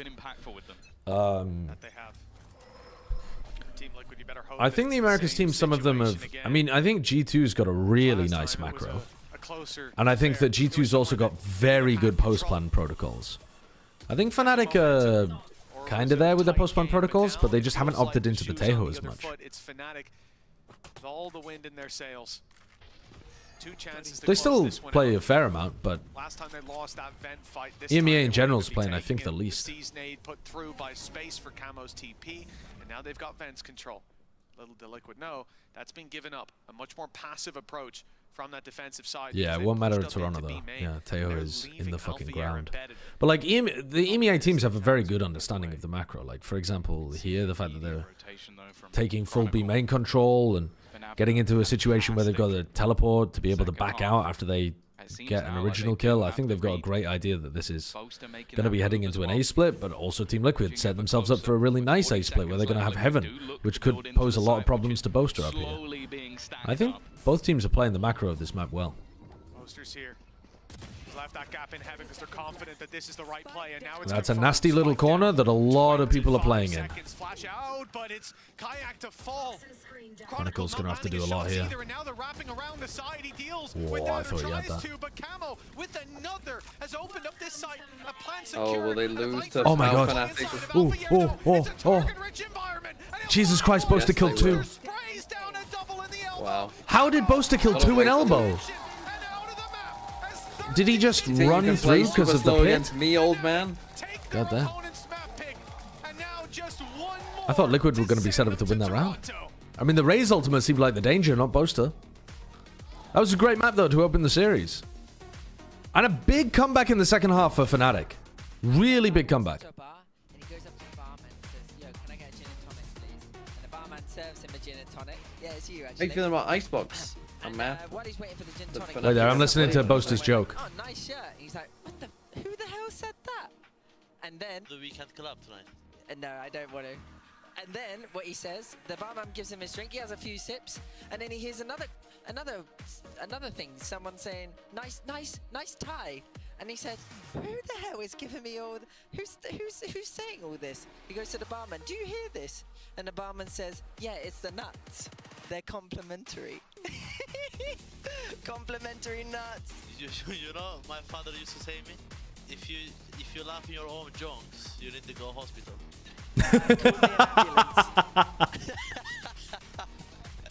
Fucking that was a sideshow level joke, I think. It was a bad joke. I mean, that was more like my dad's level of joke. But Alpha hit him with a great response. I like that Alpha tried to derail the joke as well halfway through by being like, do you want to go to the club tonight? And Boaster very seriously is like, no. Alpha must have been hitting up the fucking clubs, man. Alpha's talking originally about wanting drinking gin and tonics. And then he's like, Boaster, do you want to come to the club? And then says Boaster shouldn't be laughing at his own jokes. Actual fucking Chad versus nerd.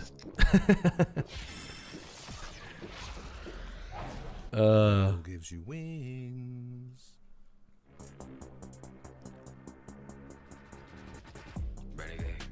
I'm a fan of the long jokes that don't go anywhere.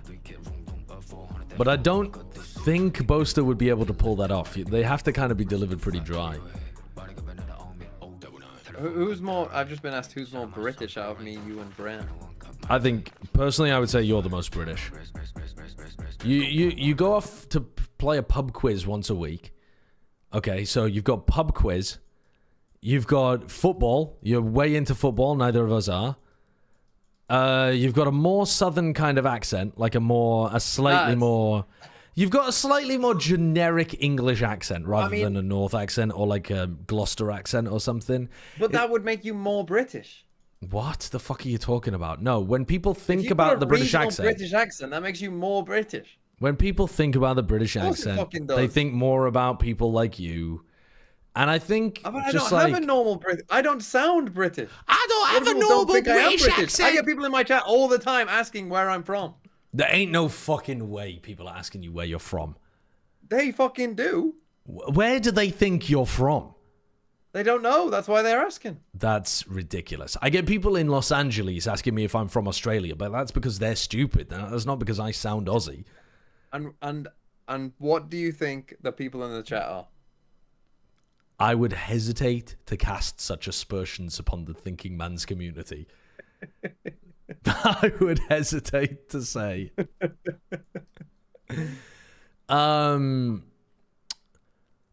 mean, I've got pub football I and don't accent. have that British of an accent versus people like if you've got a regional accent, that makes you more British. I would say Sliggy has a more British accent than you, but I think it's you, then it's Bren, then it's then it's me, then it's well, I don't know, but I think you have more of a British accent than I do. Did you make yourself a cup of tea? No. Huh. Why? One of us put the kettle in the fridge. I put the kettle in the fridge. Yes, I boiled some water to cook the protein, and then I put the kettle in the fridge. Yeah.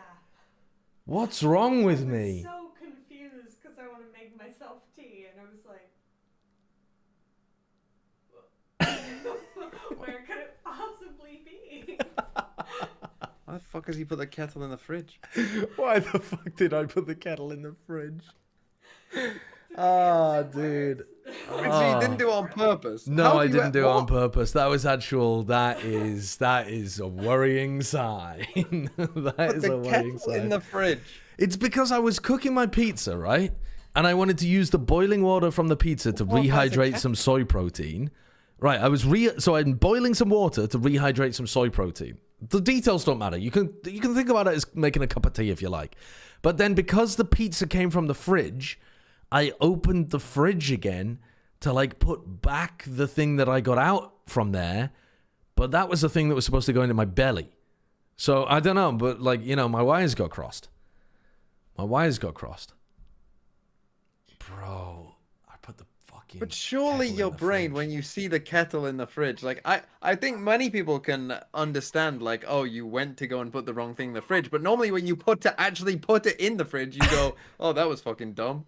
I didn't mean that. Especially something like a kettle that's not even a food. I'm surprised it fit. I didn't think the kettle would even fit in the fridge.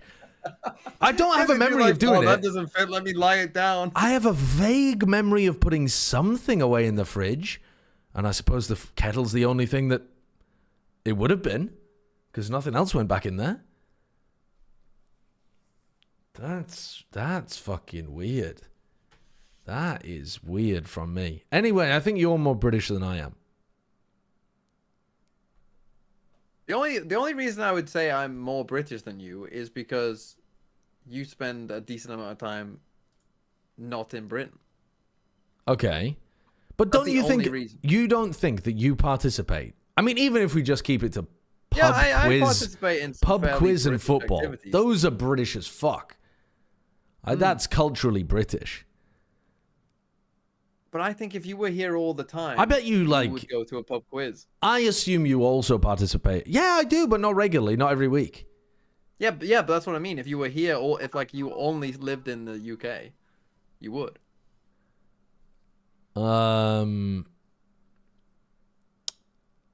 Not every week. No, I don't think so. The things that I would do if I was here more often would be go to pottery classes. Josh, I don't think that's very British. Maybe it is. Dementia. Did you drink from the lead pipes? Maybe I did, man. Maybe I did. I'm not sure. Did I drink from the lead pipes? I don't know whether this house has lead pipes. It is an old house. It's a very old house. That's the only thing you'd do. No, and then I'd play tennis regularly. I'd play tennis like once a week. Play badminton once a week. I think tennis is fairly British. I don't think badminton is that British. Yeah, badminton. Somewhat British. Neutral, I'd say. But it's more popular in like Southeast Asia. What are the most British things that you can do? Most British things. Go to the pub regularly. Okay, you've got that. Love football. You've got that. Be racist to immigrants. Are you racist on a regular basis to immigrants? No. No? Okay, well, -1 point for Britishness there, I suppose. That's one for you. That's no, I'm not racist to immigrants either. No. Do you drink tea? No. Okay, neither do I. Okay. So let's make a little... Okay, this is the TMV column. You have pub. You have pub and football. Fucking hell, poop. And then this is the sideshow column. Currently, we have nothing in there. Do you like beans on toast? No. Okay, neither do I really either. Do you have a regular Sunday dinner? Yes. Oh, you fucked it, man. That is quite British. You have fucked it. That's incredibly British. What else have we got? Yeah, how often would you eat fish, chips, and mushy peas? I mean, I hate mushy peas. I also hate mushy peas. They're terrible. They're absolutely awful. I don't eat fish and chips very regularly. I mean, I might occasionally, but definitely not a regular. Okay. I'm not going to put that down then in your part. No, not regularly, no. Maybe I'll order some I don't eat fish, but I'll order some chips from the chippy maybe like once every 2 or 3 months. What else is a very British thing to do? I'm struggling here, chat. Oh, I drink a lot. Okay, yep, alcohol. Alcohol has got to go in the sideshow column for Britishness, because it is un-British of you to be teetotal. Mm-hmm. Greggs. Do you like Greggs? I like sausage rolls. I don't love Greggs. I think I'm gonna have to put sausage rolls. Do you like them, or would you consider them a staple? Do you love a good sausage roll? I think you can give me half a point for that. Okay, I'm just gonna write down sausage. Because I do not fuck with a sausage roll. Not even a vegan one? No, they're normally terrible. They normally have the wrong quantity of pastry. They have very dry puff pastry and not enough filling. And the filling is also not particularly flavorful most of the time. If I'm going to have something like that, I would get a Cornish pasty. Because I just would consider that like better most of the time. I know it's not exactly the same consistency, but that's what I would do.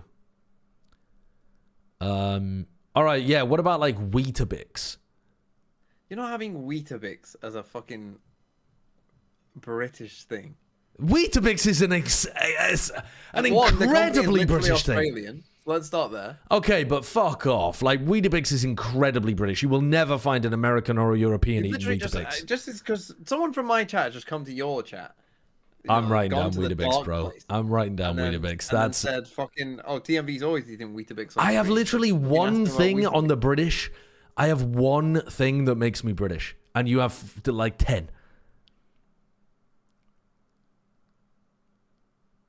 Still think you got a more British accent than me. Crazy. I'll even give it. I think it's wrong, but I'll even give it to me. You still win 5-2. I don't think Weetabix is British, to be honest. I think it's just a cereal. Do you have fucked up teeth? No, I don't have fucked up teeth.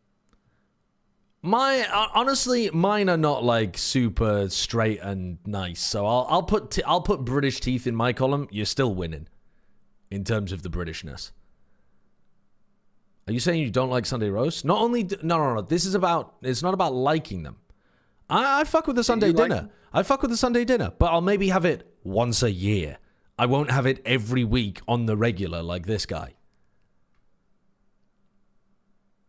Why would you only have something you like once a year? Because I like other things just as much. And also, because a Sunday dinner usually involves meat. And making a vegetarian version of it is a pain in the ass. Like what you're doing, like a fucking nut roast or something. Or a block of tofu. It's not as nice. And also, there's quite a bit of effort involved in it. And if I was going to make, like, roast potatoes or something like that, I'd rather make roast potatoes with, like, a curry or a soup or something. No, Julius. Not a soup, like a broth kind of thing. Kayak is on Sage. Gorilla, break this down for me. How do you feel about this?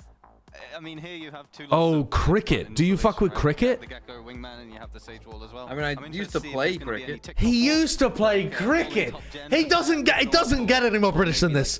Turn him into the Prime Minister.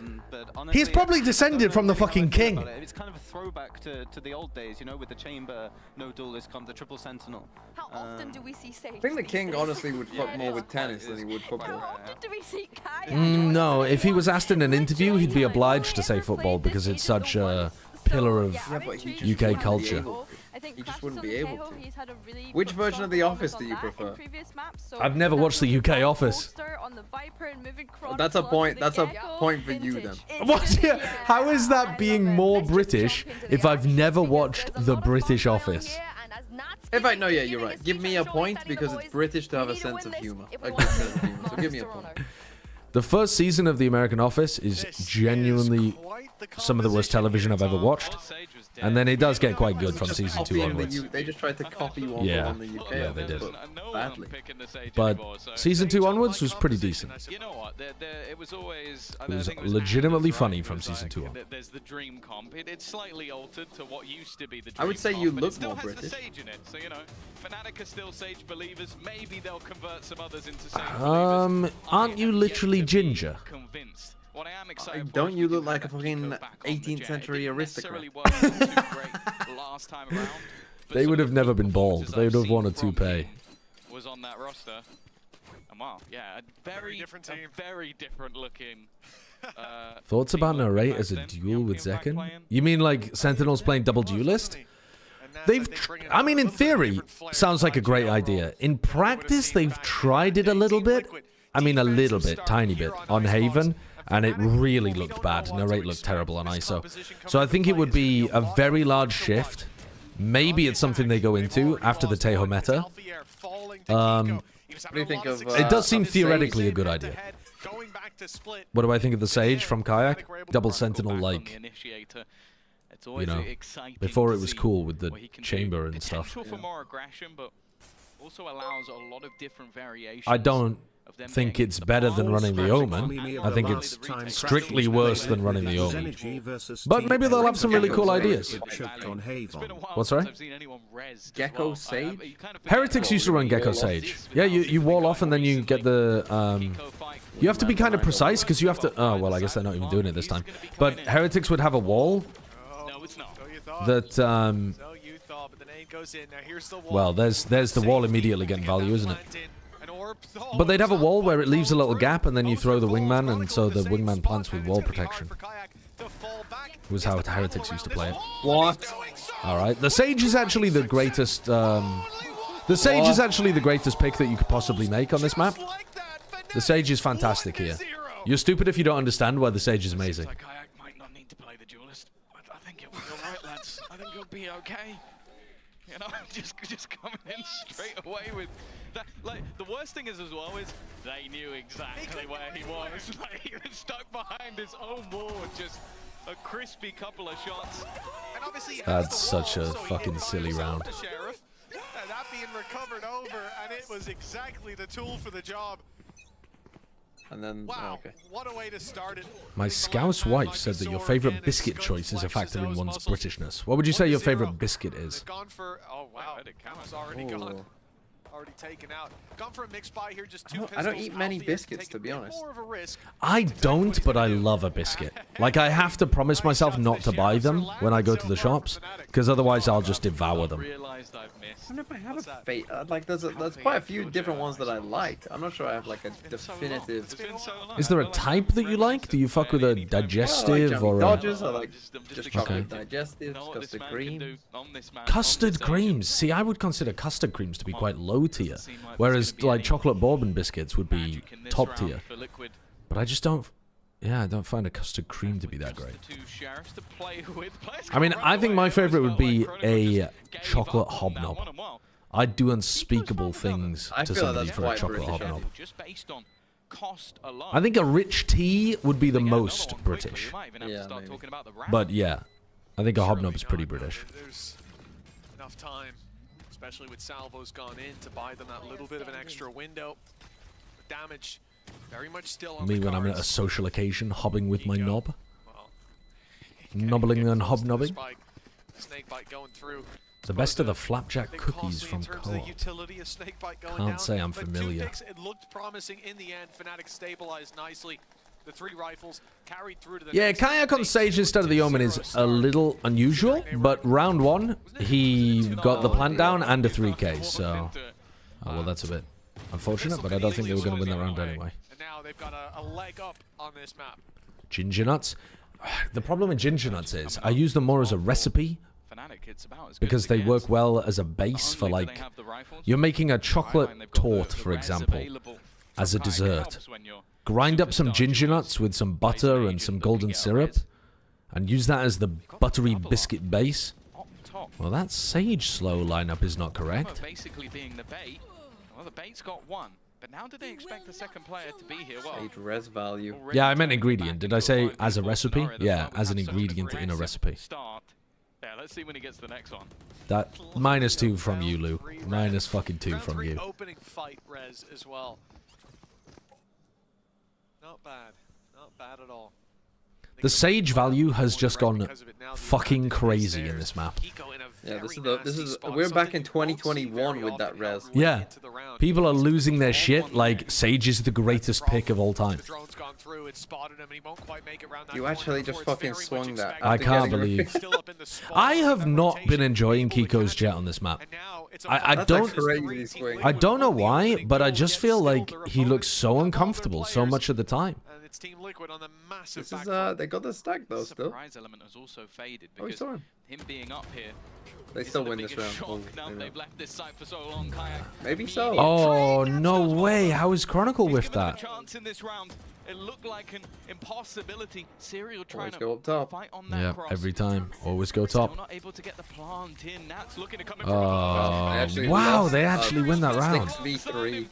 This round That's crazy. started off bleak with a 2-player advantage for the side of Fnatic, but Nats leading by example. Yeah, going up on a top site with 11 HP, it's a risky play, but the wall being up gave him that little bit of room to maneuver, and he spots the barrel through it. This initial fight, though, something that shouldn't have went in his direction. You think for Chronicle, maybe he thought he was already dead, but the shots did not land, at least not in a meaningful way. That sliver of health Brutal. is ultimately what makes the difference between a terrible start to a map that Team Liquid looked like they were going to win the opening pistol. And actually, them stabilizing and now being in a pretty reasonable spot. Ammo, I mean, that is not pretty. Caught out by the salvos. His support And I think just taken down fans of too the as win-win Kiko loss falls. theory. It's a 5 versus 3 and an immediate advantage The for win-win Fnatic. loss. It just tried to catch the timing, running through the Someone came in my chat a while ago, and I've just been saying it ever since about how the best strat is to intentionally lose every third round. So you break the economy. Wait, that's I've been quoting it ever hilarious. since. The win-win loss theory of Valorant. 1 versus 5. Wow, Were they like when people lose 5v3s like Fnatic, they're just playing for win-win loss. Are they familiar? Have they ever heard of the win-win-win strategy? They never quite got to that page, I think. Right. In a Valorant textbook, it just there must have been a bad print of it that didn't have the ending. Residual, thank you for the prime. He's answering back. He sees them get loud. He sees them stand up on the other side, and that's exactly what he's going to do. Fair play. And the morale certainly in a good spot for Fnatic.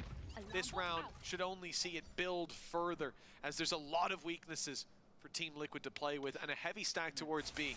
Well, there's something about that round as well. It's like you look at the timing. You had the initial peak. Fnatic are just going to wait around for the first minute of this round while they wait for Team Liquid to do something aggressive. I do like this setup, though, that they've been using. Boaster up on the high ground and another person low ground, so that if somebody does swing, they've got a high-low double face. I like that setup from Fnatic. Worked really well against Kiko in the previous round. Where Boaster is the king of calling. Almost surprising that we haven't seen this map come out sooner in the tournament for them, but picking it when qualification is available. Voting since 2012. That first Masters of the Year one that Outing yourself as an oldie. Well, they're expected to make pretty much every single one. A stack in the right place though for Liquid, but that's really all they've got in their favor. Scaling hard on the left side straight into so many open angles is a choice. On Anata Eco. Oh, that's a bit lucky from Crashies.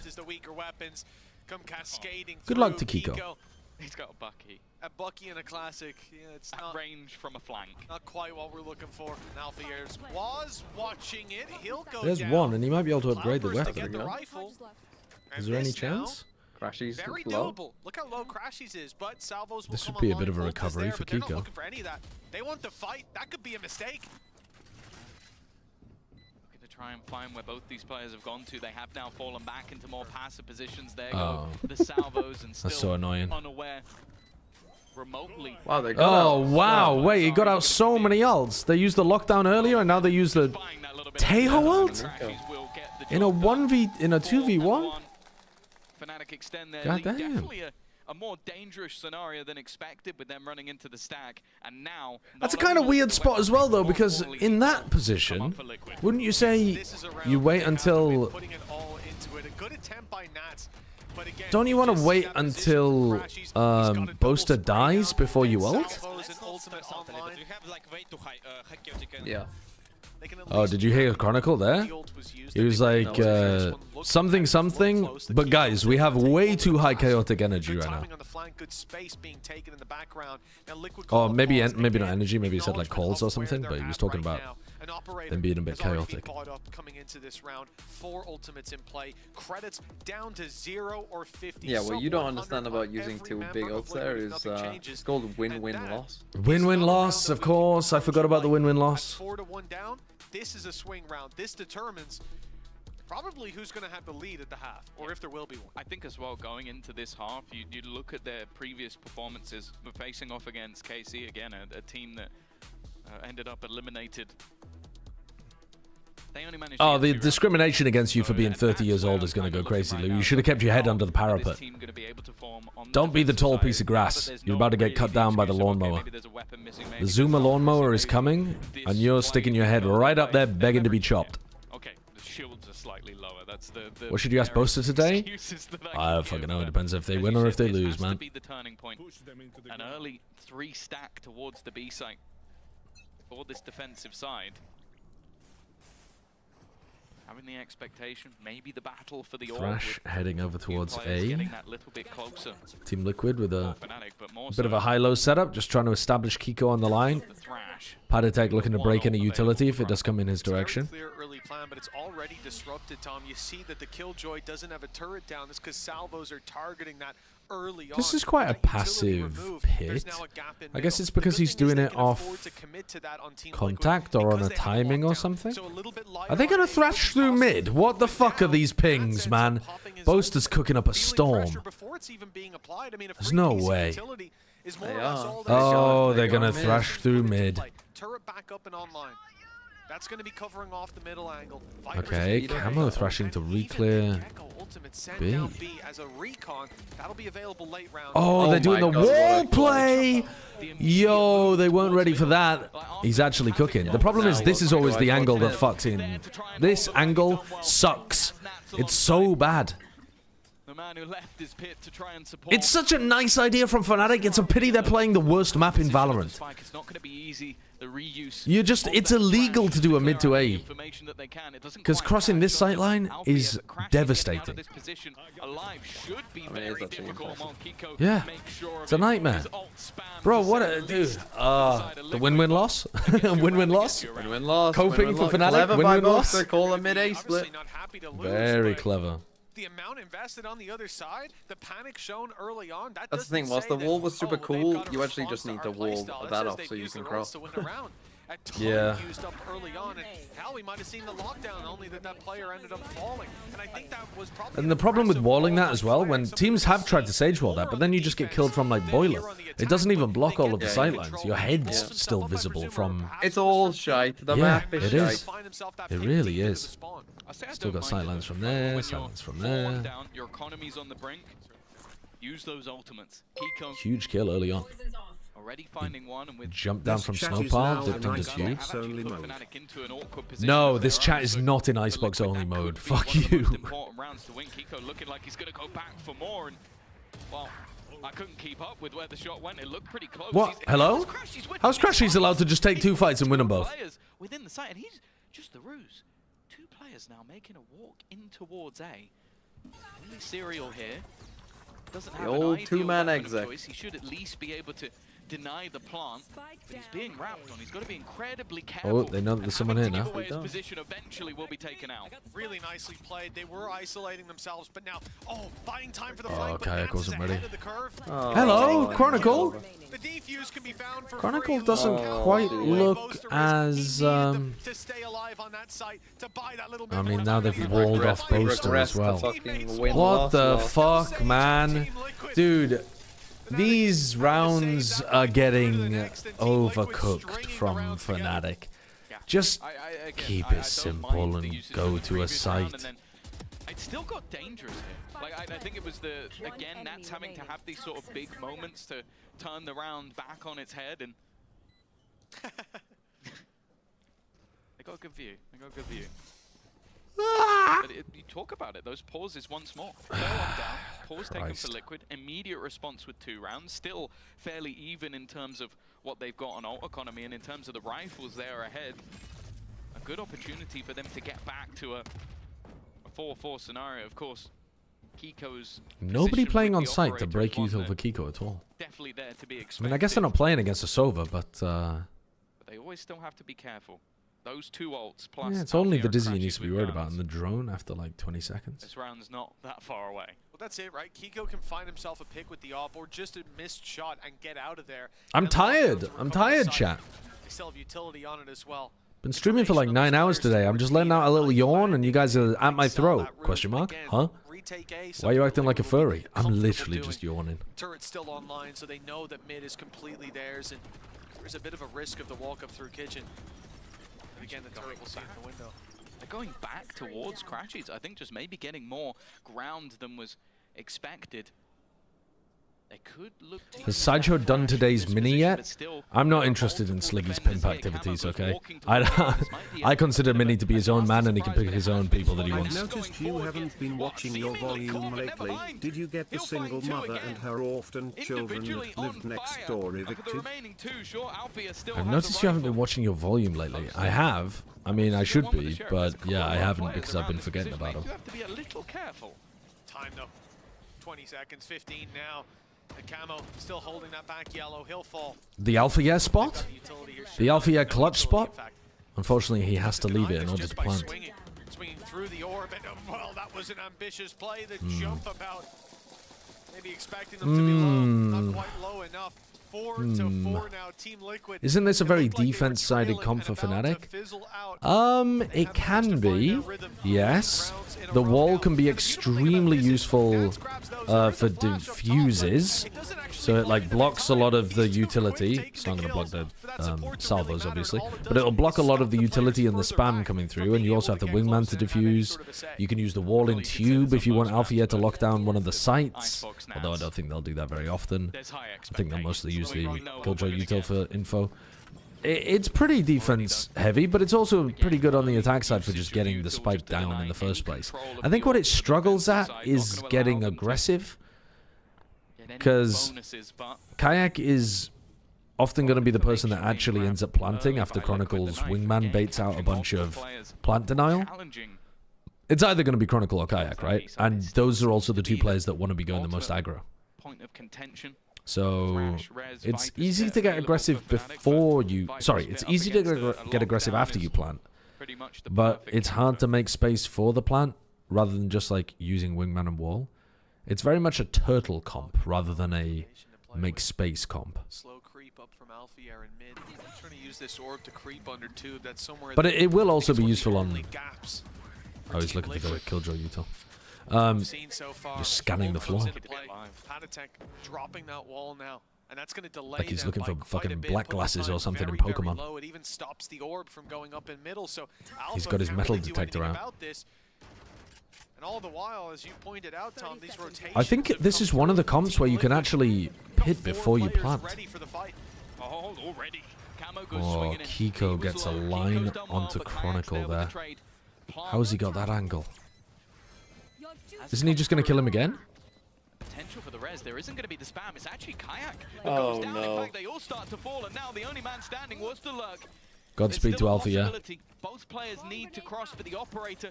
I don't think that even... Did it land? Round that corner.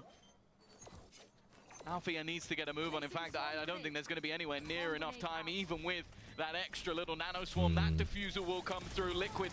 It's not looking very good right now, is it? It's not. It's the res is as the Viper wall goes down. Once more, I'm going to highlight it. What does Black Glasses do in Pokemon? It increases the power of Dark type moves. It can't be understated. We saw the same thing on Split. I think. 3 health. 3 health while he was running through that util. Once they realize that they've got some problems. I hope. That they think they've got the solution. It seems like they're spot on every time. Now you are correct. By how much? 20%. Timeout here at 5-4.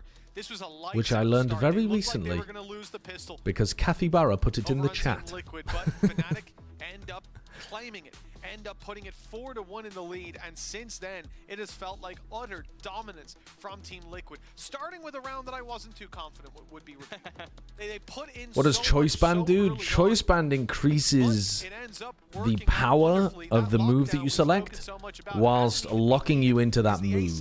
By the time that they come to pushing it, there's like 2 players on the site, and the one defender is often able to at least fend them off long enough. I know everything about Pokemon. I'd say as well, come at me. Something we've noted throughout the series with these two teams is just that's a lot of Choice Scarf. That's sort of mental what stat? I mean, I think Gorilla sort of pointed out Choice Band is special attack, and Choice Scarf is physical attack. Because at 4-1 down, they were getting rinsed. You spam a little bit, you go, okay, we're on the board, we can do this now. We have the operator, we have everything we need. And, Liquid is like a other way around. Team, and unfortunately for oh, Choice Band is physical. Scarf makes you move faster. Oh, shit. Oh, Choice Specs is the special attack one. Oh, fuck. Well, I'm going to go back to Pokemon school. Huge impact, second shut down immediately by Liquid. What's the name of Pikachu's grandpa's cousin? Pikachu. He comes from a long line of Pikachus. Pikachu's grandpa's cousin, called Pikachu. Pikachu's grandpa, also called Pikachu. Pikachu's dad, weirdly called Brian. And then Pikachu is called Skip. Or Pikachu. Deleted immediately. The back yellow player not even spotted by Fnatic as the numbers trail in a 1 versus 3, 45 HP. What do the pledges do if they are used together in a doubles battle? The pledges. Now, the only pledges I know are the people that you haze in fraternities. What the fuck is a pledge in Pokemon? In case he manages to lurk through mid, it is going to be an opportunity for a 1v1. Well, with the turret. Now, I'm not saying I haze them. I've never hazed anybody. Force of Liquid now grouping up just to fight Pledge this is a last surface round. I don't think cleaner? they're gonna take any That seems like a very liberties UK answer as well. Or is that American, pledge? on the other Dunno. side, and while Serial will remove his counterpart, a minimum of an equal footing for Liquid, and as said, the Attacking two times they've move, played this grass match, the pledge, defense has been water weak. pledge, 2 and 8, fire 4 and 8. pledge. Well, this is already the best I've performance never we've heard seen of on that. the defensive side for Liquid. It's not slowing down, Tom. That's 5 in a row. Is there? There's no way that the Pledge of Allegiance to the flag is a real thing that kids do in school, right? Can be said for Fnatic, but now There's no way that that's actually a thing that Fnatic happens. are the ones that need those safety nets to be fallen back onto. There's no way. We've seen disastrous rounds. That's insane propaganda. Like nationalized, ridiculous propaganda. That's fucking wild. This looked, at least the start of the round, potentially a lot more direct. And I had to for like 10 years. There's no way. take many a time. Nobody That's leading insane. Over on the Fnatic side, though, purely passive. When It's you look at the called ultimate patriotism, setup, you can fucking understand why. communist. Yeah. Lockdown, Thrash, Armageddon, Catch me never doing that in my entire life. play within this round, and the same can be said for Liquid, but Holy shit. maybe not quite That is caliber. bonkers. Kiko's reposition, it's just missed. And that would have been crashes. That would have been a lot of post-plant utility. Texans do the Texas pledge after doing the American pledge. Yo, those motherfuckers have been wanting to secede for a long time. Relaxed about that. If they were rotating, they go right into his waiting arms, and like you said, he's right back. Even as a kid, it felt weird. Yeah, I would imagine. Luckily, he's got a shorty to play with. The downside is that lockdown put into play aggressively. It'll force them way back. And Nano to come Tejo on the ult cross. just blocks that. That Tejo ult is still actually getting some value even past the lockdown. Do they know that he's just stuck in the corner? They must know he's in. Oh, well defended. Oh my god, they defended him so well. And this is fucking crazy. Tell me that Viper's pit rounds are good to watch, TMV. Wow, love that from Kayak. I saw that. Well, yeah, we saw that one. That's fun. We saw that. Look, what the fuck are we watching? Okay, the salvo's killed the wingman. And now the remaining players need to get on it fast. Down into that 1v1. That's Wow. Oh my god. Huge from Crashies. What a round. What a great round. Love that. Love that. Oh god. Just fucking chill out about Get this rid of one. this ult. Get rid of this goddamn ult. Yeah, but your idea is shite. Get rid of the ult. Listen, we don't have to implement my idea. You can fucking... Well, then you're just bringing up a problem with no solution. No, I can give you a solution. I can give you a solution. You want a different solution. You don't like the idea of the gaseous form moving between the vents? Okay. Make fucking sense for some of the maps. Okay. Then Viper has a skill shot poison dart, which if you land it, is an insta-kill. So, a Vandal bullet. No. It's a Vandal bullet. No, it's not. Fucking hell. It's a projectile. Holy shit. It's a projectile. It's like a KO knife. We've given an op. You got an op with one shot. No, Wow. it's a projectile. It's a skill we got shot. A shit chamber ult. Yes, it's like a shit chamber ult. Yeah. It's like a shit raise ult, really, more than a shit chamber ult. But I understand where you're going. It's a lot better. Looking for a little more, but Kayak is there. And while only one standing camo. A 6-6 half. Are Liquid gonna get boomed? But are Liquid gonna start retreating after their post plants without realizing that they're gonna get retaken on with a wall and a? Oh my god. With a wall and a wingman? Do they lose pistol by getting diffused by a wall and a wingman? Place your bets now. Have you ever played Harbor Sage on Icebox in a ranked game?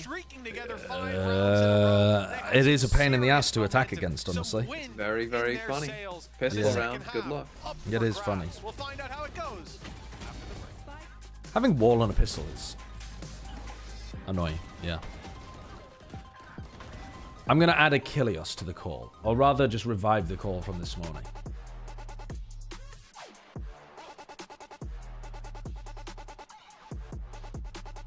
Hello.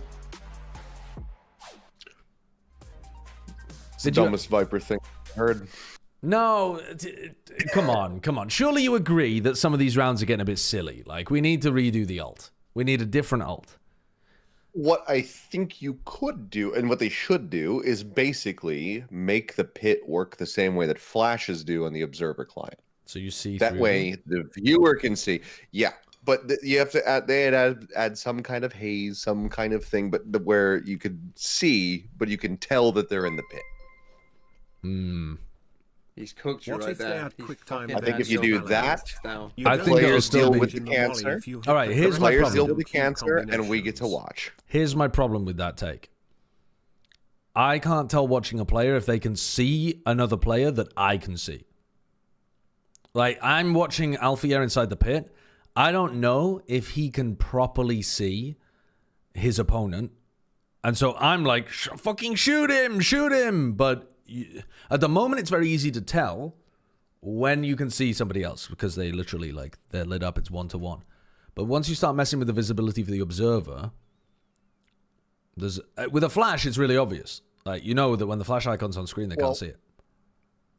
I mean, it would be a pain for them, but I imagine that they could code it to that where when the player is in visible range, they have like an outline around them, kind of like you do when you are the Viper that uses it.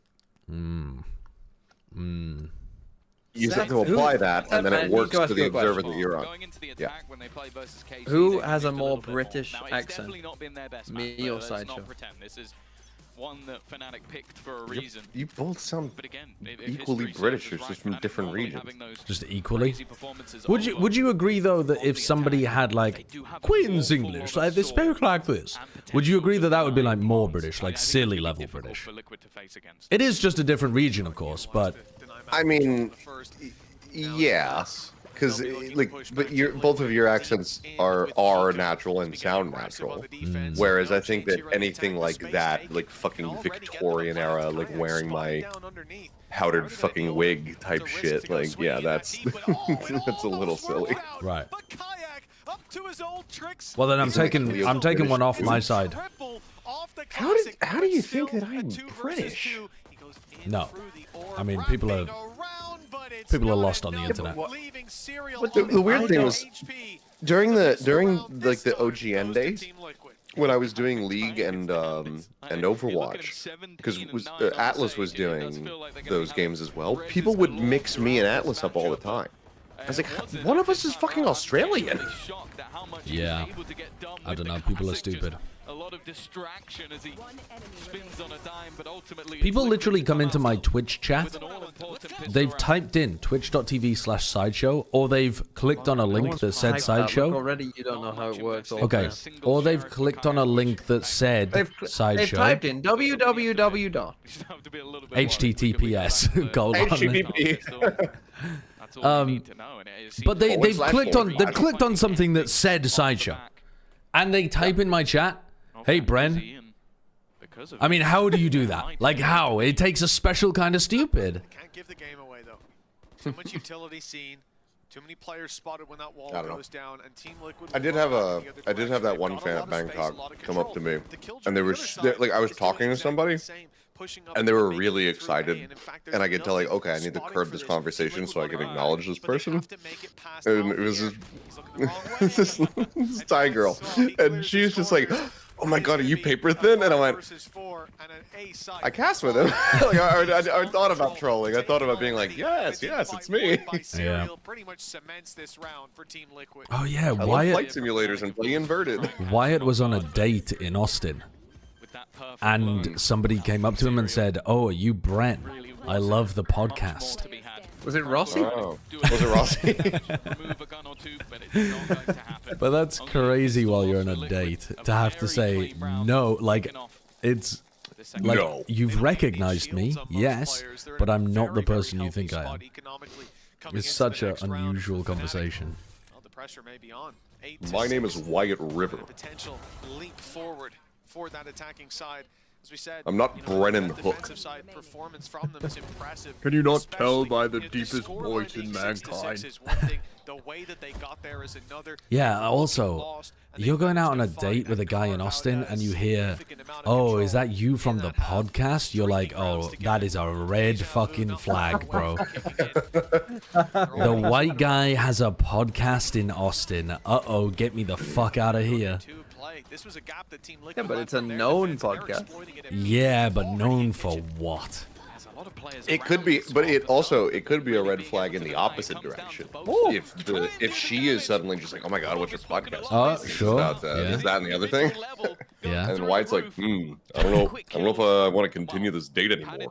Sneaky play. It's not as sneaky as he thinks. Kayak watches him all the way and waits for the swing from Serial. A solid response. The Overwatch fan took a pic with Reinforce and then thought he was Uber. That's funny. That's funny. That could have been a big problem on the side split as players funnel through Kitchen, but finding the first, second. Do you think chances are pretty high to have two Americas teams in the grand finals for Toronto? They're not very high, no. I mean, it would be very small percentage overall, but is it higher than any of the other regions? Why it could be a hardcore right-wing podcast, yeah.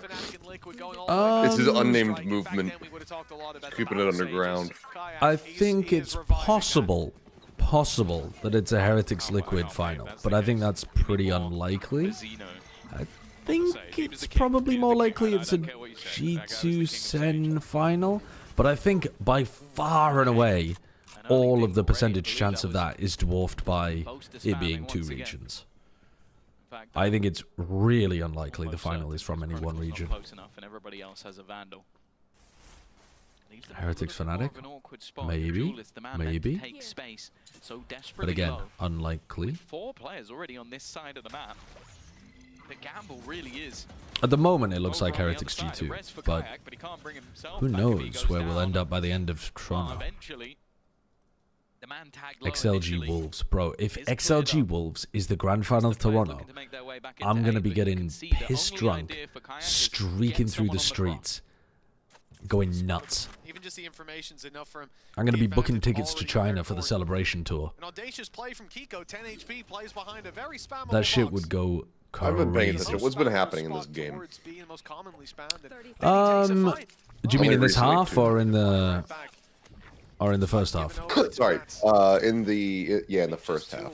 I got to see the first map and saw that they kind of trolled a little bit. Haven't really seen this one. Fnatic have been running a Sage Gecko comp, so they're like wingman and planting, or wingman and Sage walling to try to get plants down. So they weren't playing super aggro.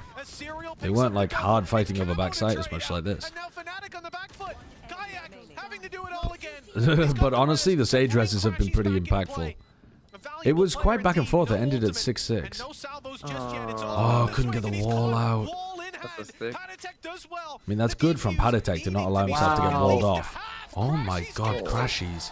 The Sage value again. Bro, the Sage value again. We've spoken about it so many times within this matchup, but Crashies in these impact rounds have just been absurd. Of course, a little bit of help from Kayak to bring him back from the fray. Yeah, I've been watching, there's an EPT event happening right now in Monte Carlo, and it's been a head-to-head for 2.5 hours. Really? Who is it? Yeah. Shevlyakov and Kokastani. 2 guys that I do not know. Nope, not names that ring a bell to me either. But they've been heads up for 2.5 hours, and I'm guessing that they just will not make any kind of deal. Often they make a deal, but then they play out. So often they'll make a deal of like a certain amount. Like they'll agree to split 50% of it or something and play for the other 50% or something like that. Yeah, which I think is pretty based. It's a good way of doing it. I mean, it's cool, but the fact that they are just going for this long heads up is pretty crazy. Because you think at some point both of them would have had hands. Yeah. Alpha is so good in that position, man. Yeah, I'm watching your stream rather than the main. Anytime he's playing against a Tejo comp, Anytime he's playing against a KO comp, that's going to flash push into Snowman, he falls back into this kitchen spot, which is anti-flash and also gives you a really nice high ground angle onto the KO. Anytime he suspects they're going to be playing for Snowman control, he just plays these positions really well. To be the one taking these duels. Ult put into play, Nats falls back, but Kiko still close, gets his Blade Storm, but he won't land the shots. Crashies drops him with the wrap around from Fnatic, not expected. They are thinning out the herd, leaving it down. Oh, no time again. They're doing a great job of getting close to deny this wall. What a great ult. That's 2 rounds in a row, though, where Liquid have been extremely cognizant of denying Kayak the wall value on the retake. I think he's probably got to start pivoting to using the wall in the mid round. He's been using it before, though. Like, well, I mean, obviously, on some rounds he's not on the right side, but on like on the round prior, like he completely backed out, like before using wall. I mean, he's still trying to use it in the midst of a massive retake is. Oh, Kiko just tanks that and ends up dying to the Marshall. Salvo into Marshall. But disrespecting it like that instead of updrafting is crazy. Why are you running through the salvos when you're a Jet? Why are you running? I don't know. They're going to play this one very passive indeed. And it's no wonder why. There's a lockdown in play for this squad if they want it. And they're hoping for over-aggression. They're hoping for a pick to be handed over into their favor. Flash, no. That's the ult. They're going to use the Thrash in the retake. 5v4. Oh, the salvos. Right on top of him. Oh my god, I can't believe he survives. Indeed, I sure. He has bought quite a lot of time, though. Did that Nanoswarm miss from Serial? Oh, there's the wall. There's the wall. First time of wall value. Yeah.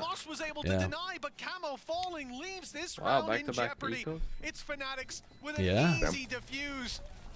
And a well-fought response. They lose to the hero rifle. What did you think of what did you guys think about the 12-6 timeout call from Ewok earlier? I think Alpha firstly did an incredible job. 12-6? Wait, was that him that called the timeout? RQ called the timeout on Ascent. Unless they flew the wrong graphic. I wasn't paying attention to it, so I just assumed it wasn't Ewok. But after a huge victory comes a huge Maybe they flew the wrong graphic because I DM'd him and I said that was fucking hilarious, and he was like, which timeout are you talking about? I was like, the 12-6 call? Like, I thought he was just BMing. He's just like, which if he was, we were down fucking 12-3. What do you want me to do? I'll have to clarify with him, but yeah, I thought it was, I was at dinner and I just started laughing and my wife thought I was a crazy person. I was in the middle of a barbecue restaurant just cackling at my phone. Not really anybody you want to be facing.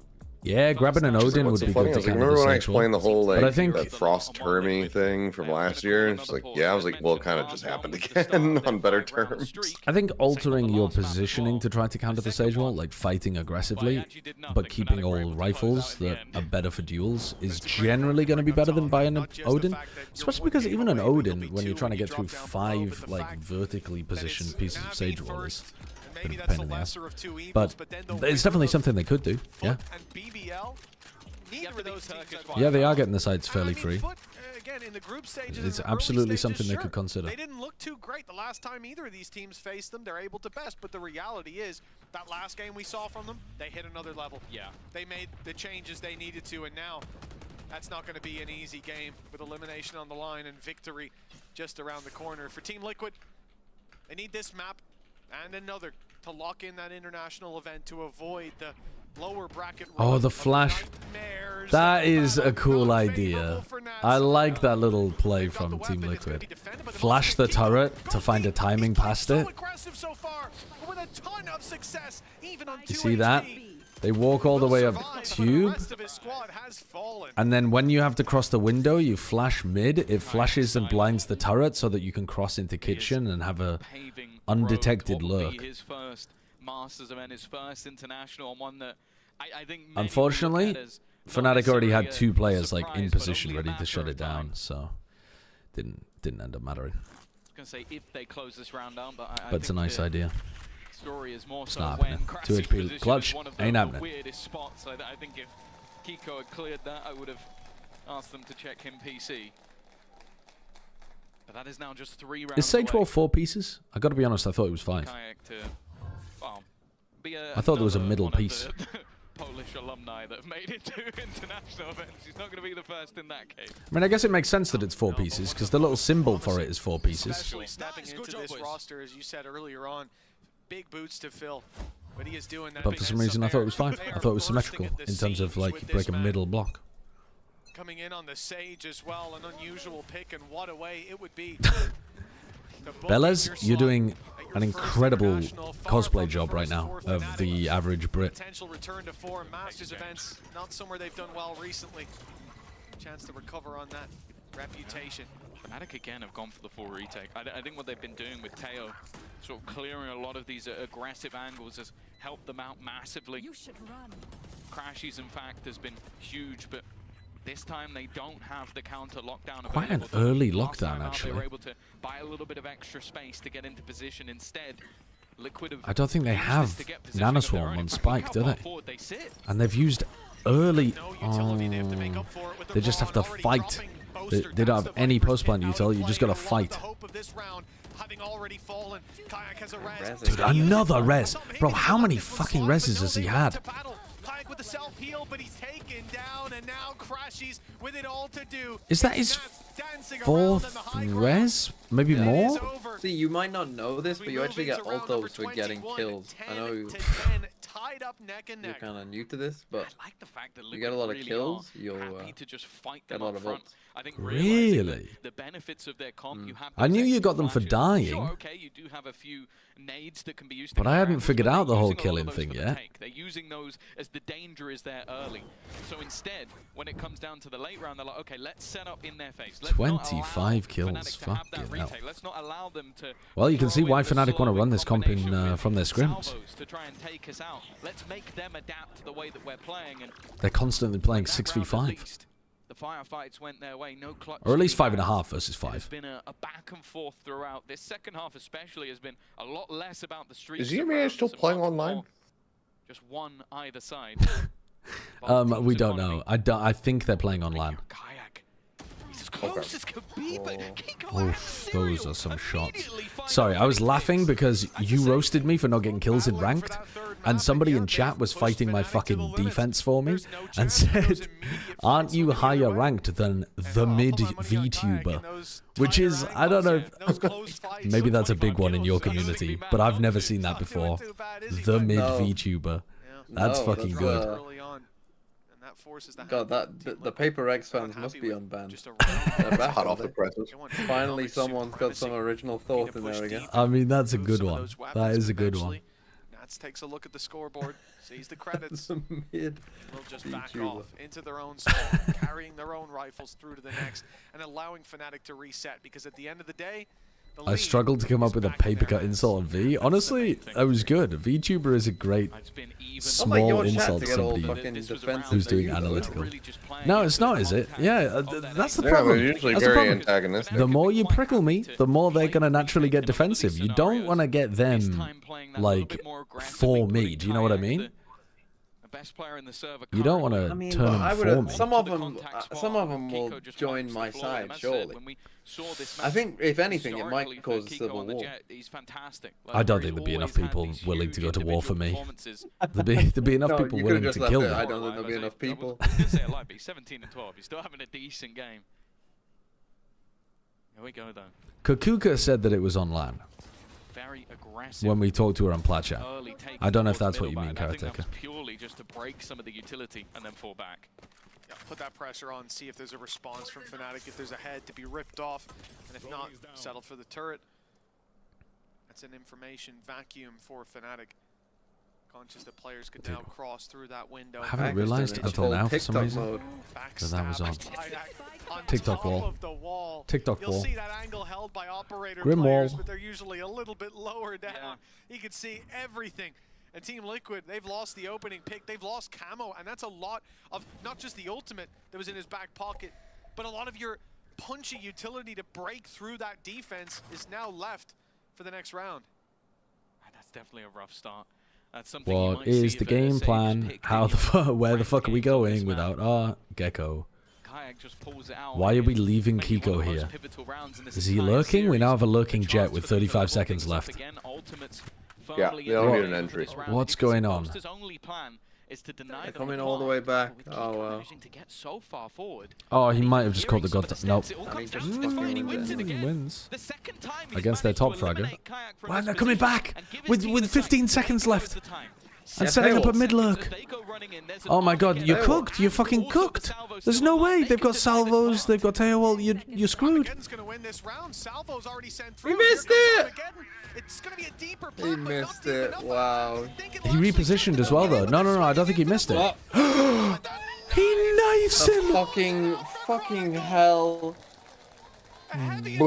Dude, that's crazy. I'm from London. Ooh. He did. He gave him the left click as well, I think.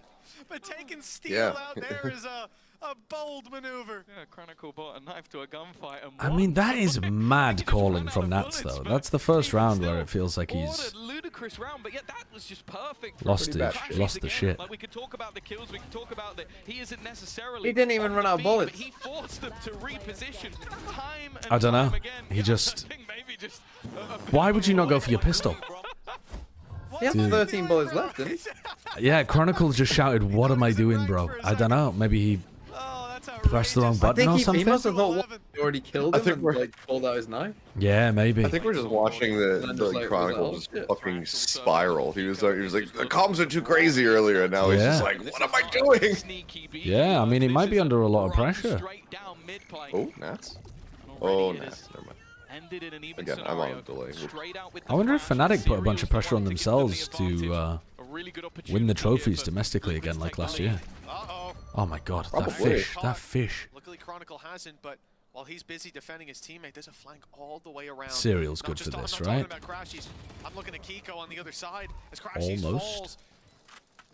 This round is very much in jeopardy. Up the steps he goes, his timing perfect, his position unpredictable, and he's not going to go for the knife kill. Neither the ult nor the third weapon in his inventory. As Chronicle is left. London actually has relatively low rates of knife crime by global standards. Fucking the Londoners are getting mad about the meme of knife crime, man. We know that you guys don't have large knife crime per capita. Give it a fucking rest. You're not South Africa. You're not the United States. But what's that comparing to? I think they're comparing to global rates. Oh, not global, but like, you know, other countries. They're not on the top 10 list, let's say, per capita of knife crime. Yeah. But the United States actually has higher rates than the UK. If you're comparing it to London, it should be to the rest of the UK. Yeah, which it would go down. Yeah. A level playing field for either side. The US has higher rates of knife crime per capita than the UK. And guns, don't get me started, it's not even in the same realm. Americans are always gobsmacked when I tell them that. They genuinely believe the UK, it's like dangerous to go outside in case you get knifed. Viper Orb, the fact they that watch ends Fox up being News. what They're all ends like over set. the round. Just Serial guzzling having Fox a News all the time. decent performance there as well. They're playing ballsy. But yeah, South Africa is #1 for knife crime per capita. And I can't remember what #2 was, but we looked it up a while back. Brazil, then India, then Mexico, then the Philippines. This has come down to just the sheer grit of the players that are on the other side. They do not want to head into that lower bracket. They do not want to risk. Or at least that's. Toronto. Oh, wait, I'm looking at deaths. Oh, yeah, we were just looking at. Well, actually, I can't remember what we were exactly looking at. But yeah, Lesotho. I mean, Lesotho is a.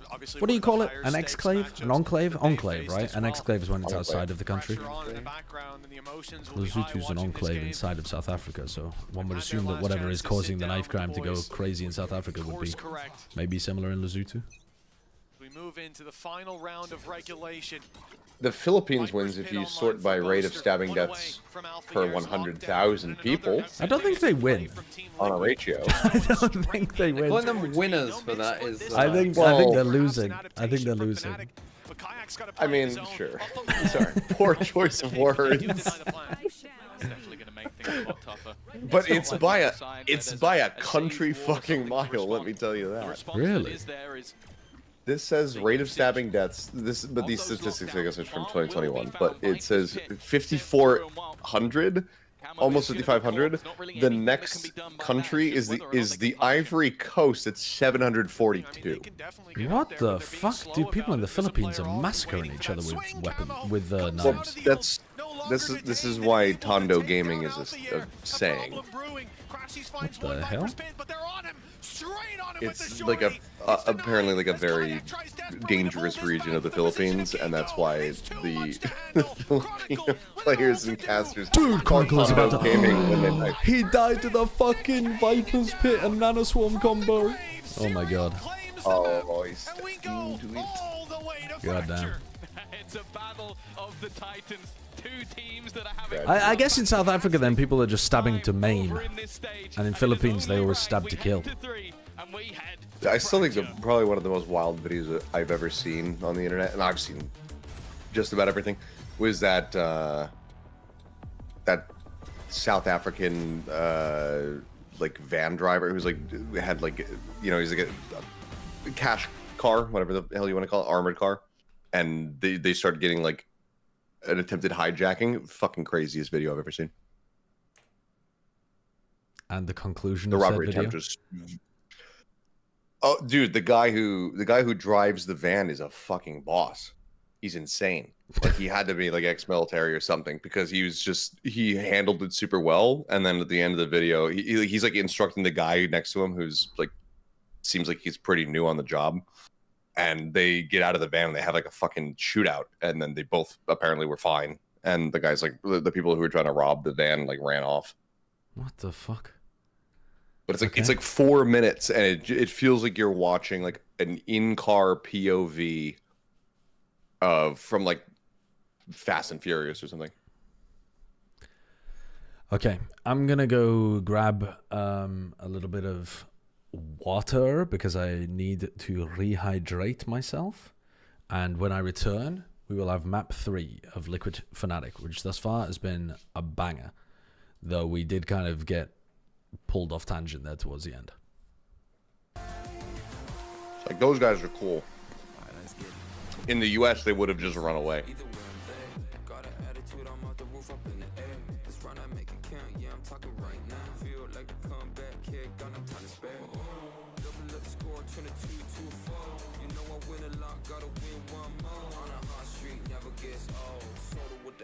My team went gold.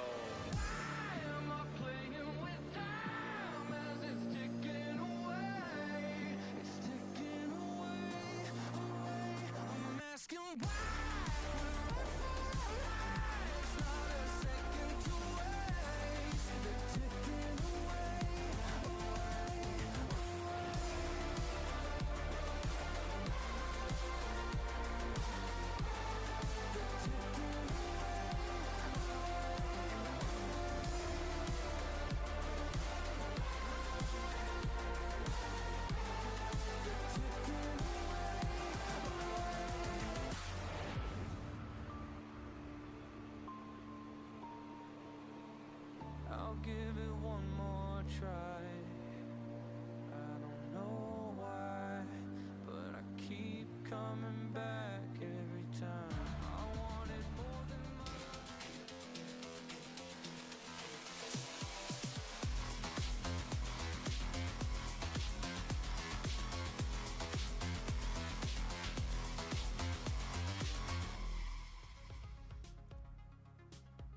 What a brilliant comeback there from Team Liquid. That means we will be heading to a map 3 in this series.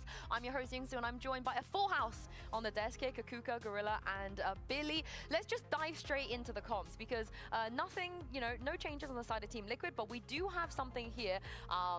currently wrong. Alpha did play this game. He does exist. Yeah. Probably Oh my believe. God, yeah. He does We exist. kinda broke it. But no one else in the world runs this. We haven't seen a Sage here before. Did you guys like it? What were your thoughts? Absolutely love it. All the TikTok walls that we were seeing round after round, it looked like Kayak had quite a repertoire of everything that he could do with that wall. And in many occasions, Team Liquid did not expect it. So I kind of like it. I think Kayak was definitely taking a page out in the Tanks book. Hopefully we see him back for stage 2 at one point. But yeah, I like the stage. I think it was quite nice. I like it. I love the battle stage. The way that he was able to get so aggressive with the amount of walls that he was doing. Yeah, I like Kayak on the stage. I love the Gecko as well. You know, maybe the stats won't cry there for Kron, but we understand the idea. But all of this could have maybe worked if it weren't for Nats. Hello. Because Nats is just having one of the best performances we've seen him have. He's so comfortable. Nats on Icebox. At some point, Nats we need on to get him Icebox, back man. into the conversation of one of, if not the best player in the world, because to me, the fact that he can still perform at this level with the amount of pressure against the teams that he's playing, calling at the same time in this high pressure situations. Yeah. With minimum good I'm open to it. I'm open to an argument for Nat's best player in the world. I think he's 2021 Masters Berlin. I think he's lurking through B, and this time, yeah, it was kind of serious. somewhere between top 3 and top 5 in my list. I mean, he said it himself. He said once he makes that first goal For this year, for 2025. MVP of 2025, best player of the year. He's somewhere between top 3 and top 5 in my head at the moment.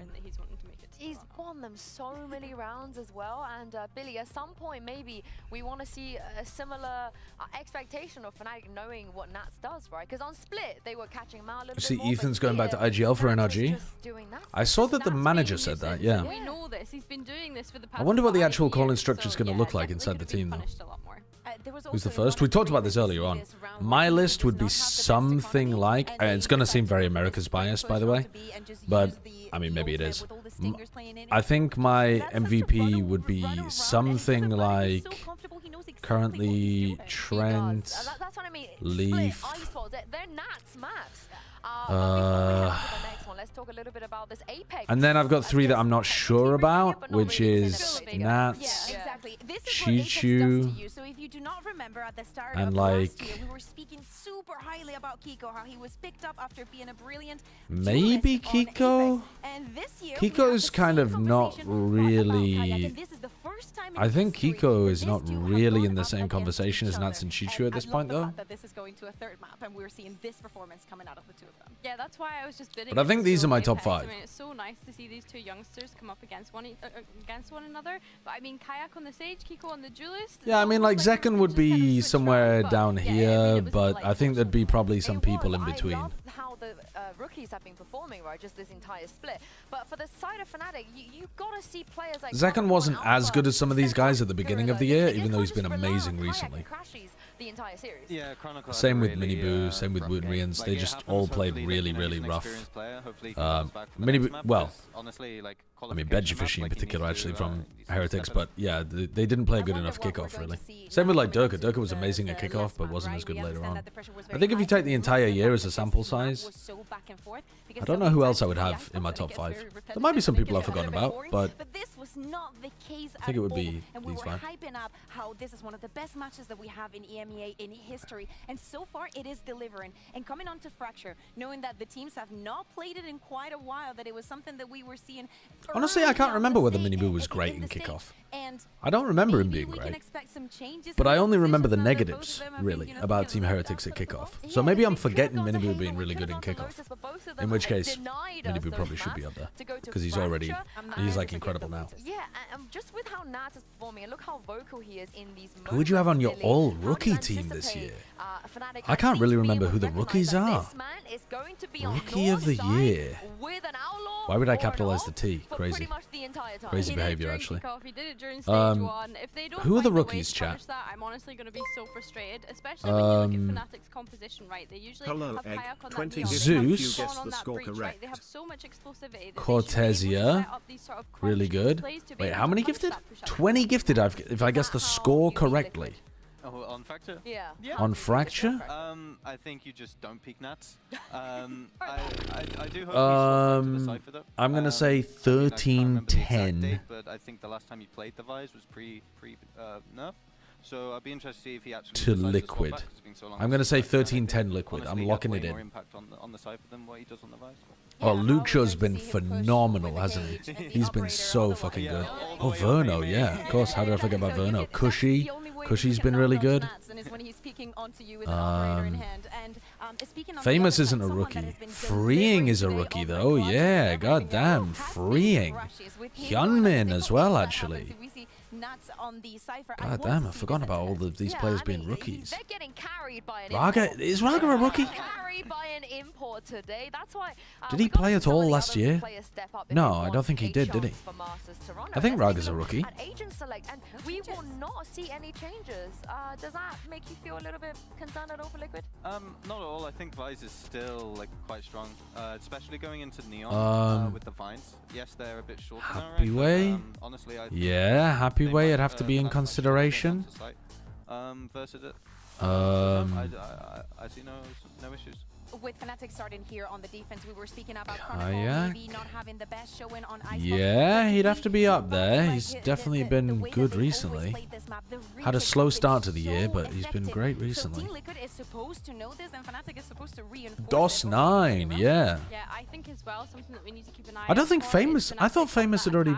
How many Why did times I think we've seen Famous had them already let played? clock run down Who am I and mixing him up push with? in onto site? They can't be leaving Kayak to be the one that just is the one running without any sort of supportive utility. Oh, However, honestly, in saying Mada that, has we been have playing really well as well. very Yeah, synergized Mada's today, been so, great. looking forward to getting Even though the team has been We sucking. started with a 13-10 into a 13-11. I smell an overtime to close out this match. I because thought the winner Famous had Mixing played Bowl already. will Hold on. secure their spot for Masters Toronto.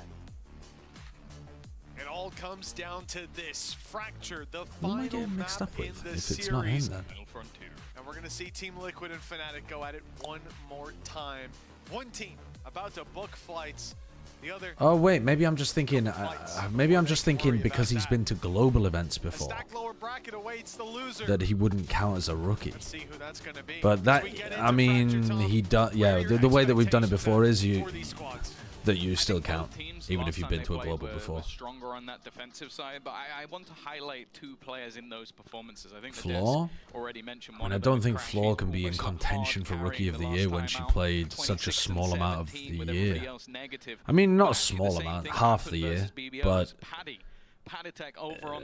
she wasn't that much better than everybody else to the point where she'd be in the running after not playing any of Stage 2 or a global. Always Nat, he was there alongside him.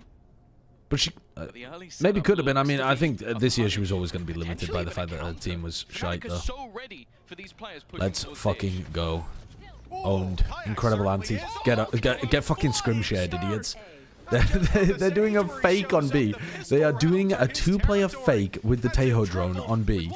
And instead, Fnatic have a trap play dish, and they just shit in their biscuits. That's 3 triple kills in pistols in a row. Disgusting. Disgusting. Get scrim shared, idiots. So consistent with how much damage he's able to do in this round. But as said, I think Fnatic had the perfect You don't think Luxio should be on the list? Oh, I don't agree with that.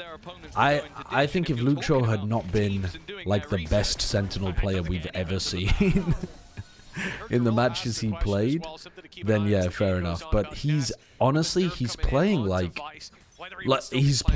one of the best Sentinel players we've ever seen, and you can't exclude him from the conversation due to a small sample size when he's also probably going to be playing, almost certainly going to be playing Stage 2 and whatever as well. Luxio's been so good. For just a second. Look, you're gonna try and use a Bucky against Fnatic? It is a small sample size, admittedly, but like he's so good. Back in the days before time, before they were Fnatic. I just learned 2 days ago they turned lead into gold at the Large Hadron Collider. Get fucked, Nicholas Flamel. Alchemy is real. All it takes is a Large Hadron Collider. Still on the other side of the map. He's also not necessarily the player you'd want to garner the additional orbs when you look at who else is left standing.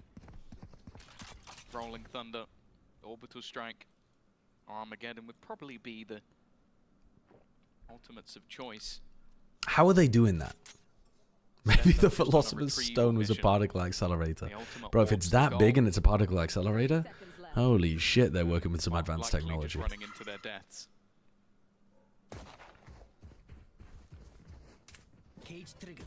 How are you doing that then? So Led has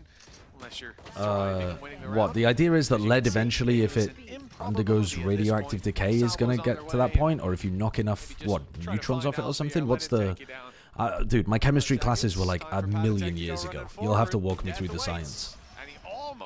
Near-miss collisions between high-energy lead nuclei at the LHC generate intense electromagnetic fields that can knock out protons, right, and transform lead into fleeting quantities of gold. Okay. And is it stable afterwards? Does it just become stable gold atoms? Does it stay within the like macro bonds that would keep it together? What this means is, okay, you still have a sniper rifle on Boaster. Which No, it was destroyed almost isn't instantly. even that much of a surprise. Is there any paragraph in the article about whether or not theoretically it could be Still a huge opportunity. stabilized, or whether that's just a natural part of the process of knocking protons for I 6? want to get an early response here. Side push is being watched and waited for with a high-low setup. Camo and Serial. Fast-moving, short-lived gold Swing rounds. through. It's into heavy traffic. Cool. It goes through down. What?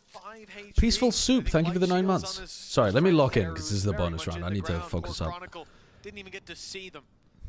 He has been dropped. Chronicle's knife got us onto a tangent that has just taken me out of the game completely. Looking to try and make their way through sand. Althea seemingly caught sleeping at the wheel. That one's all too easy for Nats, and sure, Crashy still survives on the site, and Kayak clings to life, but they need quite a lot here.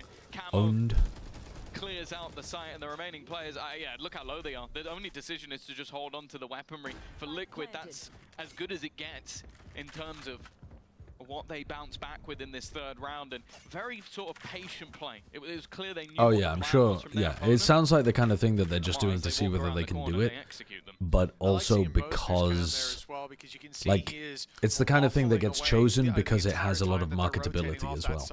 Using this as a mini timeout, essentially, to try to pad those gaps. This is a learning opportunity.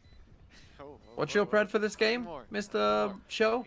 I locked in a 13-10 win for Team Liquid. You locked that in, did you? I locked it in. Final answer? Final answer. Do I feel confident about that? No. I reckon I've got like a... I'm sorry to say it's the wrong answer. I think I've got a 5% chance of that being correct. Maybe 10% chance. And if they unfortunately push the site where your Cypher isn't, Camel gets a lot of free real estate.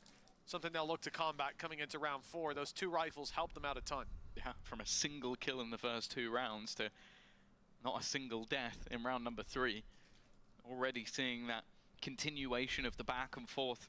Fnatic have got to be sat there thinking, okay, the gold immediately hits the wall and fractures into protons. The results also test and improve theoretical models of electromagnetic dissociation. We've seen the depth of map pool. Dissociation. Out Lotus, not wanting to take it used to understand and predict beam losses that are a major limit on the performance of the LHC and future colliders. Where it really does feel like I don't know what the phrase beam losses means. Maps haven't already. That pace is not oh, as in when they collide particles and small pieces, protons or whatever get knocked off. You want them to be able to collide as many times as possible without that happening, presumably, so they need to understand the underlying mechanics of it. I'm going to assume that's what beam losses means. The beams of things that they fire, whatever the things are, atoms, protons, whatever. Atoms in this situation. Camo's the one taking that. Now coming through the smoke. This is unbelievable. God, that's crazy. A phenomenal round. He'll finally meet his maker, wow. But around the sun. How the fuck have he survived all that? That's mad. Delivered the round as Team Liquid neck and neck with Fnatic. They're wiggling all over the place. The thing is that's always the problem with this Liquid squad. You feel like you're dealing with the problem. Well, I'm gonna have to watch the rest of this one back. Is it veg time? Yeah. Going to bed? Reasonable. It's 5 a.m. That's a good time to go to sleep. Trowbridge gave up after the last map. We gave it long enough. Bolster down to a Bulldog. I had to cast the final tomorrow. Side of Nats So even today. realizing the situation. Every Yeah, single today. Does sound like a good time to go to bed. though. Professionalism. Light shields. And guess what gun he's This is how I operate. Good old outlaw. Dude, bro, you can't think that zoom looks good. There's no way you're zooming in on the hilt of the weapon and thinking, yep. For a target, but they're not going to be peeking. They've got traps and a camera, a smoke down right after them. I mean, gifts All away right, that I'll talk to you guys later. See you around. Very sneaky spot. He's looking the wrong way, Bye. but he still grabs one. That's all that you can write home Alpha about not having though a is Team smoke on Liquid site for himself run or a riot over cage the on site, site for find himself to themselves play a around. plant as a result, a It massive just advantage to play doesn't with. seem like the best way of The having a cage is cipher. in my pocket. I said that ultimate impulse plant. I mean, it wasn't as bad as that kind of round. He's not in the greatest position. That was a really weird round. These ciphers need to look at better players to figure out what the setups look like on B. I genuinely, he just looks so comfortable on this map. It's one I almost want to see Liquid play more just for his individual ability. Work does the stopper in this round. Anybody trying to find space, met Pat. Wouldn't them being able to successfully create gold permanently from lead lead to an insane inflation, since gold is one of the few safe investments?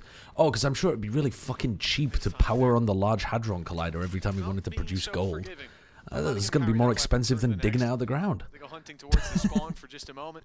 Paddy's got almost 6k. Why not? Yeah, run it down. I think they're a little too late though. That north side push. So weapon carried forward to the next. But that's the lead to Team Liquid, and we've already seen it. Once they get going, it's hard to slow them down, streaking together rounds that ultimately made the difference over on Icebox.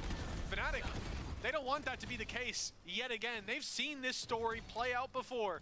I just became like you, but I decided not to. Genetics? What are you talking about? I think it is. I think it is. What do you mean? You've started to bold, but you've decided not to? Is there more to come? Okay, it's like listening in and just get a little camo giggle at the Got end. to see how the pros adjust their in-ears. I don't That's mind. good to see. But hey, we're into a pause anyway. 3 rounds in a row, and I do wonder if it's more the manner in which they've gone. Liquid have decided, like you know, that your Wait, opponents are going to take whoa, space. hold up. Wait, you said that you've gone bald. I just became like you. Oh, fuck me, my reading comprehension skills. I just became like you, but I decided to, not genetics. Oh my god, you shaved your head? Bro, the playoffs lost can't have been that bad, Zeish. Really starting to build up on their side, and the fact that Fnatic now Please, Carmen Corp can't have failed you that hard. The team did their best, man. The team did their best. Was your brain overheating from cooking up all of the ridiculous strats on Icebox? 13-11 every match? Killed me? Poor hair. Bro, poor hair. You had such a nice head of hair. Look what you've done. You've become another fucking egg. There is very little to slow them down. You saw it on the main broadcast the other day? Looks like the adjustment No. from Fnatic will be in north side. Oh, when you took off your cap! You took off your cap because you were fucking angry and you threw it! And I saw the bald! I remember now. I saw the bald when you threw your hat. Creep through to this B site that's been left mostly open with Crashies trying to grab a bit of information. It comes with a heavy cost. Kayak's on site. This could get dangerous. The smoke has left the planter isolated, but it's Kayak. That's crazy. Kiko actually pulled aggro so heavily there that they've managed to keep Patatek alive. I realize what I'm saying. Chronicle with a classic. It's as dangerous as anyone with an op. And with Alfier and a sneaky spot, if he got that, the round flips Brutal, on its head, brutal. but instead it is Nats Alright, and the Vice. back into Big rifles. question to Back into rifles, don't worry. He's good with the rifle, I'll tell you that. 4-2. Yeah. The saying is Yeah, about Zeish, fooling when they ran a someone replay once, after one you of the can't really fool rounds, them once, so the you saying is shouted, kind of I null and cooked void, them! like, I cooked even them! hiding in the corner Which is I always assume was gonna because the strats were working? Like some Omen TP set play that you had for the team? with the rifle. You were like, I'm cooking them! I'm cooking them! It's still going to be Liquid that stabilizes. I cooked Icebox, dude, that attack side was lovely. The credits for Liquid are already in a fantastic spot. They're not really thinking about money at this stage. And Kayak, Yeah, you guys have got a sick might see the Icebox. SMG. That is because he's running it down already. Looking to try and get him behind. Can you check for carbon monoxide? I think, yeah, I mean, could be the problem. Yo, that's stun. Alfia is kind of just stuck in no man's land, but just hiding, hoping he gets his gun back. Oh, what? What the hell? What the hell? Come on, gets one? He just goes straight past Alfia. Oh my god. Oh my god, and then Kiko's around behind and kills 2. Dude, Fnatic are lost. Fnatic are lost. They're putting the squeeze onto Alfia and he can't hold on. Actually, just go to Alfia's site every time, and he's getting bullied. This is what Bren meant when he said Alfia is not the greatest Sentinel, he's just a great player. Overdrive went through for the defense. Camo went, well, anything you can do, I can do better. Immediately, and everyone roasted him. In with the steel garden, which, well, if you're up against a laser beam with a classic, you're not. No, he was anti-Alfia. He didn't he put him like fucking 19th or something? He forgot him off one of his lists. I think I can't remember when it was. I think it honestly. I think it's funnier if I just say this, even though it might not be true. I think it was the tournament after Tokyo or something as well, when he like MVP'd. It was something ridiculous like that. 2 in a row. It was something mad like that. Okay, guys, I'm finally here. Here comes a stun.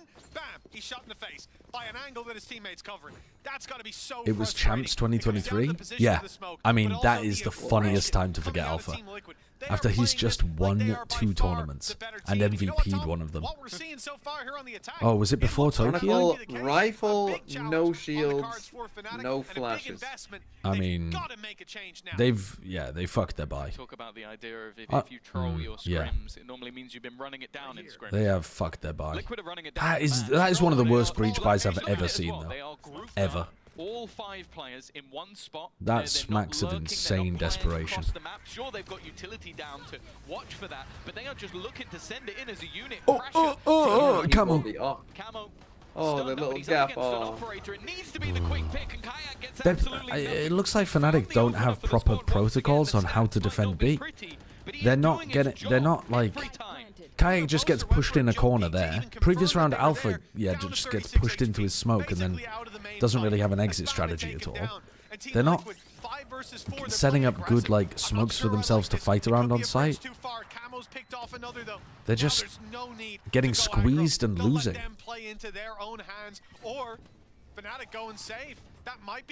Considering that Fnatic chose this map instead of Lotus, I think this is going to haunt them.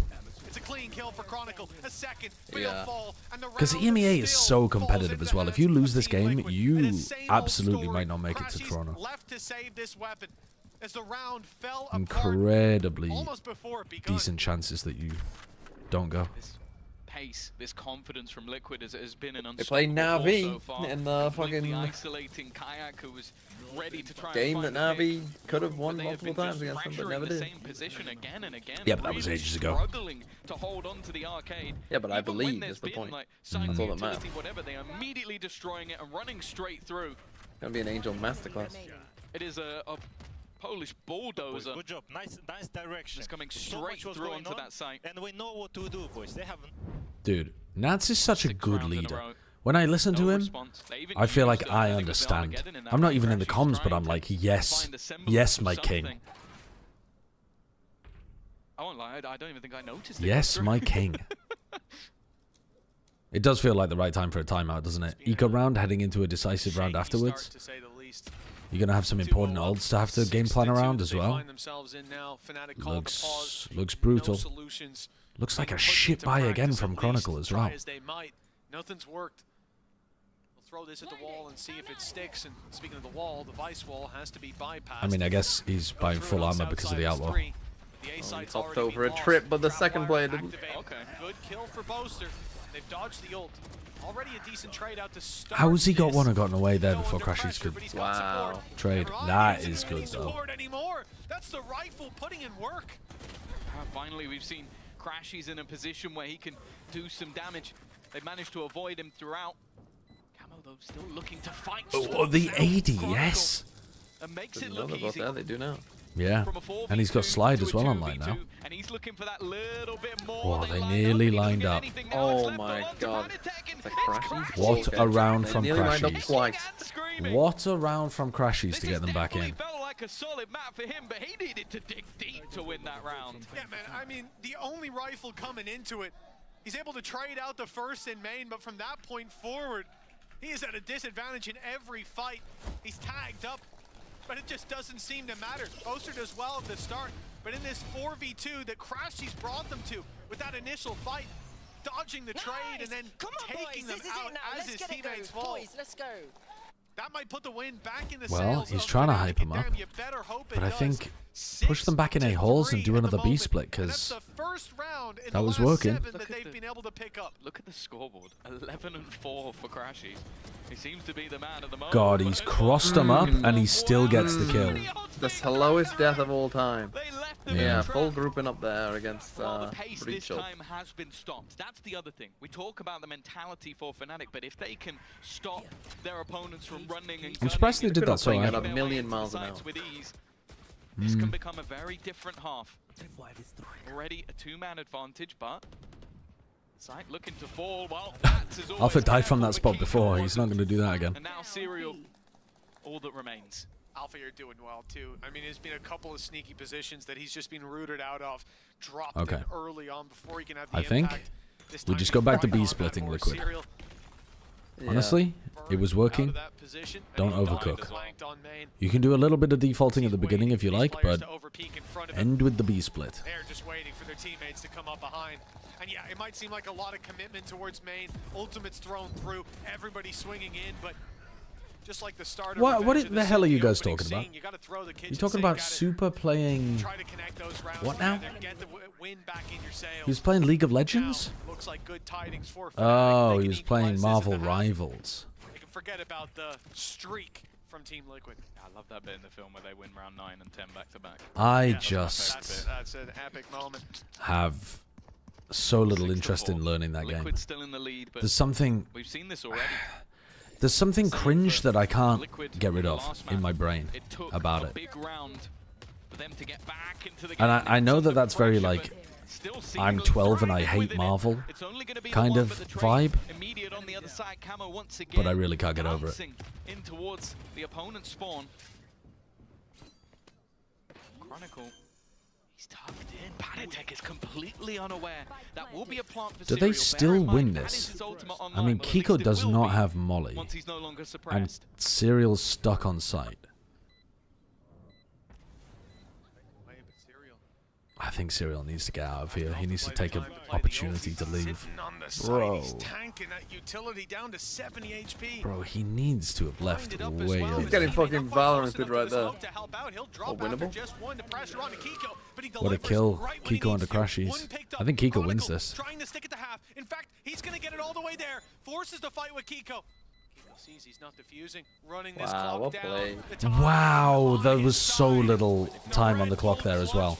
Chronicle was like, I don't know, third of a second away from getting it. Maybe a necessary one, but Well we played by mentioned it Kiko. before, their defensive side prowess when they And play Serial, to versus be fair, BBL. to survival that and get a kill. And get a kill out of it. But I do think Serial maybe had an opportunity to leave site earlier, play like tower or something, and then the round would have been way easier to win. Either side, Kiko moving away from But all the good. duelists I mean, we silver saw lining on is both he previous still has the maps. ult now. Onto the Brimstone, still having that impact. Fnatic will want to try and put that distance from their opponent just that little bit lower. Kayak finally. Oh, the breach stun into the Tejo ult. Two teammates make that him as well. Nice idea from Fnatic, and they just got destroyed.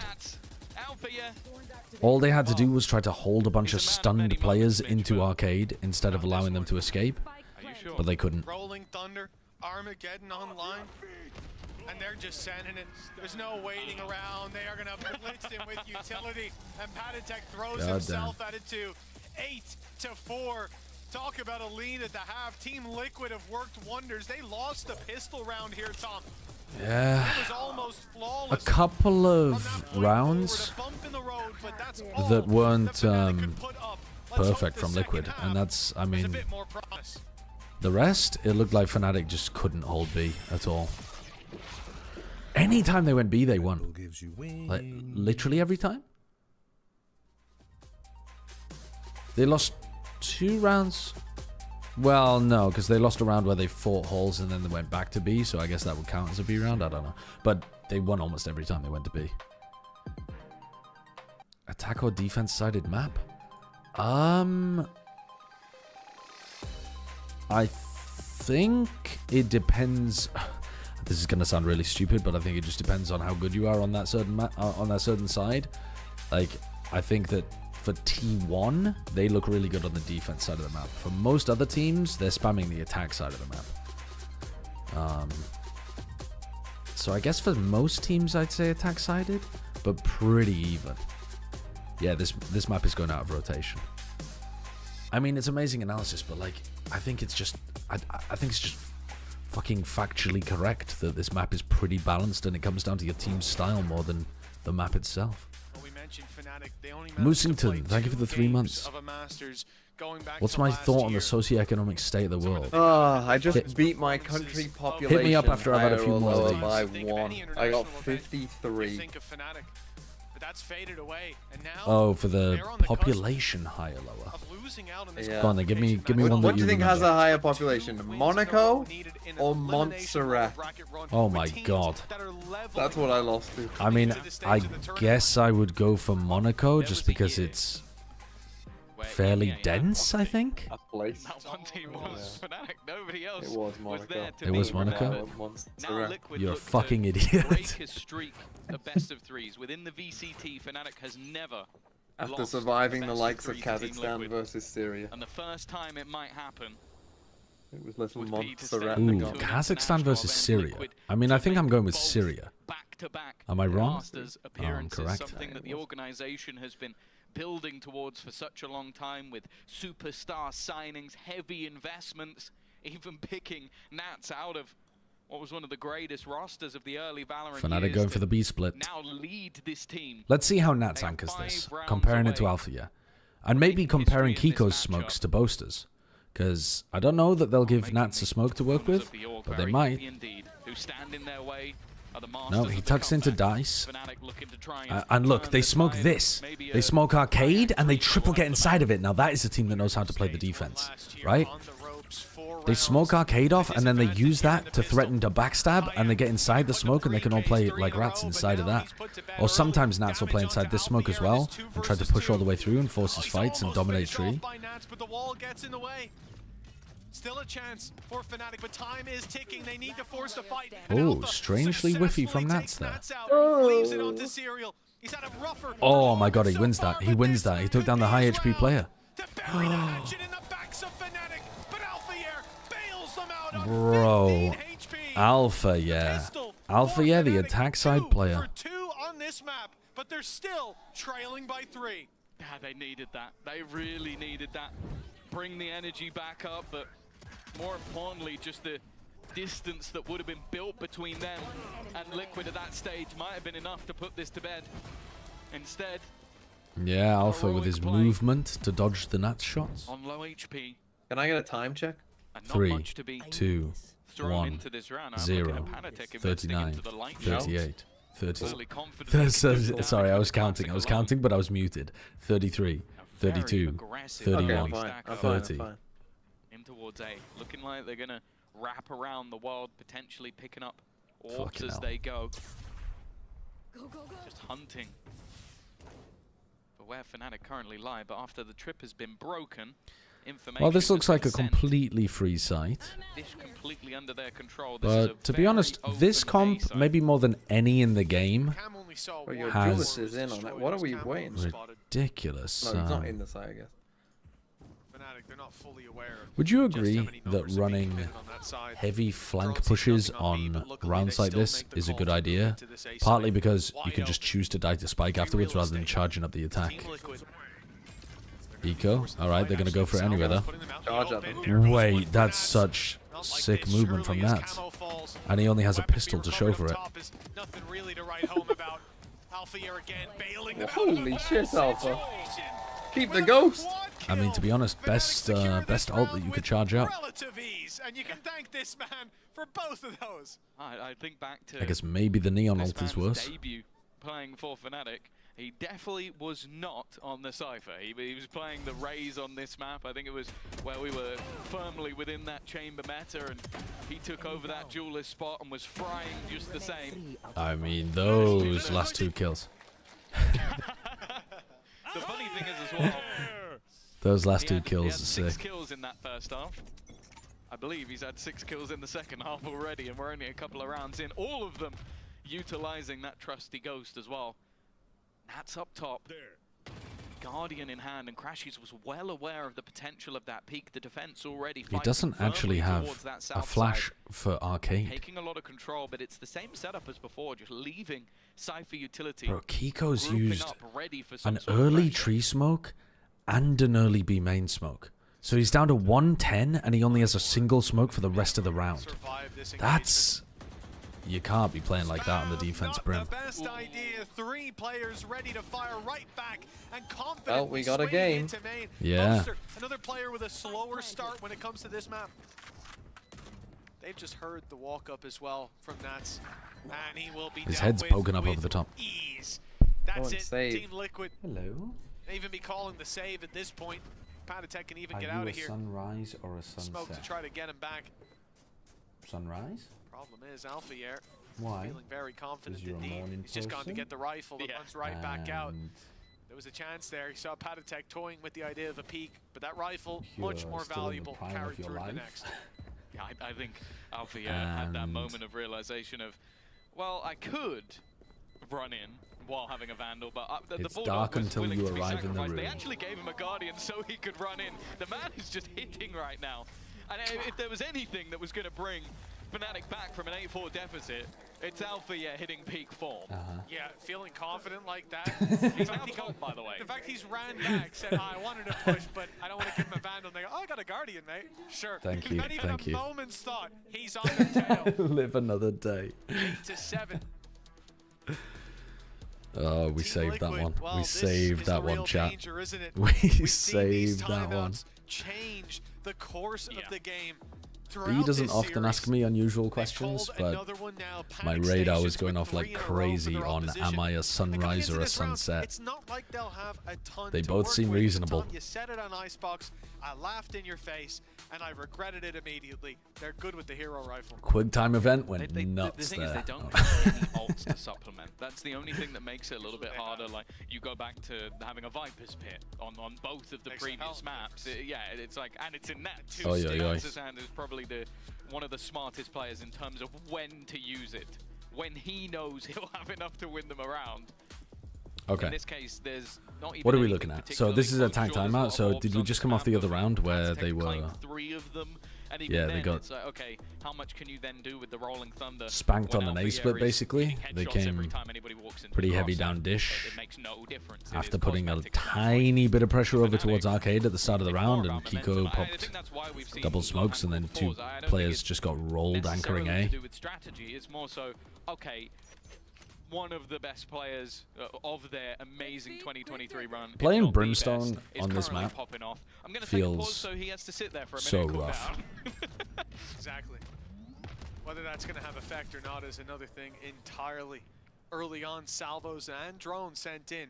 You've got to stop the push.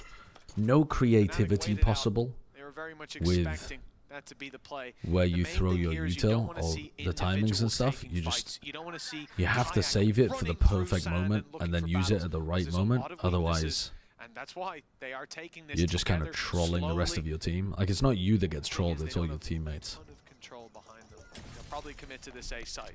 Yeah, we've seen both teams kind of do that, knowing that the opposing side has that opportunity. I guess for you get to have aggression with the fun Neon, so they are sometimes if you have moving this up a kind of lot more protocol where you regularly. double push out tree. Liquid were definitely a lot more direct Problem with the their double hits, push out tree is while Boaster the rest of the smokes come late for the A defenders. prettiest, and in fact, And I think usually the best way of defending the A site is that you get one of the players into a hard anchor position, and then when they smoke here and here, and maybe here, you smoke here and here, and then it lets you, when they're focused on the anchor, it lets you flood in through this smoke and hold this. This could be the round they plan But this for, sand with smoke orders is to play so for, important, with a rolling and you thunder can't online from Patatek, an operator coming into play as you well, or can't at least you the can't possibility of really it. justify having the This is where Brimstone the anchor defense A. So can look the to have Brimstone a has real really important impact. A smokes to throw while anchoring B. Right now, It's a pain in the ass. it is very much favored to Fnatic. Wind in their sails, attack side heated up, players coming online, Alpha Year hitting shots, all of these things need to be put to a stop if Team Liquid Thorns popped want to lock in immediately that because master Nats slot presumably here and thought that they were going for something fast there, straight up. Either side will be Poster did use Stimmy at the start of the round, but that's pretty common just to get past this angle player that will early. be there for the first time. Although based on performances throughout the season, you'd not be foolish to be surprised by that factor. Yeah, so usually you'll see the Brimstone start over towards Canteen. Sometimes they'll smoke for their teams like Hero here. And then they'll Stimmy in order to rotate, in order to get this smoke and this smoke in time for the A players. Definite opportunities on a map like this to try and take those firefights, but You can see Kiko here is like figuring out if he wants to go and help them. At least he doesn't have to worry about smoking A main because the op's holding it. So he only has to worry about the sand smoke. But Camo hasn't seen anything in a while, so he's calling for them to rotate back over towards B. They got the wrong call, but it's a nice aim to contact for Fnatic. They're about to do a big collapse on this, and a lot of pressure on Camo. And they're way in front of the smoke timing at Sand. That's a shot, though. And he stays alive! Oh my god, oh my god, I thought he had 3. Paddy floods. Heretics here to pick up the pieces. This is his map. Chronicle, try as he might to pull this back. The ult won't be put through. 11 HP. A gust of wind will take him down. And they win the round. The Breach ultimate there from Paddytech was immense for setting up Camo for a second. But the shot that Camo hits from inside A is so good. This is one of the reasons, though, why having an A anchor is so important. Because it lets Serial come in, or at least it distracted Crashies, right? Crashies can't focus on the site because Serial's coming in. And then the Breach is coming in as well. Paddy's coming in. But you have to be able to get somebody into this hard anchor spot, otherwise you're not really creating a crossfire with your players flooding. Once more, the combo breaker. Stun, smoke early on. Committed position from Kiko. I don't know why he's going over here to smoke necessarily, because he can do it from here. Fnatic have planned. It seems like, again, a much more direct approach. The B side open and Rolling Thunder. And Serial's just jiggle peeking this smoke as well. So they were doing a lot of contact plays in the previous round, so now maybe Team Liquid focus on jiggling for info. Definitely nervous. Maybe someone's pushed up. I think all that control on the south side of the map and the noise. Do I think Camo is in top 10 players right now? A little bit of a push coming through. No, I don't, just because there's too much competition. But I do think he's been performing very, very well. Okay, perfect timing on the smoke. I think I'd also like to see a smoke here, though, as well. Although Kiko doesn't have it. He smoked Dish instead. Which is reasonable, actually, because he does have sand control, and they have been splitting through Dish a lot. Armageddon from both sides. Nats actually catches Alphier with the late lurk. His patience wins out that opening duel. But it's traded out quickly with Paddytech down and a Rolling Thunder committed to the site. Breach alt, Camo, floods. Dude, look at that. Look how good it is. Serial draws all of the eyes and the attention towards him, and then Camo floods in. Camo going crazy. One step closer to an international appearance.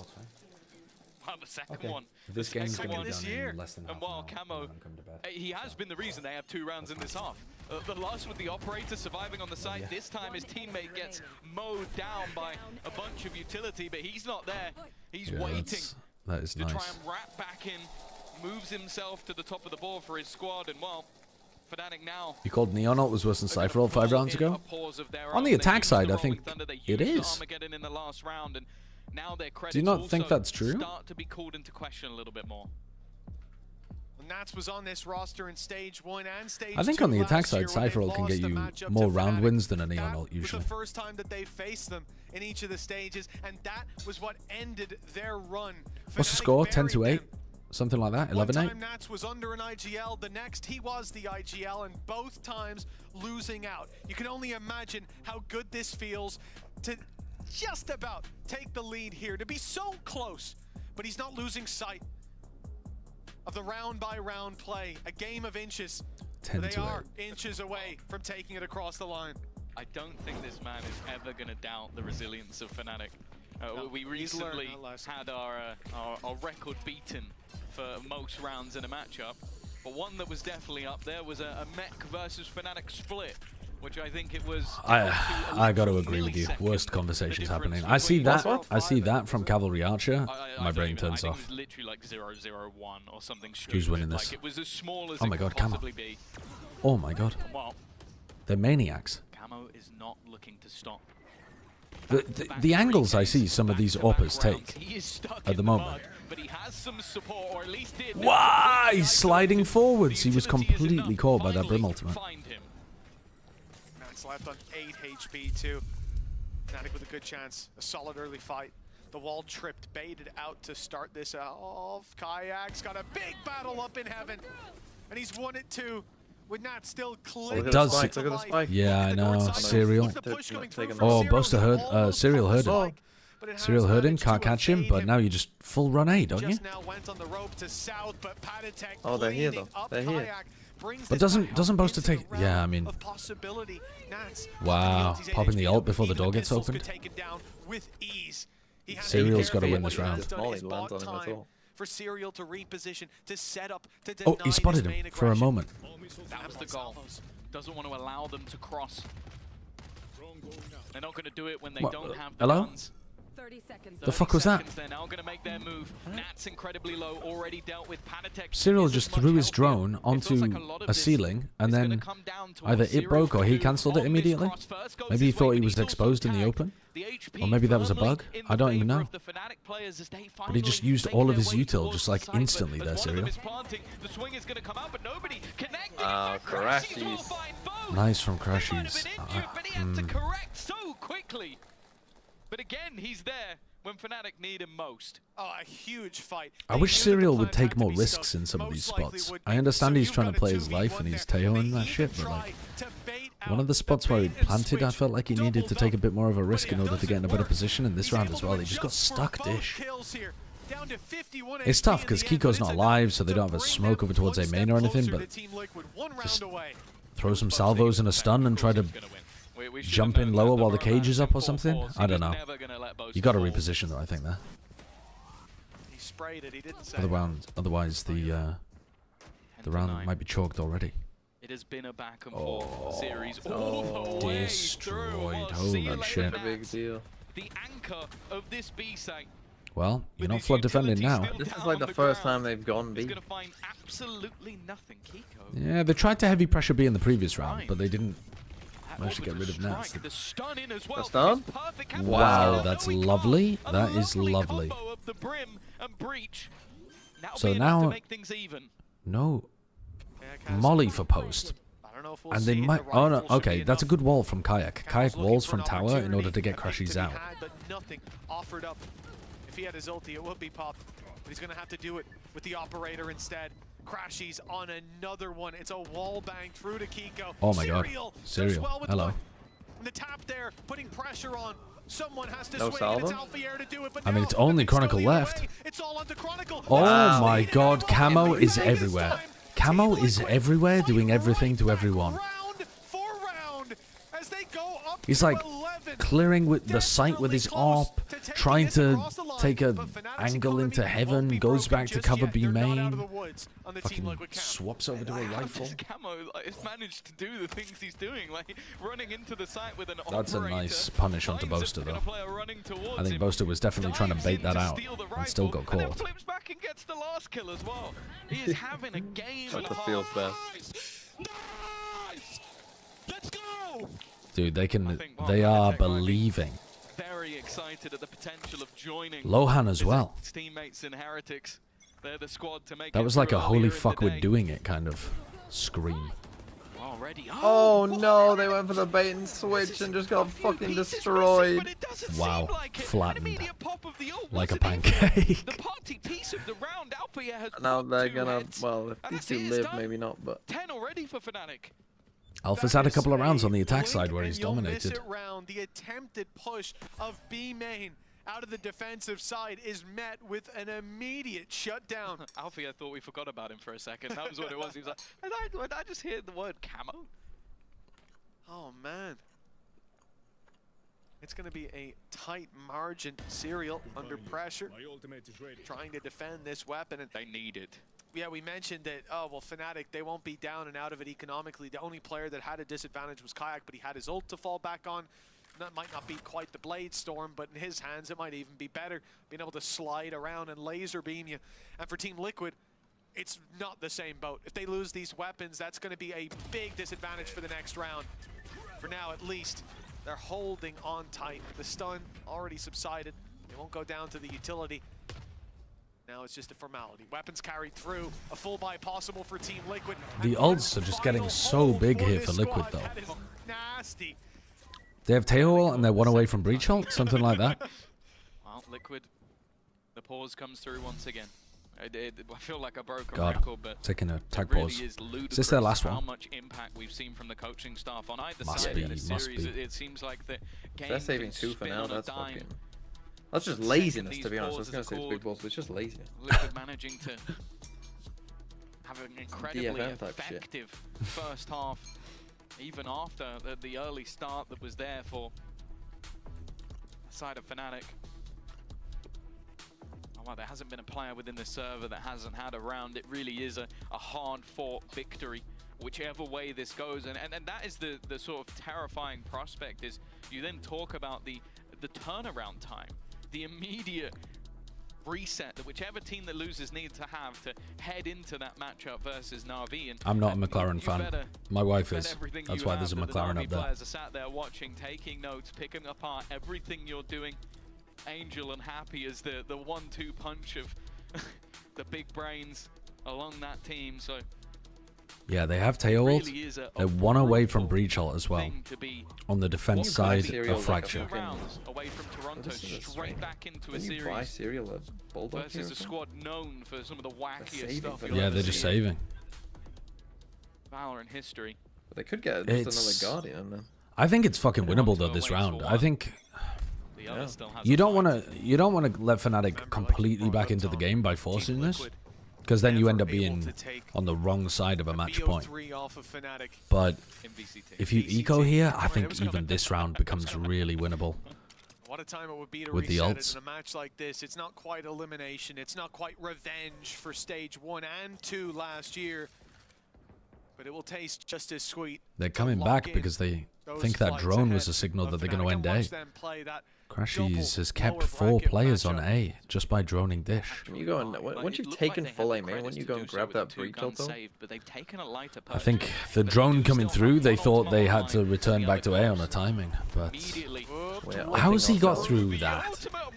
That's about as easy as a killer's ever gonna get. That's Fnatic's ult. That was a oh yeah, sorry. That was Crashies' ult they tried to get. That's really silly. Alright, here comes Serials. But they still don't have the breach ult. Chasing him. He's chasing him, the hunt is on. Okay, now they know where Crashies is. Oh, there's no way Serial wins that with a classic. There's no way Serial's won that with a classic. It's over. It's just over. It's just completely over. Wow. How did that happen? Well, it wasn't helped by Teo ulting our own duelist as they push into Well, the no, storm with definitely. nothing else. That round was pretty horrendous. But Alpha has to win that, doesn't he? It's more the fact that my wall worked when it Wait, no way. Perfect timing. Wait, what did he do with the wall? I saw that it activated, but then he was able to chase him down completely. Yeah, it was like it separated him from the. He fucking isolated the one wildebeest he wanted and ran him down. Oh, because there's a way around it. Yeah. I see. Put it like this one, right? It's a little bit further. Yeah. Okay, I missed that. I was confused because I was like, how is Nats not just running into his own wall here? Oh, we had our ult out and then we. Okay. Oh my god, I can't believe they're getting forced into chill out. Into the Spectre. This is for Sideshows Pred. Yeah, it is. Dude, I got 20 fucking gifted on the line for Team Liquid to win this round. 20 gifted on the line? Yeah. Come on, Fnatic. Fuck you. You don't get the money if I lose. fake the steps. How about that? How about I do? Rotation to the B side. No, they're going to trip the wall. That's the 20 idea gifted if you get one cred right. and then go on the rotate To the back. exact score. Is sitting on the site. Either way, it's going to be I think nice, that's isolated quite fight. impressive. Realized great read from Nats. No one's there. I do that all the time and I don't get Fuck 20 off, gifted, you man. do that all the time. The MVP 30 seconds left. of kickoff. British man just wants to drag somebody else down. Flashes, stuns, a Molotov as well. You're damn right. An orbital strike, one away. If Boaster gets the kill, it feels like the round is already sealed. As Kiko sits in this back corner, it's not necessarily Oh my god. even still they dance past. Wow. Classic sideshow L. Kayak. Fuck off. Kayak just crossed him up so Fuck off, much. Tori. Dude, that's got to be tense. That has got to be tense. Everything there just came down to whether Kayak got immediately headshot or not. Boaster's being stood up, shouting across the stage. The vibe different now. They're sweating, realizing that this is slipping out of their grasp through their fingers. They have too low money, boys. And that's exactly it. Focusing up for the final round. Yeah, the money is shit. Team Liquid The ult's will be also able not to great shake. either. There's He weaknesses had here. classic full They'll shield. look to for a exploit them. second. Nats' ult could bridge the gap. Yeah, and more so Camos. I think that's why Camo has the rifle. I mean, bro, give Kiko a rifle, please. Maybe he can juggle He's that been... off. Instead, he's going to be I suppose Kiko doesn't need it necessarily because he's on Brim, so somebody will have probably died by the time he's even able to fight. But after the initial denial, nothing found But by he's been either playing side. well. A stalemate. Yeah, but this advantage goes to Team Liquid here. They're keeping 4 players towards this side of the map, and Fnatic have to re-aggress. They're going to do so with less of that punchy utility. Whoa, they're ulting Camo back in. I think you just have to take the L here. Wow. Yeah, I mean, they're taking a mega L. Sets himself up for success. And the round Go on, Serial. should be theirs. Holy fuck. Serial, he had a shaky start to this map. No fucking way. Ain't no Winnable. way. That's his ult. Ain't no way he's made this 2v5 winnable. To be used, to be put into play right in the final round. 45 seconds, he's going to hear them leave. He's going to hear both of them They leave. didn't need to run it down into the site. They didn't need to take the fights without their weapons. Aren't they worried that Maybe he thought he they were just more knows committed exactly than where they they're were going and you're because of going that. into the They're Vice able to util? fall back and look to refight this. All still in play. He has Razor thorns Fine's as well. still The there. thorns could just stop him. They've known it's there though.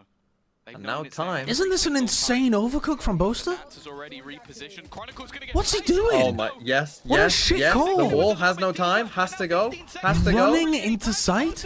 No way. No fucking way. What a bad call from Boaster, and he wins by shooting him in the head. What a time to step up to the Unbelievable, man. Unbelievable. The time could have solved the problem for them. The razor vines, the walls set up perfectly. And he was there just in time to catch them. Serial gave them that chance. Jesus Christ, he's popping off. Seen that side of Boaster for some Jesus time at all. Christ, he's popping off. Fnatic, they've dug deep when they needed it most. And now, overtime locked in. Come on then. Would have bet your Show me an house incredible on OT. Nats from that position. Boaster stuck behind a wall. You look at the scoreboard and you'd believe that that was it. That was Liquid going to Toronto. Instead, it's OT. The climb back from 8-4 down. The climb back from 12-10. Fnatic have been on the back for all the way up until now. Yo, Camo is in. Camo This is where in. they do their best work. Oh, the counter stun. Players stunned. Kayak not bold enough to fight that though. Expecting backup for Camo. Boaster, but it's a little bit further behind. Oh, Nats is usually so good for those.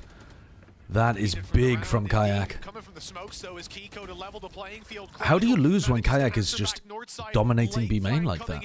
Very late indeed, and that's why Fnatic pumped the brakes. They've got the advantage. Kiko's in a good spot, These players, Crashies and Alpha, but try to carve out some control of the I don't know if it Not matters. wanting to go up the rope and into heaven. They're waiting You'd for need a peak. free They're kill waiting on knowing Chronicle. Team Oh Liquid my will look god, for what a information, read. and knowing their utilities coming What down. a read, Come into play bro. at exactly the right That is moment. such a nice round from Fnatic.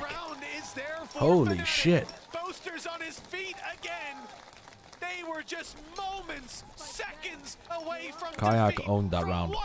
Really good stun onto Camo, and then kills Nats. And then whoever called the player Jenny, that's fucking sick onto Kiko. Who are close to filling out those forms. is one round away. And well, if there wasn't... If there wasn't Alpha, already yeah, a locked in. back-breaking Boaster round hyped as throughout fuck. the entirety of this map. Seems like maybe round 24 Holy was shit. the one. One round is all that Fnatic needs to book that spot. It's been a turnaround Ooh, since fast kickoff. push out over towards Not tree. the performance they were looking for. I like this. I didn't like it when Kiko was smoking tree without the aggression, but once you've actually cleared it out like that, it's going to take Fnatic so long to get back in. And they're going to be scared to do it that as well. Still stand in their way. They're going into the Vice setup. This is so unusual. I don't think they did this a single time that I can remember. This is not done. So they just seen him. Yeah, but they didn't suppress it. Far from over. They also baited out salvos pretty early. And Alpha's got an aggressive flank. Oh, it has to be you, Nets. It has to be you. Kiko only has if he was one. on Cypher here, I'd be like, they're fine. Kiko's wasted a smoke again. He's got one smoke to stop this A split from coming through, and he needs to smoke A main, dish, and sand. And he's only got one smoke. And he's used it on A main before the exec. They might not expect that. They've seen him now. Boaster and Chronicle finding two. This could be it. Oh, bro. That is crazy. Camo. Dude, Camo. Holy fuck, he knows the crashes is around here somewhere. Oh, Camo. He's done it for them. Pretty impossible.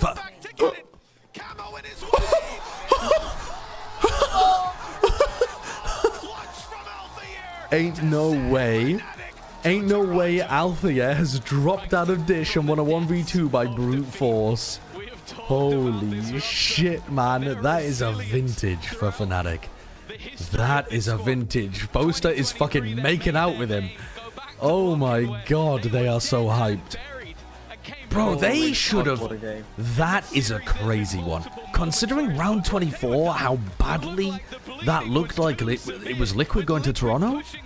And then they win both OT rounds? Pistols, round 24. Oh my god. That's a mega tilter for Liquid. I think... I'm going to be honest, I think overall, I think Liquid played that better. But I guess it doesn't matter in the end. Fucking hell. That's crazy. Liquid might miss out on Toronto. Yep. Seconds away from success. Fnatic Wow. faced defeat. They stared it in the eyes and managed to God, Boaster was so fucking hyped about that round 24 clutch. And then the round 25 win. And then somehow Alpha pulls a 1v2 out of his ass.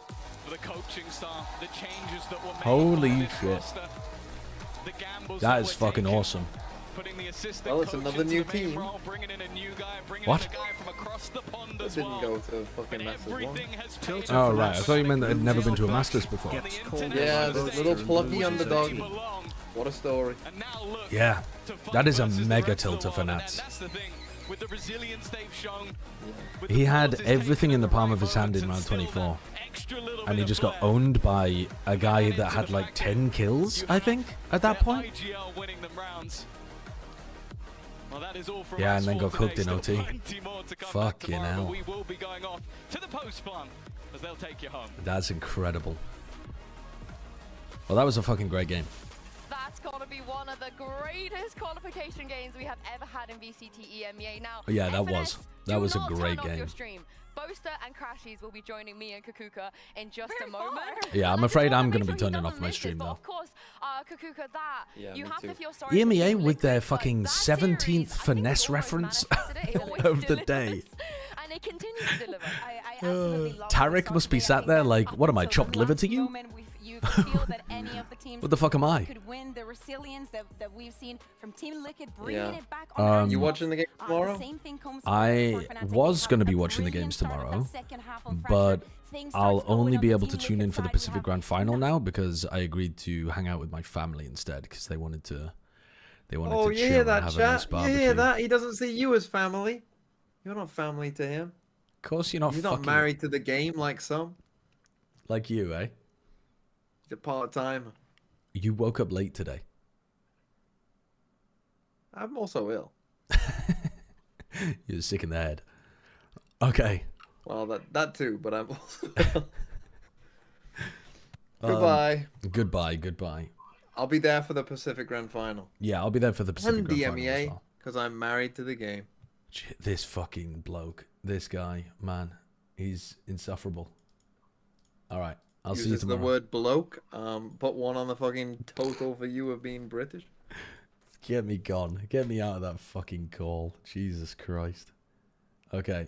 I am gonna quickly fix how the multi-chat looks on my screen because it's pissing me off. I think we've got to hit it with a slight zoom upwards like that so the icons are a bit better. That looks a bit nicer. A bit more aligned to the edge. Anyway, who am I sending you to? I don't know. Shall I send you to Baby Bay? Is he streaming? I could send you over to Baby Bay. Is he planning on carrying on streaming after this? Why not? Why not?